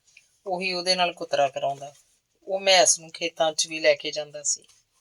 ਤੇ ਜੋ ਨੇ ਮੁੰਡਾ ਜੰਮਿਆ, ਮੁੰਡੇ ਦਾ ਨਾਂ ਰੱਖਿਆ ਗਿਆ ਧਨ ਸਿੰਘ। ਪਿਆਰ ਨਾਲ ਉਹਨੂੰ ਧਨੀ ਆਖਦੇ। ਖੇਤੋਂ ਫਸਲ ਚੰਗੀ ਆ ਜਾਂਦੀ। ਕਣਕ ਕੱਢਣ ਵੇਲੇ ਉਹ ਪਿੜਾਂ 'ਚ ਆਪ ਜਾ ਕੇ ਖੜਦਾ। ਫਸਲਾਂ ਦੀ ਬਿਜਾਈ ਵੇਲੇ ਵੀ ਜਾਂਦਾ ਸੀ। ਉਹਦਾ ਖੇਤ ਦਾ ਗੇੜਾ ਨਿੱਤ ਵਾਂਗ ਹੀ ਸੀ। ਕਦੇ ਖੇਤ ਨਾ ਜਾਂਦਾ ਤਾਂ ਉਹਨੂੰ ਚੈਨ ਨਹੀਂ ਸੀ। ਖੇਤ ਜਾਏ ਬਗੈਰ ਉਹਨੂੰ ਰੋਟੀ ਹਜ਼ਮ ਨਹੀਂ ਆਉਂਦੀ ਸੀ। ਮੁੰਡਾ ਹੋਣ ਕਰਕੇ ਉਹਨੂੰ ਥੋੜਾ ਗੁਮਾਨ ਹੁੰਦਾ ਜਾਂਦਾ ਸੀ। ਉਹ ਸੱਥ 'ਚ ਸ਼ਰੀਕਾਂ ਬਰਾਬਰ ਬੈਠਣ ਜੋਗਾ ਹੋ ਗਿਆ ਸੀ। ਉਹਦੀ ਪੈਨਸ਼ਨ 15 ਰੁਪਏ ਮਹੀਨਾ ਸੀ। ਹਰ ਮਹੀਨੇ ਤਪਾ ਮੰਡੀ ਪੈਨਸ਼ਨ ਲੈਣ ਜਾਂਦਾ। ਉੱਥੋਂ ਦੇ ਡਾਕਖਾਨੇ 'ਚ ਉਹਨੂੰ ਪੈਨਸ਼ਨ ਮਿਲਦੀ ਹੁੰਦੀ। ਉਹਨਾਂ ਦਿਨਾਂ 'ਚ 15 ਰੁਪਏ ਬਹੁਤ ਜ਼ਿਆਦਾ ਰਕਮ ਸੀ। ਤਪਿਓਂ ਪੈਨਸ਼ਨ ਲੈ ਕੇ ਮੁੜਦਾ ਉਹ ਬਾਜ਼ਾਰ 'ਚੋਂ ਖਾਸਾ ਕੁਝ ਖਰੀਦ ਕੇ ਲਿਆਉਂਦਾ। ਬਹੁਤ ਭਾਰ ਹੁੰਦਾ ਤਾਂ ਕਿਸੇ ਦੇ ਗੱਡੇ ਤੇ ਬੈਠ ਜਾਂਦਾ। ਥੋੜਾ ਕੁਝ ਹੁੰਦਾ ਤਾਂ ਉਹਨੂੰ ਮੋਢੇ ਲਟਕਾ ਕੇ ਤੁਰ ਕੇ ਹੀ ਪਿੰਡ ਪਹੁੰਚ ਜਾਂਦਾ। ਉਹ ਸੱਥ 'ਚ ਚੌੜਾ ਹੋ ਬੈਠਦਾ ਸੀ। ਉਹਨੂੰ ਖੰਘੂਰ ਮਾਰ ਕੇ ਗੱਲ ਕਰਨ ਦੀ ਆਦਤ ਸੀ। ਕਦੇ ਅਭਿਮਾਨ ਜਿਹੇ ਨਾਲ ਬੋਲਦਾ, ਆਹੂੰ ਮਖੌਲ ਦੀ ਘੱਗਰੀ ਐ, ਅੰਗਰੇਜ਼ ਦੀ ਨੌਕਰੀ ਕੀਤੀ ਐ, ਤੜਕੇ ਨੂੰ ਉੱਠੀਦਾ ਤਾਂ ਵਿਹੜੇ 'ਚ ਅਠਿਆਨੀ ਡਿੱਗੀ ਪਈ ਹੁੰਦੀ ਹੈ। ਸੁਣਨ ਵਾਲੇ ਉਹਦੀ ਇਸ ਗੱਲ ਤੇ ਹੱਸਦੇ ਵੀ, ਪਰ ਅੰਦਰੋਂ ਅੰਦਰੀ ਗੁੱਸਾ ਮੰਨਦੇ। ਧਨੀ ਉਡਾਰ ਹੁੰਦਾ ਜਾ ਰਿਹਾ ਸੀ। ਉਹਨੂੰ ਸਕੂਲ ਪੜ੍ਹਨ ਨਹੀਂ ਲਾਇਆ ਗਿਆ। ਨਾ ਤਾਂ ਉਹਨਾਂ ਦਿਨਾਂ 'ਚ ਧਰਮਗੜ੍ਹ ਸਕੂਲ ਸੀ ਤੇ ਨਾ ਉਹਦੇ ਨਾਨਕੀ ਜੇਠੂਕੇ। ਉਹ ਜਦੋਂ 10-12 ਸਾਲ ਦਾ ਹੋਇਆ ਤਾਂ ਕਦੇ ਕਦੇ ਜੇਠੂਕੇ ਜਾ ਕੇ ਰਹਿੰਦਾ ਸੀ। ਉਹਦਾ ਮਾਮਾ ਉਹਨੂੰ ਬਹੁਤ ਚਾਹੁੰਦਾ ਸੀ ਤੇ ਪਿਆਰ ਕਰਦਾ। ਮਾਮਾ ਫੀਮੀ ਭੰਗੀ ਸੀ। ਥੋੜ੍ਹੀ ਘਣੀ ਜ਼ਮੀਨ ਜਿਹੜੀ ਪਿਓ ਦਾਦੇ ਦੀ ਸੀ ਸਾਰੀ ਫੂਕੀ ਬੈਠਾ ਸੀ। ਇਸੇ ਕਰਕੇ ਉਹਨੇ ਭੈਣ ਦੇ ਪੈਸੇ ਲਏ ਸਨ। ਪਰ ਭੈਣ ਭਾਈ ਦਾ ਪਿਆਰ ਬੜਾ ਸੀ। ਤੇਜੋ ਖੁਸ਼ ਸੀ ਕਿ ਉਹ ਖਾਂਦੇ ਪੀਂਦੇ ਘਰ ਗਈ ਹੈ। ਕੀ ਹੋਇਆ ਜੇ ਉਹਦੇ ਭਰਾ ਨੇ 4 ਛਿੱਲੜ ਲੈ ਲਏ। ਉਹ ਧਰਮਗੜ੍ਹ ਚੰਗਾ ਖਾਂਦੀ ਪੀਂਦੀ ਤਾਂ ਹੈ, ਮੌਜਾਂ ਕਰਦੀ ਹੈ। ਮੁੰਡਾ ਹੋ ਗਿਆ ਉਹਦਾ। ਫੌਜੀ ਉਹਨੂੰ ਕਿੰਨਾ ਹਿੱਕ ਨਾਲ ਲਾ ਕੇ ਰੱਖਦਾ। ਧਨੀ ਦਾ ਜੇਠੂ ਕੇ ਜੀ ਬਹੁਤ ਲੱਗਦਾ ਸੀ। ਤੇਜੋ ਜਦੋਂ ਕਦੇ ਉਹਨੂੰ ਮਾਮੇ ਕੋਲ ਛੱਡਣ ਆਉਂਦੀ ਤਾਂ ਕਿੰਨੀਆਂ ਸਾਰੀਆਂ ਚੀਜ਼ਾਂ ਦੇ ਜਾਂਦੀ ਸੀ। ਮਹੀਨੇ 20 ਦਿਨਾਂ ਬਾਅਦ ਜਦੋਂ ਧਨੀ ਨੂੰ ਲੈਣ ਆਉਂਦੀ ਉਦੋਂ ਵੀ ਦੇ ਕੇ ਜਾਂਦੀ। ਉਹਦੀ ਜੇਬ 'ਚ ਚੋਰੀ ਦੇ ਪੈਸੇ ਪਾ ਜਾਂਦੀ। ਤੇਜੋ ਕਿੰਨੀ ਚੰਗੀ ਹੈ, ਗਊ ਹੈ। ਮੈਂਗਲ ਚਿੱਤ ਵਿੱਚ ਉਹਦੀ ਵਡਿਆਈ ਕਰਦਾ, ਆਪਣੇ ਆਪ ਉੱਤੇ ਲਾਹਣਤਾਂ ਪਾਉਂਦਾ। ਇਹੋ ਜਿਹੀ ਕੁੜੀ ਦੇ ਪੈਸੇ ਨਹੀਂ ਸੀ ਵੱਟਣੇ ਚਾਹੀਦੇ। ਤੇਜੋ ਦੀ ਭਰਜਾਈ ਉਹਨੂੰ ਬਹੁਤ ਲੋਚਦੀ, ਉਹਨੂੰ ਉਡੀਕਦੀ ਰਹਿੰਦੀ। ਬਹਾਨਾ ਤਾਂ ਉਹ ਧਨੀ ਦੇ ਮੋਹ ਦਾ ਕਰਦੀ, ਅਸਲ 'ਚ ਤੇਜੋ ਦੀਆਂ ਚੀਜ਼ਾਂ ਨੂੰ ਉਡੀਕਦੀ ਸੀ। ਮੋਹ ਪਿਆਰ ਦੇ ਆਲਮ 'ਚ ਹੀ ਮੈਂਗਲ ਨੇ ਧਨੀ ਨੂੰ ਫੀਮ ਖਾਣ ਲਾ ਲਿਆ, ਸਿਗਰਟ ਪੀਣ ਲਾ ਲਿਆ। ਮਾਮਾ ਭਾਣਜਾ ਦਾਰੂ ਪੀ ਲੈਂਦੇ। ਧਨੀ ਚਾਅ 'ਚ ਹੀ ਬਾਜਰੇ ਦੇ ਦਾਣੇ ਜਿੰਨੀ ਫੀਮ ਮੂੰਹ 'ਚ ਪਾ ਕੇ ਸੁੱਕੀ ਅੰਦਰ ਲੰਘਾ ਲੈਂਦਾ। ਉਹ ਮਾਮੇ ਦੀ ਸਿਗਰਟ ਦਾ ਬਚਿਆ ਟੋਟਾ ਪੀ ਕੇ ਦੇਖਦਾ। ਦਾਰੂ ਵੇਲੇ ਮੈਂਗਲ ਉਹਨੂੰ ਖਾਸਾ ਸਾਰਾ ਪਾਣੀ ਪਾ ਕੇ ਗਲਾਸ ਫੜਾਉਂਦਾ, ਡਰਦਾ ਕਿਤੇ ਜਵਾਕ ਦਾ ਕਾਲਜਾ ਨਾ ਮੱਚ ਜਾਏ ਬਹੁਤ ਤਿੱਖੀ ਸ਼ਰਾਬ ਨਾਲ। 18-20 ਸਾਲ ਦਾ ਹੋ ਕੇ ਵੀ ਧਨੀ ਹਾਲੇ ਮਾਂ ਦਾ ਲਾਡਲਾ ਸੀ। ਅਸਲ 'ਚ ਲੰਡਰ ਕੁੱਤਾ ਬਣ ਚੁੱਕਿਆ ਸੀ। ਚਾਹੇ ਉਹਨੂੰ ਫੀਮ ਦਾ ਕੋਈ ਅਮਲ ਨਹੀਂ ਪਿਆ ਸੀ, ਪਰ ਉਹ ਕਦੇ ਕਦੇ ਜੇ ਮਿਲ ਜਾਂਦੀ ਤਾਂ ਖਾ ਲੈਂਦਾ, ਨਾ ਖਾਂਦਾ ਤਾਂ ਉਹਦਾ ਸਰੀਰ ਨਹੀਂ ਟੁੱਟਦਾ ਸੀ। ਸਿਗਰਟ ਵੀ ਸ਼ੌਕ ਵਜੋਂ ਪੀਂਦਾ। ਅਗਵਾੜ ਦੇ ਮੁੰਡਿਆਂ ਨਾਲ ਕਦੇ ਦਾਰੂ ਪੀ ਕੇ ਘਰ ਵੜਦਾ ਤਾਂ ਕਾਨੂੰ ਉਹਦੇ ਨਾਲ ਬੋਲਦਾ ਨਹੀਂ ਸੀ। ਤੇਜੋ ਹੀ ਰੋਟੀ ਟੁੱਕ ਦਿੰਦੀ। ਤੇਜੋ ਦੇ ਮੁੜ ਕੇ ਹੋਰ ਕੋਈ ਜਵਾਕ ਨਹੀਂ ਹੋਇਆ ਸੀ। ਇਹੀ ਸੀ ਬਸ 1.25 ਲੱਖ। ਇਸੇ ਕਰਕੇ ਉਹ ਚੰਬਲਿਆ ਰਹਿੰਦਾ। ਫੌਜੀ ਨੇ ਉਹਨੂੰ 2-4 ਵਾਰ ਕੁੱਟਿਆ ਵੀ ਸੀ। ਸੋਟੀਆਂ ਮਾਰ ਮਾਰ ਉਹਦੇ ਗਿੱਟੇ ਭੰਨਤੇ। ਜਦੋਂ ਵੀ ਕਾਨੂੰ ਉਹਨੂੰ ਘੂਰ ਘੱਪ ਕਰਦਾ ਉਹ ਰੁੱਸ ਕੇ ਜੇਠੂਕਿਆਂ ਨੂੰ ਭੱਜ ਜਾਂਦਾ। 5-7 ਦਿਨ ਉੱਥੇ ਰਹਿੰਦਾ, ਫਿਰ ਆਪ ਹੀ ਪਿੰਡ ਨੂੰ ਮੋੜ ਆਉਂਦਾ ਤੇ ਜੋ ਉਹਨੂੰ ਹਿੱਕ ਨਾਲ ਲਾ ਲੈਂਦੀ। ਮੈਂਗਲ ਦਾ ਹਾਲ ਚਾਲ ਪੁੱਛਣ ਲੱਗਦੀ। ਉਹ ਖੇਤੀ ਦਾ ਕੰਮ ਨਹੀਂ ਕਰਦਾ ਸੀ ਕਿਉਂਕਿ ਖੇਤੀ ਵਾਲਾ ਇਹ ਘਰ ਹੀ ਨਹੀਂ ਸੀ। ਕਾਨੂੰ ਨੇ ਉਹਨੂੰ ਫੌਜ 'ਚ ਭਰਤੀ ਕਰਾਉਣਾ ਚਾਹਿਆ। ਇਹ ਵੀ ਸੀ ਕਿ ਫੌਜ 'ਚ ਜਾ ਕੇ ਉਹ ਸੁਧਰ ਜਾਏਗਾ, ਨਸ਼ਿਆਂ ਤੋਂ ਦੂਰ ਚਲਿਆ ਜਾਏਗਾ, ਬੰਦਾ ਬਣ ਜਾਏਗਾ, 4 ਪੈਸੇ ਕਮਾਉਣ ਲੱਗੇਗਾ, ਕਦੇ ਉਹਦਾ ਵਿਆਹ ਵੀ ਹੋ ਜਾਏਗਾ। ਪਰ ਫੌਜ ਦੇ ਨਾਂ ਨੂੰ ਤੇਜੋ ਤੜਪ ਉੱਠਦੀ। ਆਖਦੀ ਇੱਕ ਤਾਂ ਮੇਰਾ ਜਵਾਕ, ਕਿਉਂ ਉਹਨੂੰ ਭੱਠੀ 'ਚ ਝੋਕਦੇ ਆ? ਫੌਜੀਆਂ ਦੀ ਕੋਈ ਜੂਨ ਹੁੰਦੀ ਆ? ਨਾ ਬਾਬਾ, ਇਹ ਤਾਂ ਘਰੇ ਚੰਗਾ ਹੈ। ਕੋਈ ਹੋਰ ਅਜਿਹਾ ਕੰਮ ਨਹੀਂ ਸੀ ਜਿਸ 'ਚ ਧਨੀ ਪੈ ਸਕਦਾ। ਅਨਪੜ੍ਹ ਡੰਗਰ ਸੀ। ਉਹਦੇ ਹੱਥਾਂ 'ਚ ਕੋਈ ਹੁਨਰ ਵੀ ਨਹੀਂ ਸੀ। ਕਾਨੂੰ ਨੇ ਉਹਨੂੰ ਨੱਥਣਾ ਚਾਹਿਆ। ਵਿਆਹ ਹੋ ਜਾਏ ਤਾਂ ਬਗਾਨੀ ਧੀ ਘਰ ਆ ਕੇ ਆਪੇ ਉਹਨੂੰ ਸੁਧਾਰ ਲਏਗੀ। ਸਾਰੇ ਪਿੰਡ ਨੂੰ ਪਤਾ ਸੀ ਕਾਨਸੂ ਫੌਜੀ ਦਾ ਮੁੰਡਾ ਲੰਡਰ ਹੈ, ਕੰਮ ਨਹੀਂ ਕਰਦਾ, ਫੀਮ ਦਾ ਗੋਲਾ ਖਾ ਕੇ ਬਾਜ਼ਾਰ 'ਚ ਜੰਡ ਥੱਲੇ ਬੈਠਾ ਰਹਿੰਦਾ, ਤਾਸ਼ ਖੇਡਣ ਵਾਲਿਆਂ ਵੱਲ ਮੁੱਤਰ ਮੁੱਤਰ ਝਾਕਦਾ ਰਹਿੰਦਾ। ਰੋਟੀ ਖਾਣ ਵੇਲੇ ਜਾਂ ਚਾਹ ਵੇਲੇ ਉੱਠ ਕੇ ਘਰ ਨੂੰ ਤੁਰ ਜਾਂਦਾ। ਬਾਜ਼ਾਰ ਵਿੱਚ ਬੈਠਾ ਸ਼ਰੇਆਮ ਸਿਗਰਟ ਪੀਂਦਾ। ਜੱਟਾਂ ਦਾ ਮੁੰਡਾ ਹੋ ਕੇ ਉਹਨੂੰ ਸਿਗਰਟ ਕੀ ਆਖੇ ਪਈ। ਇੱਕ ਬਸ ਆਪਣੇ ਫੌਜੀ ਪਿਓ ਤੋਂ ਡਰਦਾ, ਨਹੀਂ ਤਾਂ ਉਹਨੂੰ ਕਿਸੇ ਦੀ ਕੋਈ ਸ਼ਰਮ ਨਹੀਂ। ਮਾਂ ਨਾਲ ਸਿਹੜੀ ਸਿਆਪਾ ਪਾ ਕੇ ਘਰੋਂ ਪੈਸੇ ਲੈ ਆਉਂਦਾ ਹੈ, ਮਾਨਾਈਆਂ ਕਰਦਾ। ਲੋਕ ਸੱਥ 'ਚ ਹੱਸਣ ਲੱਗਦੇ। ਨਾ ਧਰਾ ਛੱਡਿਆ ਕਿ ਧੰਨ ਸਿੰਘ, ਪੱਲੇ ਅਕਲ ਦੀ ਕੌਡੀ ਵੀ ਨਹੀਂ। ਕਾਹਦਾ ਧਨੀ ਹੈ? ਬਸ ਫੀਮ ਦਾ ਧਨੀ ਹੈ ਜਾਂ ਸਿਗਰਟਾਂ ਦਾ ਧਨੀ। ਹੌਲਦਾਰ ਕਾਹਨ ਸਿੰਘ ਦਾ ਨਾਂ ਸੁਣ ਕੇ ਰਿਸ਼ਤਾ ਕਰਨ ਵਾਲੇ ਆਉਂਦੇ ਤਾਂ ਸਨ, ਪਰ ਪਿੰਡ 'ਚ ਆ ਕੇ ਮੁੰਡੇ ਦੀ ਹਵਾ ਲੈਂਦੇ ਤਾਂ 2-4 ਗੱਲਾਂ ਕਰਕੇ ਤਿਲਕ ਜਾਂਦੇ। ਵਿਚੋਲੇ ਦੀਆਂ ਵਧਾ ਚੜਾ ਕੇ ਕੀਤੀਆਂ ਗੱਲਾਂ ਦਾ ਭਾਜ ਖੁੱਲ ਜਾਂਦਾ। ਕਾਨੂੰ ਤੇ ਤੇਜੋ ਬਹੁਤ ਦੁਖੀ ਹੁੰਦੇ। ਕਾਨੂੰ ਆਖਦਾ, ਇਹ ਡੱਕਾ ਨਹੀਂ ਤੋੜਦਾ ਹੁੰਦਾ, ਸਾਕ ਤਾਂ ਮੇਰੇ ਮੂੰਹ ਨੂੰ ਤੇ ਜ਼ਮੀਨ ਨੂੰ ਹੋ ਜਾਣਾ ਸੀ। ਪਿੰਡ ਦਾ ਸਾਲਾ ਇੱਕ ਬੰਦਾ ਤਾਂ ਇਹਨੂੰ ਚੰਗਾ ਕਹਿੰਦਾ ਹੋਵੇ। ਇਹਦੀ ਬੂਥੜੀ ਦੱਸ ਦਿੰਦੀ ਹੈ ਵੀ ਇਹ ਫੀਮ ਦਾ ਆਦੀ ਹੈ, ਸਿਗਰਟਾਂ ਝੁਲਸਦਾ ਹੈ। ਫੌਜੀ ਦਾ ਆਖਰੀ ਹਥਿਆਰ ਪੈਸਾ ਸੀ। ਕੁੜੀ ਭਦੌੜਦੀ ਸੀ। ਜੱਟ ਖਾਸਾ ਟੁੱਟੇ ਹੋਏ ਸਨ। ਉਹਨਾਂ ਦੇ 2 ਕੁੜੀਆਂ ਸੀ। ਉਹਨਾਂ ਨੇ ਵੱਡੀ ਕੁੜੀ ਦੇ ਵੀ ਪੈਸੇ ਲਏ ਸੀ ਤੇ ਹੁਣ ਇਹ ਛੋਟੀ ਪੂਰੀ ਜਵਾਨ ਸੀ। ਐਡਾ ਵੱਡਾ ਕੱਦ, ਸੋਹਣਾ ਤੇ ਤਕੜਾ ਸਰੀਰ। ਉਹ ਧਨੀ ਤੋਂ 2 ਸਾਲ ਵੱਡੀ ਸੀ। ਵਿਚੋਲੇ ਨੇ ਉਹਨਾਂ ਨੂੰ ਸਭ ਸੱਚੋ ਸੱਚ ਦੱਸਿਆ ਸੀ। ਉਹਨਾਂ ਨੂੰ ਕੀ ਸੀ, ਖਾਂਦਾ ਹੋਵੇ ਫੀਮ, ਪੀਂਦਾ ਹੋਵੇ ਸਿਗਰਟਾਂ ਸ਼ਰਾਬ, ਮੁੰਡਾ ਤਾਂ ਹੈ, ਪਿਓ ਕੋਲ ਜ਼ਮੀਨ ਤਾਂ ਹੈ, ਖਾਂਦਾ ਪੀਂਦਾ ਟੱਬਰ ਤਾਂ ਹੈ। ਕੁੜੀ ਉਹਨਾਂ ਦੇ ਆਪਣੇ ਘਰ ਨਾਲੋਂ ਤਾਂ ਚੰਗੀ ਰੋਟੀ ਟੁੱਕ ਖਾਏਗੀ।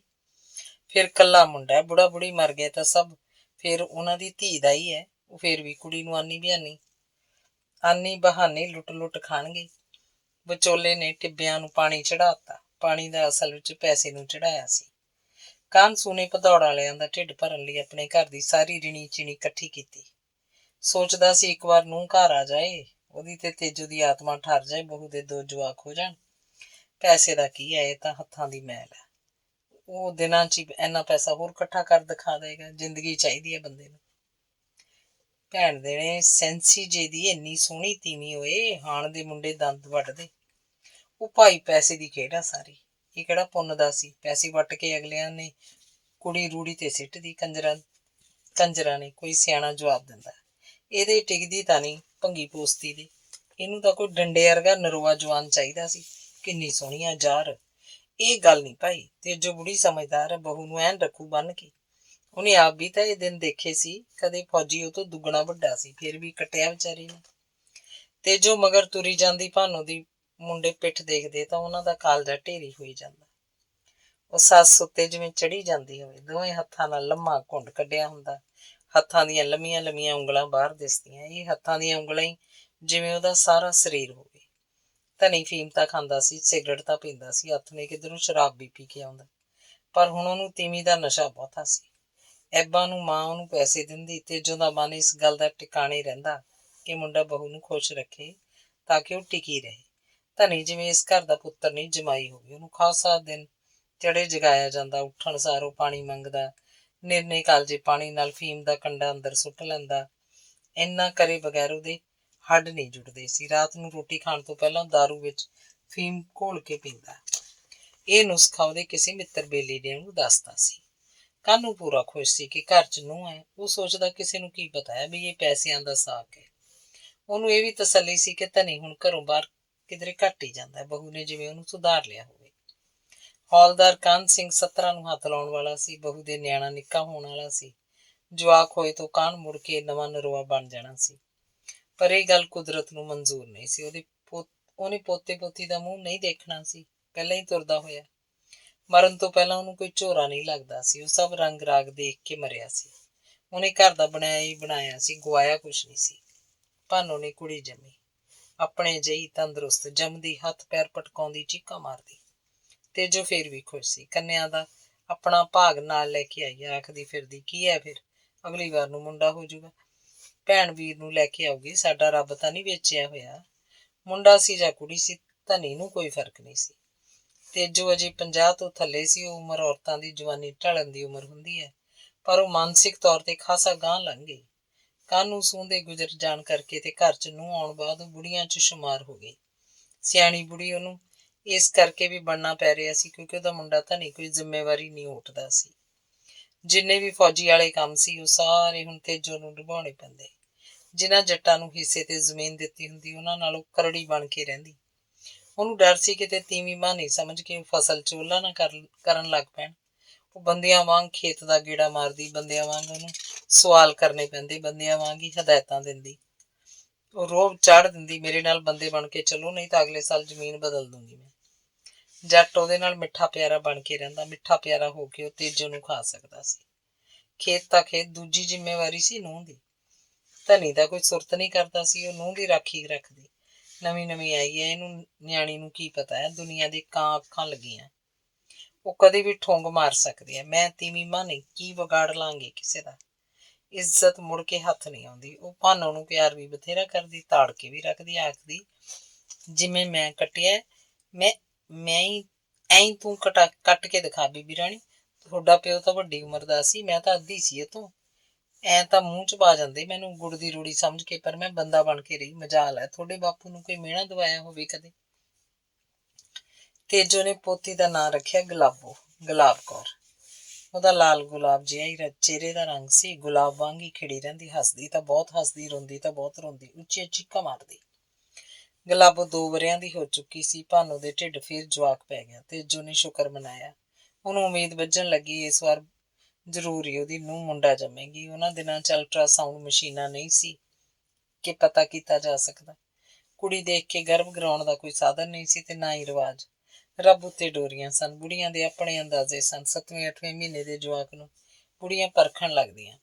ਬਹੂ ਦਾ ਚਿਹਰਾ ਰੁੱਖਾ ਰੁੱਖਾ ਤੇ ਉਤਰਿਆ ਹੁੰਦਾ। ਉਹਦਾ ਢਿੱਡ ਪੇਡੂ ਕੋਲੋਂ ਥੱਲੇ ਨੂੰ ਢਿਲਕਵਾਂ ਹੁੰਦਾ ਜਾਂ ਉਹ ਤੁਰਨ ਵੇਲੇ ਪਹਿਲਾਂ ਖੱਬਾ ਪੈਰ ਅੱਗੇ ਰੱਖਦੀ ਤਾਂ ਪੱਕਾ ਸਮਝ ਆ ਜਾਂਦਾ ਮੁੰਡਾ ਜੰਮੇਗੀ।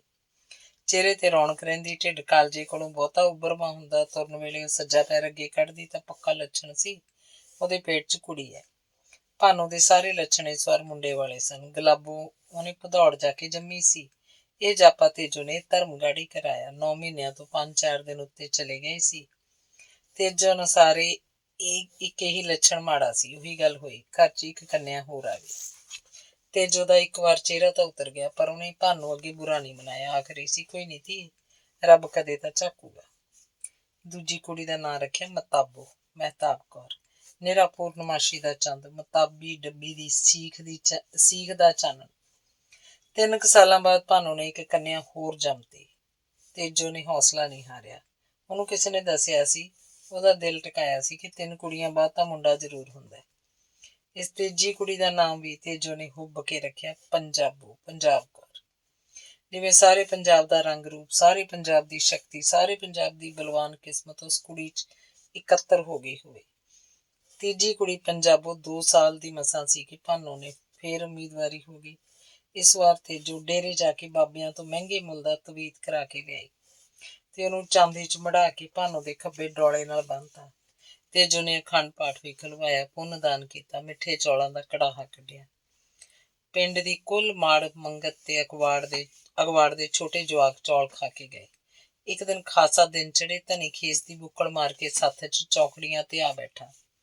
ਫੀਮ ਦੇ ਗੱਫੇ ਲੱਗੇ ਸੀ, ਅੱਖਾਂ ਮੀਟੀ ਬੈਠਾ ਸੀ। ਸਿਆਲਾਂ ਦੇ ਦਿਨ ਸੀ, ਕਣਕਾਂ ਨੂੰ 1-2 ਪਾਣੀ ਲੱਗਣੇ ਬਾਕੀ ਸੀ। ਇਹਨਾਂ ਦਿਨਾਂ 'ਚ ਖੇਤਾਂ ਦਾ ਕੋਈ ਖਾਸ ਕੰਮ ਨਹੀਂ ਹੁੰਦਾ। ਚੌਂਕੜੀਆਂ ਉੱਤੇ 2-3 ਬੁੜੇ ਬੈਠੇ ਗੱਲਾਂ ਕਰ ਰਹੇ ਸੀ।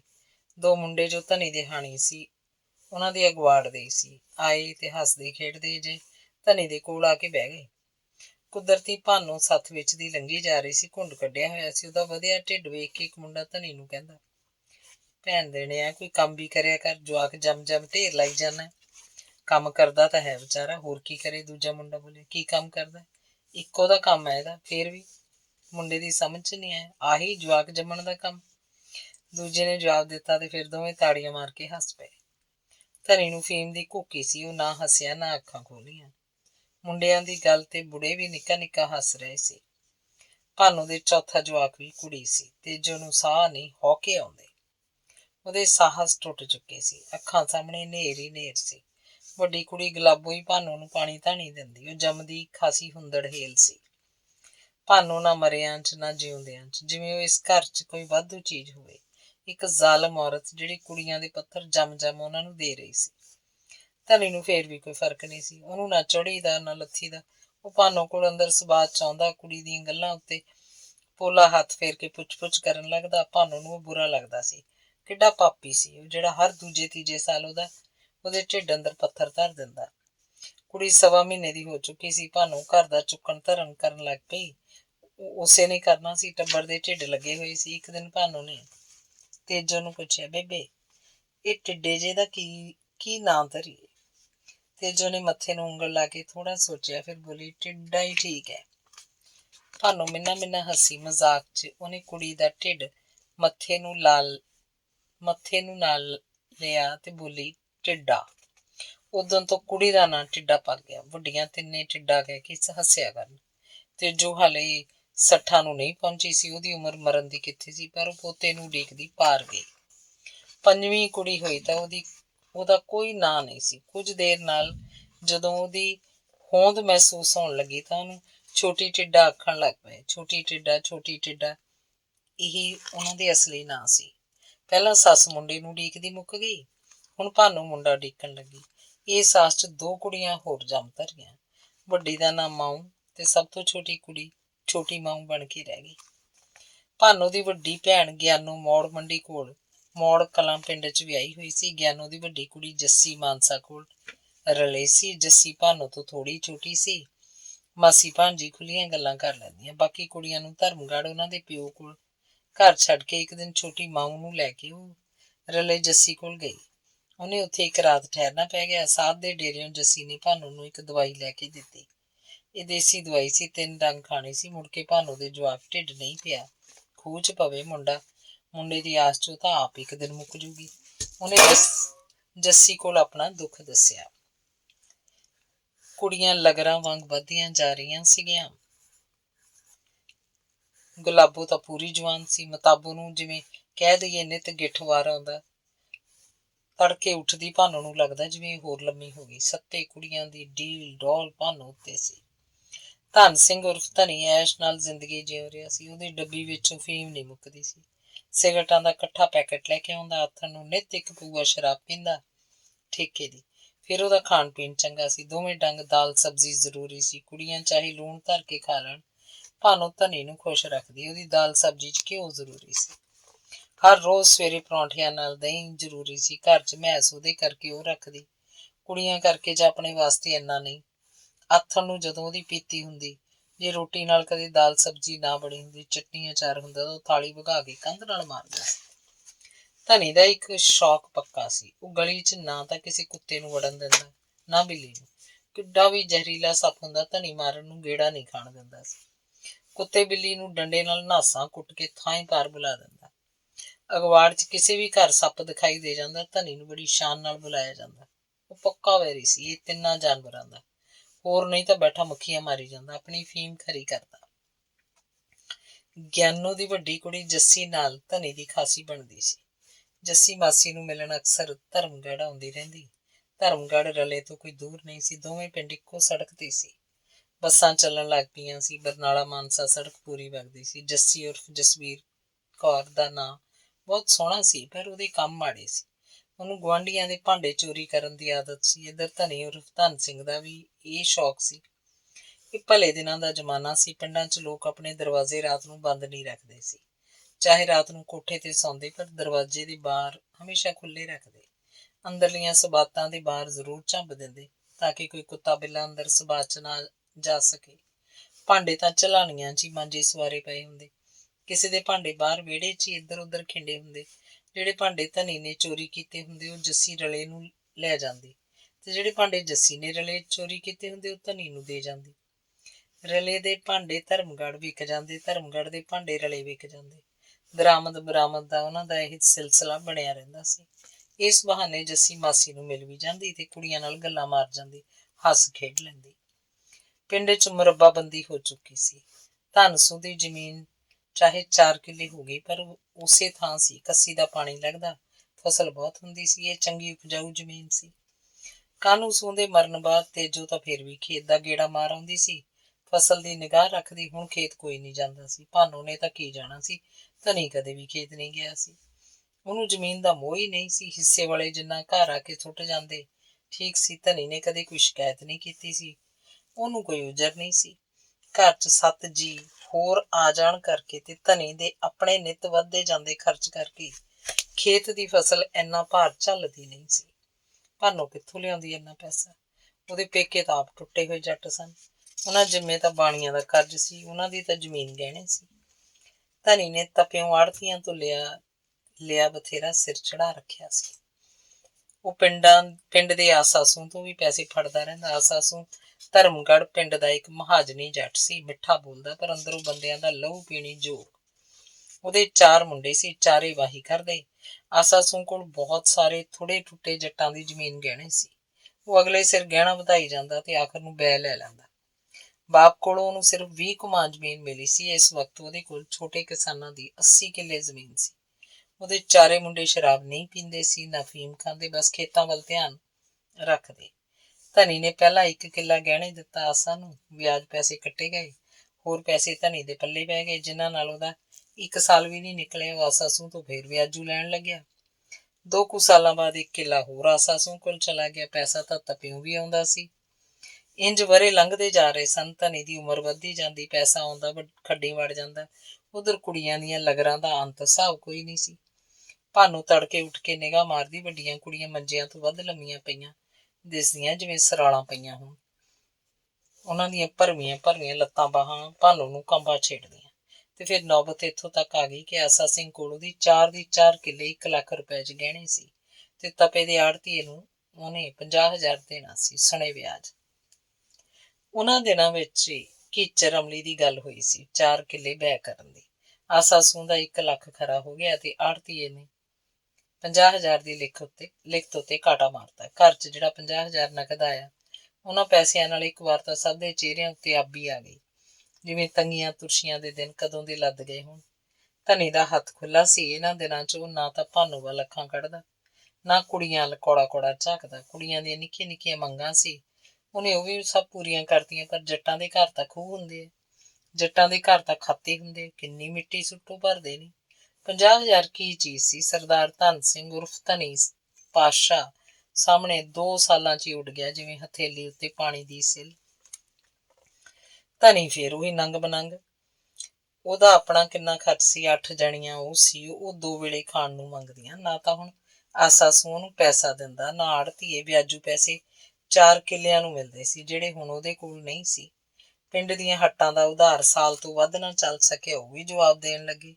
ਕੁੜੀਆਂ ਤਾਂ ਹੱਟ ਅੱਗੇ ਖੜੀਆਂ ਹੀ ਰਹਿੰਦੀਆਂ ਸੀ, ਕਦੇ ਕੋਈ ਚੀਜ਼ ਕਦੇ ਕੋਈ ਚੀਜ਼। ਘੀਚਰ ਨੇ 2-4 ਵਾਰ ਤੋਂ ਵੱਧ ਉਹਨੂੰ ਫੀਮ ਨਹੀਂ ਦਿੱਤੀ। ਨਗਦ ਪੈਸੇ ਭਾਲਦਾ ਸੀ, ਸਿਗਰਟ ਬਗੈਰ ਸਰਦਾ ਸੀ, ਪਰ ਉਹਦੀ ਵੀ ਤਲਬ ਸੀ। ਧਨੀ ਦੀ ਜਾਨ ਨਿਕਲਣ ਲੱਗਦੀ। ਜੱਸੀ ਆਈ ਇੱਕ ਦਿਨ। ਉਹ ਗੁਲਾਬੋ ਖਾਤਰ ਮੁੰਡੇ ਦੀ ਦੱਸ ਪਾ ਰਹੀ ਸੀ। ਮੁੰਡੇ ਨੂੰ 2 ਕਿੱਲੇ ਜ਼ਮੀਨ ਆਉਂਦੀ ਸੀ, ਕੋਈ ਐਬ ਨਹੀਂ ਸੀ, ਬਸ ਖੇਤੀ ਵੱਲ ਧਿਆਨ ਸੀ। ਉਮਰ 'ਚ ਥੋੜ੍ਹਾ ਵੱਡਾ ਸੀ। ਜੱਸੀ ਆਖ ਰਹੀ ਸੀ, ਮਾਸੜਾ ਮੁੰਡਾ ਤਾਂ ਵੱਡਾ ਹੀ ਚਾਹੀਦਾ, ਸਾਰੀ ਸੁਰਤ ਹੁੰਦੀ ਹੈ ਉਹਨੂੰ, ਕਬੀਲਦਾਰੀ ਦਾ ਗਿਆਨ ਹੁੰਦਾ। ਛੋਟੀ ਉਮਰ ਦੇ ਤਾਂ ਤਾਣੀ ਉਲਝਾ ਕੇ ਬਹਿ ਜਾਂਦੇ ਆ। ਕੁੜੀਆਂ ਨੂੰ, ਨਵੀਆਂ ਨਬੇਲੀਆਂ ਨੂੰ ਕੁਛ ਪਤਾ ਨਹੀਂ ਹੁੰਦਾ। ਕਿੱਥੋਂ ਦੀ ਗੱਲ ਕਰਦੀਆਂ ਜੱਸੀ? ਭਾਨੂ ਪੱਬਾਂ ਭਾਰ ਬੈਠੀ ਸੀ। ਖਿਆਲਾ ਹੈ ਨਾ, ਮਾਨਸਾ ਕੋਲ, ਉੱਥੋਂ ਦਾ ਹੈ। ਸਾਡੇ ਰਲੇ ਵਾਲਿਆਂ ਦੀ ਸਕੀਰੀ 'ਚੋਂ ਹੈ, ਉਮਰ 30 ਸਾਲ ਹੈ, ਜੱਸੀ ਦੱਸ ਰਹੀ ਸੀ। ਫਿਰ ਗੁਲਾਬੋ ਤਾਂ ਆਪਣੀ ਅਣਗਿਣਤ ਵਰ੍ਹਾ ਹੁਣੇ ਲੰਘੀ ਹੈ, 19ਵਾਂ ਲੱਗਿਆ ਮਸਾਂ। ਭਾਨੂ ਫਿੱਕਾ ਫਿੱਕਾ ਹੱਸ ਰਹੀ ਸੀ। ਫਿਰ ਕੀ ਹੋ ਗਿਆ ਮਾਸੀ? ਨਾਲੇ ਤੁਹਾਡੀ ਕਬੀਲਦਾਰ ਸੰਢੀ ਜਾਊ। ਕਿਵੇਂ ਕਰਨਗੇ ਫਿਰ? ਚੱਲ ਉਮਰ ਦਾ ਕੋਈ ਖਾਸ ਵੱਡਾ ਨਹੀਂ। ਧਨੀ ਦੀ ਦਿਲਚਸਪੀ ਜਾਗਣ ਲੱਗੀ। ਵਿਆਹ ਦਾ ਸਾਰਾ ਖਰਚਾ ਉਹੀ ਕਰ ਦੇਣਗੇ, ਕੁੜੀ ਨੂੰ ਲੀੜਾ ਕੱਪੜਾ ਕਰ ਦੂਗੀ ਜੱਟੀ। ਮੇਰੀ ਗੱਲ ਕਰੀ ਵੀ ਆ। ਭਾਨੂ ਥੋੜ੍ਹਾ ਪਰੇ ਹੋਈ ਤਾਂ ਧਨੀ ਨੇ ਜੱਸੀ ਨੂੰ ਨੇੜੇ ਹੋ ਕੇ ਪੁੱਛਿਆ, ਰੋਕ ਕਿੰਨਾ ਦੇਣਗੇ?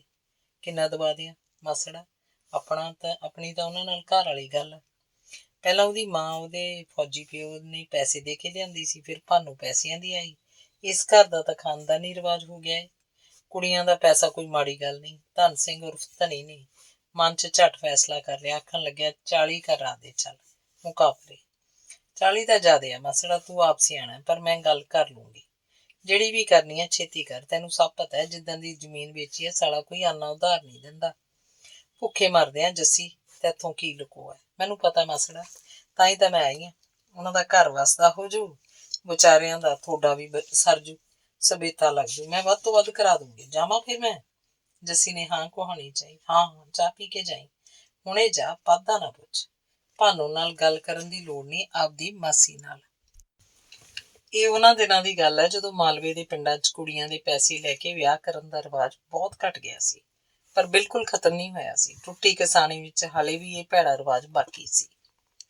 ਖਿਆਲੇ ਤੋਂ ਸਾਰੇ ਹੀ 10 ਬੰਦੇ ਆਏ। ਗੁਰਦੁਆਰੇ ਲਿਜਾ ਕੇ ਗੁਲਾਬੋ ਦੇ ਆਨੰਦ ਪੜ੍ਹਾਤੇ ਗਏ। ਅਗਵਾੜ 'ਚੋਂ ਸਰੀਕੇ ਦੇ ਬਹੁਤ ਘੱਟ ਲੋਕ ਸਨ। ਉਹ ਤੜਕੇ ਆਏ ਸੀ। ਉਹਨਾਂ ਨੂੰ ਰੋਟੀ ਖਵਾ ਕੇ ਪਿਛਲੇ ਪੈਰ ਤੋਰਤਾ ਗਿਆ, ਜਦੋਂ ਕਿ ਉਹਨਾਂ ਦਿਨਾਂ 'ਚ ਉਸੇ ਦਿਨ ਬਰਾਤ ਮੁੜਨ ਦਾ ਰਿਵਾਜ ਹਾਲੇ ਨਹੀਂ ਪਿਆ ਸੀ। ਉਹ 20,000 ਰੁਪਇਆ ਇੱਕ ਦਿਨ ਪਹਿਲਾਂ ਆ ਕੇ ਧਨੀ ਦੀ ਝੋਲੀ ਪਾ ਗਏ। ਜੱਸੀ ਨਾਲ ਆਈ ਸੀ। ਭਾਨੂ ਬੋਲਣ ਜੋਗੀ ਨਹੀਂ ਰਹਿ ਗਈ ਸੀ। ਕਿਹੜੇ ਜ਼ੋਰ ਤੇ ਬੋਲਦੀ ਉਹ? ਪਰ ਉਹਦੇ ਸੁਪਨੇ 'ਚ ਵੀ ਇਹ ਗੱਲ ਨਹੀਂ ਸੀ ਕਿ ਉਹਦੀ ਧੀ ਕਦੇ ਇੰਜ ਬਾਹੋਂ ਫੜ ਕੇ ਘਰੋਂ ਤੋਰਤੀ ਜਾਊਗੀ, ਜਿਵੇਂ ਕੋਈ ਗਾਂ ਮੱਝ ਦਾ ਰੱਸਾ ਅਗਲੇ ਨੂੰ ਫੜਾ ਦਿੰਦਾ ਹੋਵੇ। ਤੇ ਫਿਰ ਧਨੀ ਲਈ ਉਹੀ ਦਿਨ ਪਰਤ ਆਏ ਸਨ, ਜਿਹੜੇ ਦਿਨ ਕਦੇ 4 ਕਿੱਲੇ ਦੀ ਰਜਿਸਟਰੀ ਕਰਾਉਣ ਬਾਅਦ ਉਹਨੂੰ ਮਿਲੇ ਸਨ। ਪਰ ਇੱਕ ਗੱਲ ਸੀ, ਹੁਣ ਉਹ ਖਾਸਾ ਸੰਭਲ ਗਿਆ ਸੀ, ਖਰਚ ਘਟਾ ਲਿਆ। ਮੈਂ ਇਸ ਘਰ 'ਚ ਨਹੀਂ ਰਹਿ ਗਈ ਸੀ। ਚਾਹ ਵਾਸਤੇ ਮੁੱਲ ਦਾ ਦੁੱਧ ਲਿਆਂਦਾ ਜਾਂਦਾ। ਉਹਨੇ ਸ਼ਰਾਬ ਛੱਡਤੀ, ਕਦੇ ਕਦੇ ਪੀਂਦਾ।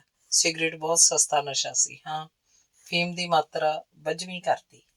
ਭਾਨੂ ਮਹੀਨੇ ਭਰ ਦੇ ਇੱਕੋ ਜਿਹੇ ਮਾਵੇ ਬਣਾ ਕੇ ਰੱਖਦੀ। ਸਸਤੀ ਸਬਜ਼ੀ ਰਿੰਨੀ ਜਾਂਦੀ, ਕੱਦੂ ਜਾਂ ਆਲੂ, ਨਹੀਂ ਤਾਂ ਧੋਤੀ ਮੂੰਗੀ ਦੀ ਦਾਲ ਚੱਲਦੀ ਰਹਿੰਦੀ ਸੀ। ਕੁੜੀਆਂ ਦੇ ਮੂੰਹ ਬੰਦ ਹੋ ਚੁੱਕੇ ਸੀ। ਉਹ ਭਾਨੂ ਤੋਂ ਹੌਲੀ ਹੌਲੀ ਬੋਲ ਕੇ ਕੋਈ ਚੀਜ਼ ਮੰਗਦੀਆਂ। ਉਹਨਾਂ ਦਾ ਆਪ ਹੱਟਾਂ ਉੱਤੇ ਜਾਣਾ ਬੰਦ ਕਰਤਾ ਗਿਆ। ਫਫੜਿਆਂ ਵਾਲੇ 3 ਭਾਈ ਸਨ, ਤਿੰਨੇ ਛੜੇ। ਵੱਡਾ 40 ਨੂੰ ਟੱਪ ਚੁੱਕਿਆ ਸੀ। ਛੋਟੇ ਉਹ ਤੋਂ 2-2, 4-4 ਸਾਲ ਦੀ ਵਿੱਥ ਨਾਲ ਸਨ। ਉਹਨਾਂ ਕੋਲ 6 ਕਿੱਲੇ ਜ਼ਮੀਨ ਸੀ। ਵੱਡਾ ਨਾਜਰ ਫੀਮ ਵੇਚਦਾ ਸੀ, ਆਪ ਫੀਮ ਨਹੀਂ ਖਾਂਦਾ ਸੀ। ਇਸ ਕੰਮ 'ਚੋਂ ਉਹਨੇ ਬਹੁਤ ਪੈਸਾ ਬਣਾ ਲਿਆ ਸੀ। ਬੁੜਾ ਬੁੜੀ ਕੋਈ ਨਹੀਂ ਸੀ। ਨਾਜਰ ਹੀ ਕਾਰ ਮੁਖਤਿਆਰ ਸੀ। ਉਹ ਵਿਹਲਾ ਰਹਿੰਦਾ। ਛੋਟੇ ਬਿੱਲੂ ਤੇ ਪੀਤਾ ਖੇਤੀ ਦਾ ਕੰਮ ਕਰਦੇ। ਸਾਰੇ ਸੰਦ ਸੀ ਉਹਨਾਂ ਕੋਲ। ਪੀਤਾ ਰੋਟੀ ਟੁੱਕ ਦਾ ਕੰਮ ਵੀ ਕਰਦਾ ਹੈ। ਇਹਨਾਂ ਦੇ ਘਰ ਬੋਹੇ ਤੋਂ ਜੱਸੀ ਦੀ ਨਣਦ ਦਾ ਜੇਠ ਵਿਆਹਿਆ ਹੋਇਆ ਸੀ। ਉਹ ਕੁੜੀ ਨਾਜਰ ਤੋਂ ਵੀ ਵੱਡੀ ਸੀ। ਜੱਸੀ ਦਾ ਫਫੜੀ ਆਉਣਾ ਜਾਣ ਸੀ, ਜਿੱਥੇ ਵੀ ਉਹ ਜਾਂਦੀ ਅਗਲੇ ਦਾ ਕੋਈ ਭਾਂਡਾ ਜ਼ਰੂਰ ਚੁੱਕ ਲਿਆਉਂਦੀ। ਇਹ ਉਹਨੂੰ ਰੱਸੇ ਚੱਬਣ ਦੀ ਪੱਕੀ ਵਾਣ ਸੀ, ਹੋਰ ਨਹੀਂ ਤਾਂ ਸੁੱਥਣ ਦੇ ਨੇਫੇ 'ਚ ਕੌਲੀ ਗਲਾਸ ਹੀ ਢੰਗ ਲੈਂਦੀ। ਜੱਸੀ ਨੇ ਨਾਜਰ ਤੋਂ 30,000 ਦਵਾਇਆ ਤੇ ਉਹ ਮਤਾਬੋ ਨੂੰ ਵਿਆਹ ਕੇ ਲੈ ਗਿਆ। ਇਹ ਗੱਲ ਗੁਲਾਬੋ ਦੇ ਵਿਆਹ ਤੋਂ 2 ਕੁ ਸਾਲ ਬਾਅਦ ਦੀ ਸੀ। ਜੱਸੀ ਬਹੁਤ ਗੁਣੀ ਸੀ, ਉਹ ਜਿਸ ਕੰਮ ਦੇ ਮਗਰ ਪੈ ਜਾਂਦੀ ਸਿਰੇ ਲਾ ਕੇ ਹਟਦੀ। ਨਾਜਰ ਸਿਆਣੀ ਉਮਰ ਦਾ ਸੀ, ਫਿਰ ਫੀਮ ਦਾ ਵਪਾਰੀ। ਉਹਨੇ ਜੱਸੀ ਨੂੰ ਪੂਰਾ ਭਲੋ ਰੱਖਿਆ ਸੀ, ਉਹਨੂੰ ਲਾਲਚ ਵੀ ਦਿੱਤਾ। ਇਹੀ ਤਾਂ ਉਹ ਚਾਹੁੰਦੀ ਸੀ। ਨਾਜਰ ਦੇ ਛੋਟੇ ਦੋਵੇਂ ਵੀ ਵਿਆਹ ਲਏ। ਇਸ ਵਾਰ ਜੱਸੀ ਨੇ ਧਨੀ ਦੇ ਪੱਲੇ 25,000 ਵੀ ਪਵਾਇਆ। ਵਿਚਾਲੜਾ ਬਿੱਲੂ ਪੰਜਾਬੋ ਨੂੰ ਲੈ ਗਿਆ, ਪੀਤਾ ਵੱਡੀ ਟਿੱਡੇ ਨੂੰ।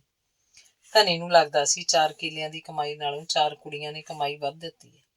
ਕੁੜੀਆਂ ਦੀ ਖੇਤੀ ਕਿੰਨੀ ਉੱਤਮ ਹੈ। ਉਹਨੂੰ ਇਹ ਵੀ ਤਸੱਲੀ ਸੀ ਕਿ ਉਹ ਚੰਗੇ ਘਰੀ ਗਈਆਂ ਹਨ, ਖਾਂਦੀਆਂ ਹਨ, ਪੀਂਦੀਆਂ ਹਨ, ਮੌਜਾਂ ਕਰਦੀਆਂ ਨੇ। ਪੈਸੇ ਲੈ ਲਏ ਤਾਂ ਕਿ ਉਹਨਾਂ ਨੂੰ ਨਰਕ 'ਚ ਤਾਂ ਨਹੀਂ ਸੁੱਟਿਆ। ਆਪਣੀ ਵੱਡੀ ਸਾਲੀ ਦੀ ਕੁੜੀ ਜੱਸੀ ਦੇ ਗੁਣ ਗਾਉਂਦਾ ਤੇ ਉਹਨੂੰ ਅਸੀਸਾਂ ਦਿੰਦਾ।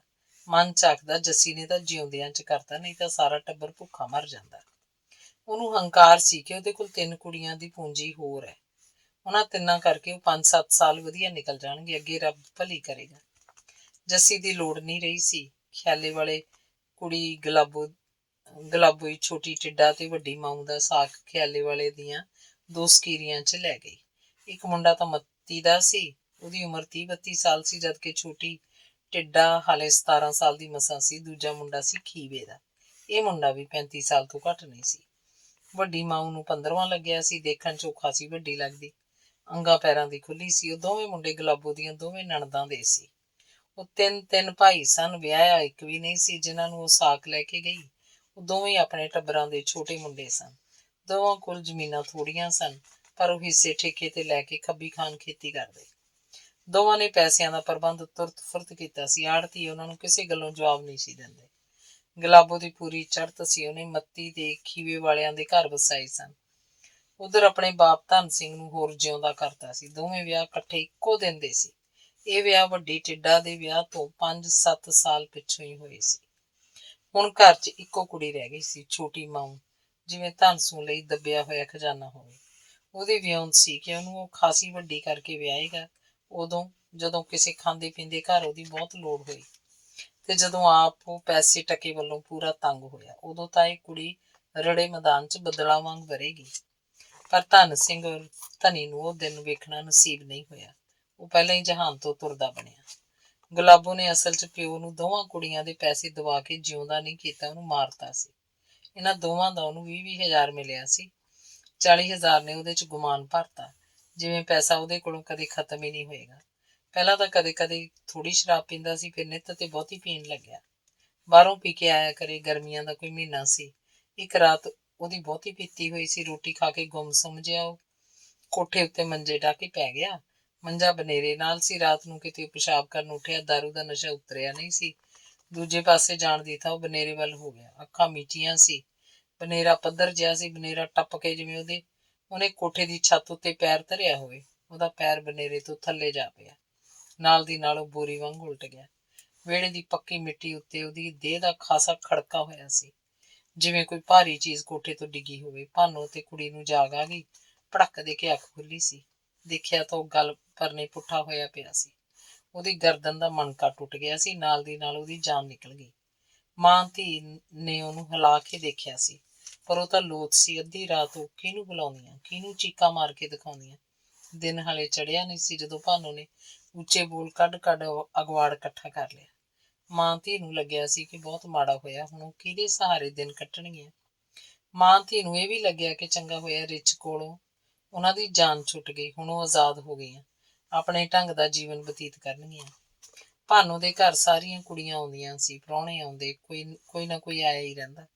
ਪ੍ਰਾਹੁਣੇ ਸੱਸ ਦੀ ਮਦਦ ਕਰਦੇ। 6 ਦੇ 6 ਪ੍ਰਾਹੁਣੇ, ਜਿਵੇਂ ਭਾਨੋ ਦੇ ਜਵਾਈ ਨਹੀਂ ਪੁੱਤ ਹੋਣ। ਦਿਨ ਪਾ ਕੇ ਕਦੀ ਕੋਈ ਧਨੀ ਦੀ ਗੱਲ ਨਹੀਂ ਛੇੜਦਾ ਸੀ। ਦਿਨ ਪਾ ਕੇ ਉਹ ਸਭ ਨੂੰ ਭੁੱਲਣ ਲੱਗਿਆ ਸੀ। ਦਿਨ ਪੈਂਦੇ ਗਏ। ਛੋਟੀ ਮਾਊ 20 ਸਾਲ ਦੀ ਹੋ ਗਈ। ਖਿਆਲੇ ਵਾਲਾ ਵੱਡਾ ਪ੍ਰਾਹੁਣਾ ਬਹੁਤ ਸਾਊ ਤੇ ਸਮਝਦਾਰ ਸੀ। ਉਹ ਛੋਟੀ ਮਾਊ ਨੂੰ ਪਿਓ ਵਾਂਗ ਸੀ। ਉਹਨੇ ਮਾਨਸਾ ਵੱਲ ਮਾਈਸਰ ਖਾਨਾ ਪਿੰਡ ਵਿੱਚ ਆਪਣੀ ਸਕੀਰੀ ਦਾ ਇੱਕ ਮੁੰਡਾ ਲੱਭਿਆ। ਮਾਊ ਦੇ ਹਾਣ ਪ੍ਰਵਾਨ ਸੀ, ਬਸ 20-22 ਸਾਲ ਦਾ ਹੋਏਗਾ। ਖੇਤੀ ਦਾ ਕੰਮ ਨਹੀਂ ਕਰਦਾ ਸੀ। ਸੜਕ ਤੋਂ ਥੋੜਾ ਹਟ ਕੇ ਉਹਦਾ ਮੁਰਗੀ ਖਾਨਾ ਸੀ। ਉਹਨੂੰ ਚੰਗੀ ਆਮਦਨ ਸੀ। ਭਈਏ ਨੌਕਰ ਚਾਕਰ ਰੱਖੇ ਹੋਏ ਸੀ। ਉਂਝ ਥੋੜੀ ਘਣੀ ਜ਼ਮੀਨ ਵੀ ਸੀ। ਇਕੱਲਾ ਮੁੰਡਾ ਸੀ। ਕੋਈ ਭੈਣ ਭਰਾ ਨਹੀਂ ਸੀ। ਪਿਓ ਵੀ ਨਹੀਂ ਸੀ। ਮਾਂ ਸੀ। ਬੁੜੀ ਤਕੜੀ ਸੀ। ਪਿੰਡ 'ਚ ਚੰਗਾ ਮਕਾਨ ਸੀ। ਸੁਰਿੰਦਰ ਤੇ ਮਾਊ ਦੀ ਵਧੀਆ ਜੋੜੀ ਬਣੀ। ਮਾਊ ਜੀ ਦਾ ਨਾਂ ਹੁਣ ਸੁਰਜੀਤ ਕੌਰ ਸੀ। ਉਹਦੇ ਵਿਆਹ ਲਈ 6 ਜਵਾਈਆਂ ਨੇ ਪੈਸੇ ਇਕੱਠੇ ਕੀਤੇ। ਜਨ ਦੇ 50 ਬੰਦੇ ਆਏ। ਉਹਨਾਂ ਦੀ ਵਧੀਆ ਸੇਵਾ ਕੀਤੀ ਗਈ। ਕੁੜੀ ਨੂੰ ਕੁੱਲ ਕੱਪੜਾ ਲੀੜਾ ਦਿੱਤਾ। ਸਾਰੀਆਂ ਚੀਜ਼ਾਂ ਜਿਹੜੀਆਂ ਉਹਨਾਂ ਦਿਨਾਂ 'ਚ ਕੁੜੀਆਂ ਨੂੰ ਦਿੱਤੀਆਂ ਜਾਂਦੀਆਂ ਸੀ। ਸੱਸ ਚੰਗੀ ਸੀ। ਦਿਨਾਂ 'ਚ ਹੀ ਕੁੜੀ ਨੂੰ ਸਭ ਰੰਗ ਭਾਗ ਲੱਗ ਗਏ। ਸੁੰਨੇ ਵਿਹੜੇ 'ਚ ਜਵਾਕਾਂ ਦੀਆਂ ਚੀਕਾਂ ਸੁਣਾਈ ਦੇਣ ਲੱਗੀਆਂ। ਧਰਮਗੜ੍ਹ ਪਿੰਡ 'ਚ ਭਾਨੂ ਦਾ ਬਹੁਤ ਥੋੜਾ ਖਰਚ ਸੀ। ਇਹ ਸਭ ਉਹਨੂੰ ਕੁੜੀਆਂ ਦਿੰਦੀਆਂ ਰਹਿੰਦੀਆਂ ਸੀ। ਕਿਸੇ ਵੀ ਕੁੜੀ ਦੇ ਘਰ 'ਚ ਕੋਈ ਕਮੀ ਨਹੀਂ ਸੀ। ਧੰਨਵਾਦ।